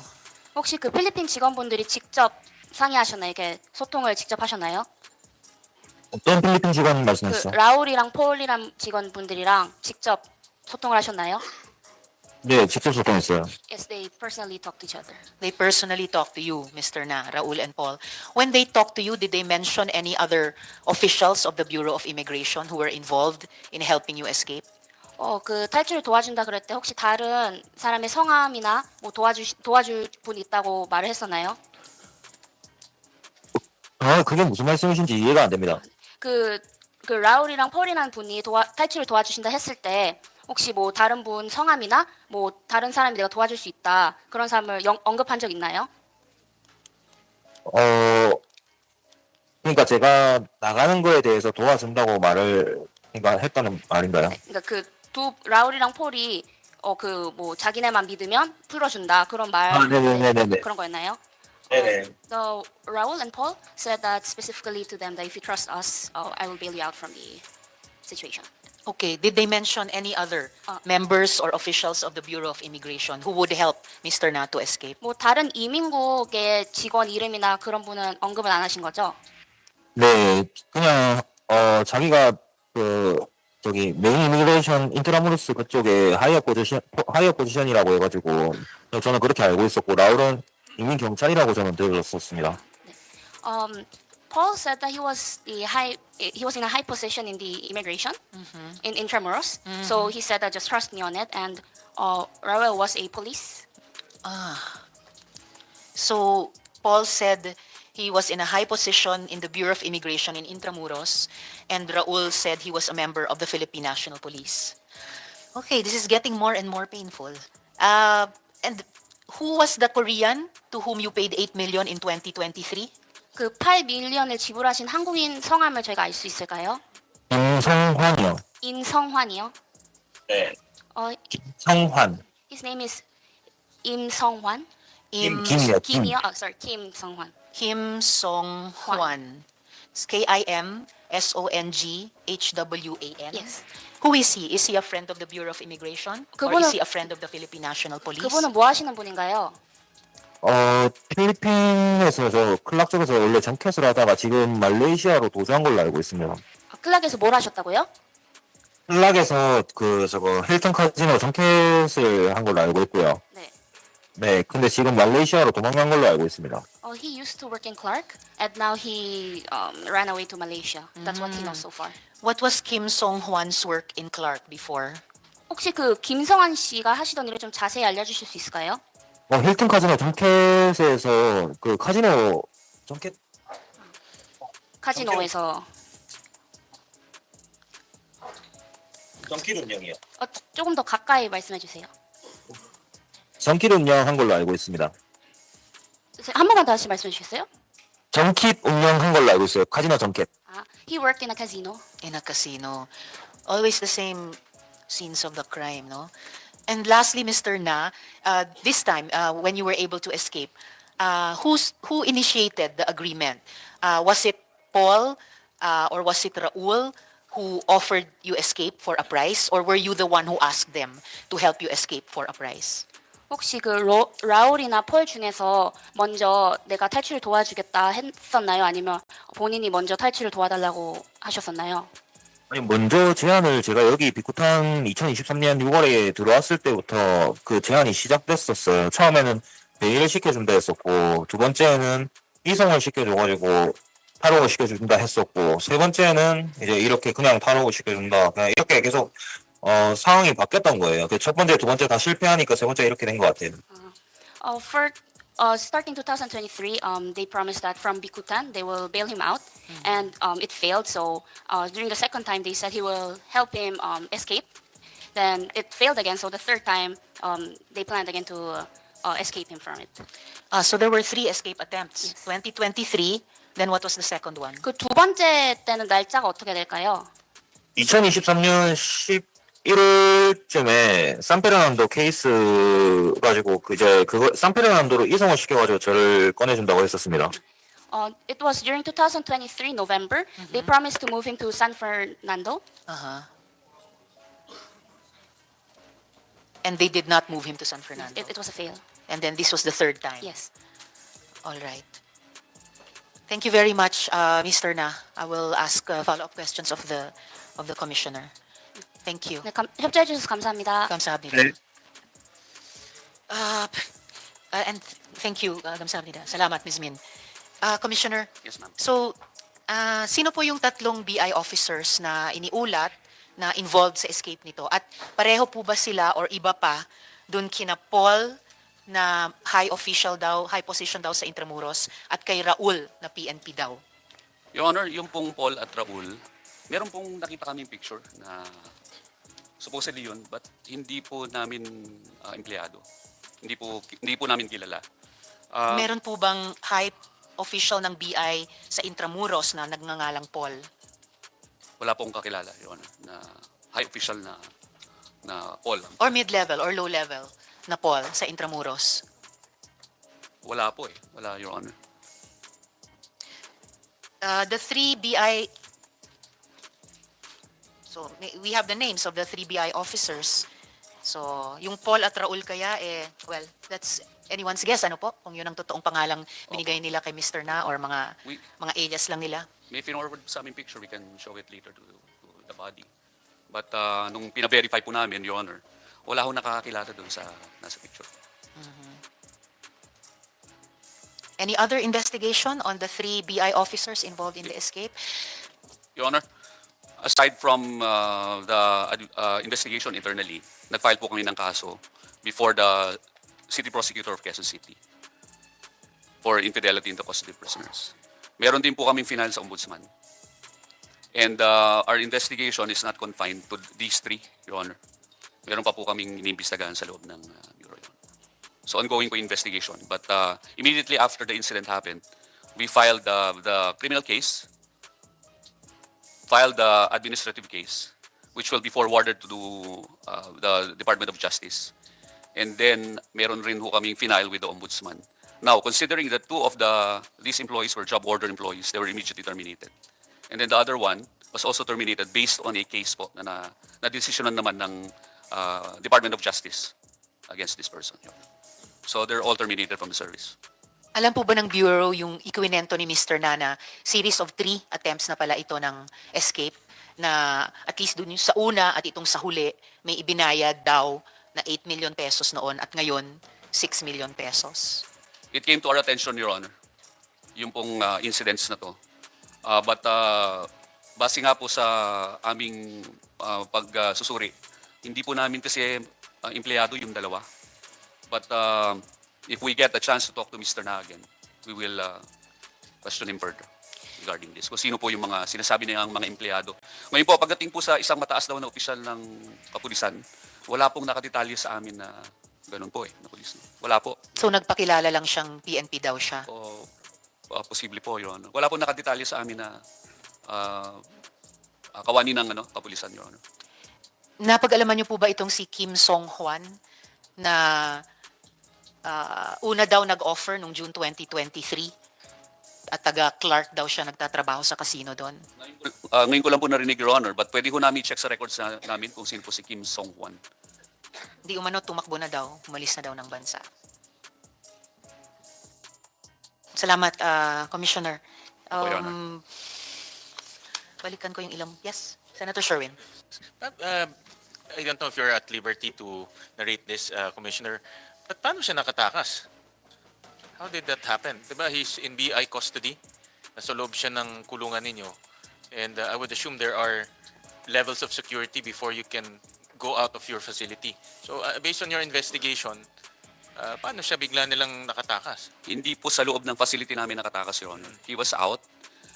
He was scheduled to attend and did attend a preliminary investigation before the Office of the City Prosecutor. Ngayon po, ang contention po ng mga kasama niya na nagpaalam daw po na mag-CCR lang and then tumakas.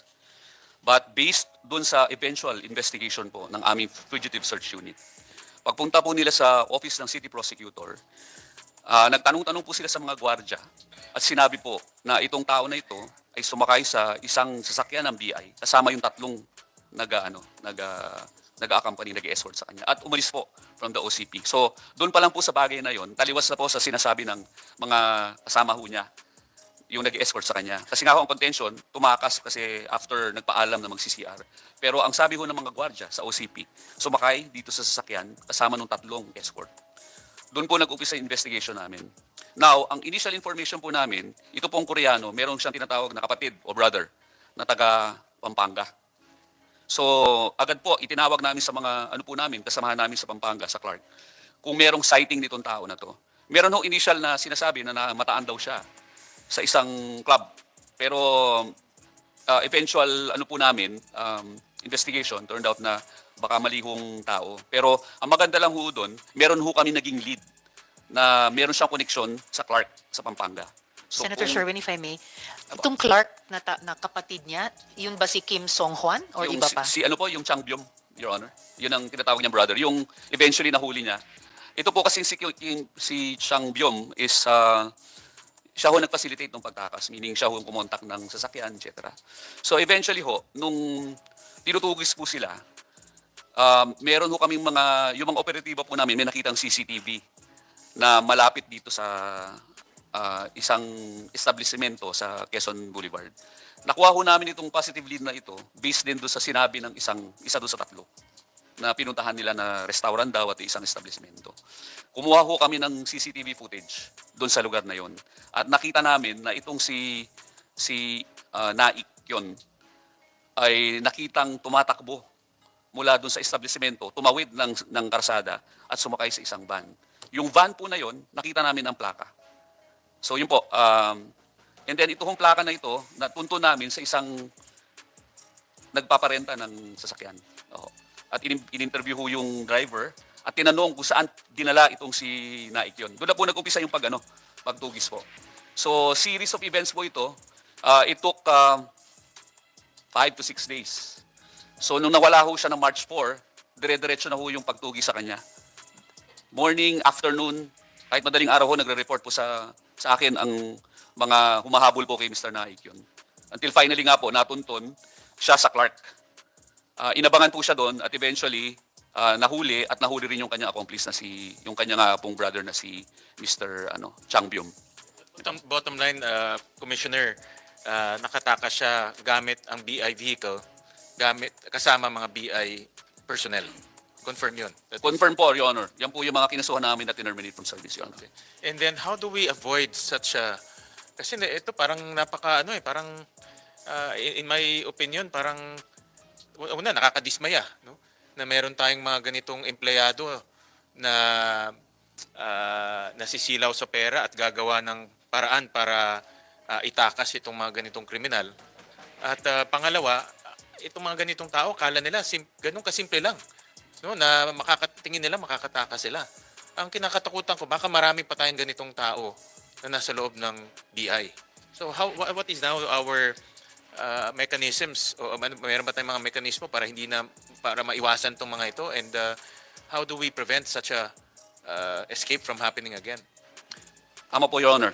Ang isa pong ginawa po natin, base po sa direktiba ng Secretary of Justice po natin, ang lahat po ng hearings, Your Honor, ay through video conferencing. I-ano po namin, mag-file po kami ng motion. Hearings before the courts and also before the offices of the city prosecutors. Ayan po ang isang direktiba po. Pangalawa po, we actually entered into an agreement with the Bureau of Corrections. Meron po kaming i-occupy na bagong facility sa Bucor, sa may Alabang po. Napansin po kasi namin na ang maliit lang po yung detention facility sa Bicutan, Your Honor. Ang capacity po niya is about 130, but currently it houses triple that, mga 350, 360 po. So yung proximity po kasi, yun yung kanilang pakikipag-sabuatan probably is because masyadong nagiging malapit. So ang isa pong gagawin namin is, yun nga po, isang mas malaking facility para ma-segregate ng gusto ito pong mga taong ito from our staff. Pangalawa, we will be entering into an agreement with the Bucor to provide the proper training as to the management of the detention facility para maiwasan ang mga ganitong pangyayari. Now, with the new detention facility, in-increase na rin namin yung security. Tinaasan po yung mga walls. But actually, there's a ready structure already. Kailangan lang po namin i-improve. We are also going to propose na pumari po naka-body worn cameras na po yung mga tao po namin para ma-monitor namin ang mga pangyayari, lalo na po kung meron silang ini-escortan. We are also preventing the job orders kasi kung matatandaan nyo, sir, yun dalawang involved are job order employees.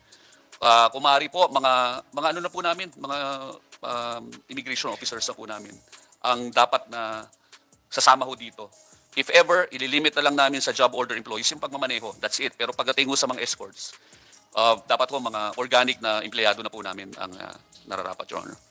And also, Commissioner, the best deterrent is makulong tong mga ito. Yes, Your Honor. Parang kung wala silang takot, uulit at uulitin. And I believe, I'm sure you also agree na meron pang mga bad eggs na nasa loob. So, Yes, Your Honor. Importante na makulong tong mga ito. Opo, Your Honor. That's the reason why we filed the criminal cases, not only the administrative ones. Para yun nga po, gaya po ng sinabi niyo, para maparusahan po, Your Honor. Thank you, Madam. Salamat, Senator Sherwin. Mamaya tanungin ko pa, Commissioner, yung ilang pang mga tanong kaugnay ng Pegasus, kung saan supposedly dinala ng 3 tauhan ng BI si Mr. Na. At kung meron na kung ano nangyari doon, at kung may kopya na ang Bureau ng footage sa CCTV sa Pegasus. Your Honor, if I may. Yes, para Commissioner. po, ganito pa lang kaaga. Sa loob po ng Pegasus, wala po kaming kinukuha na video footage.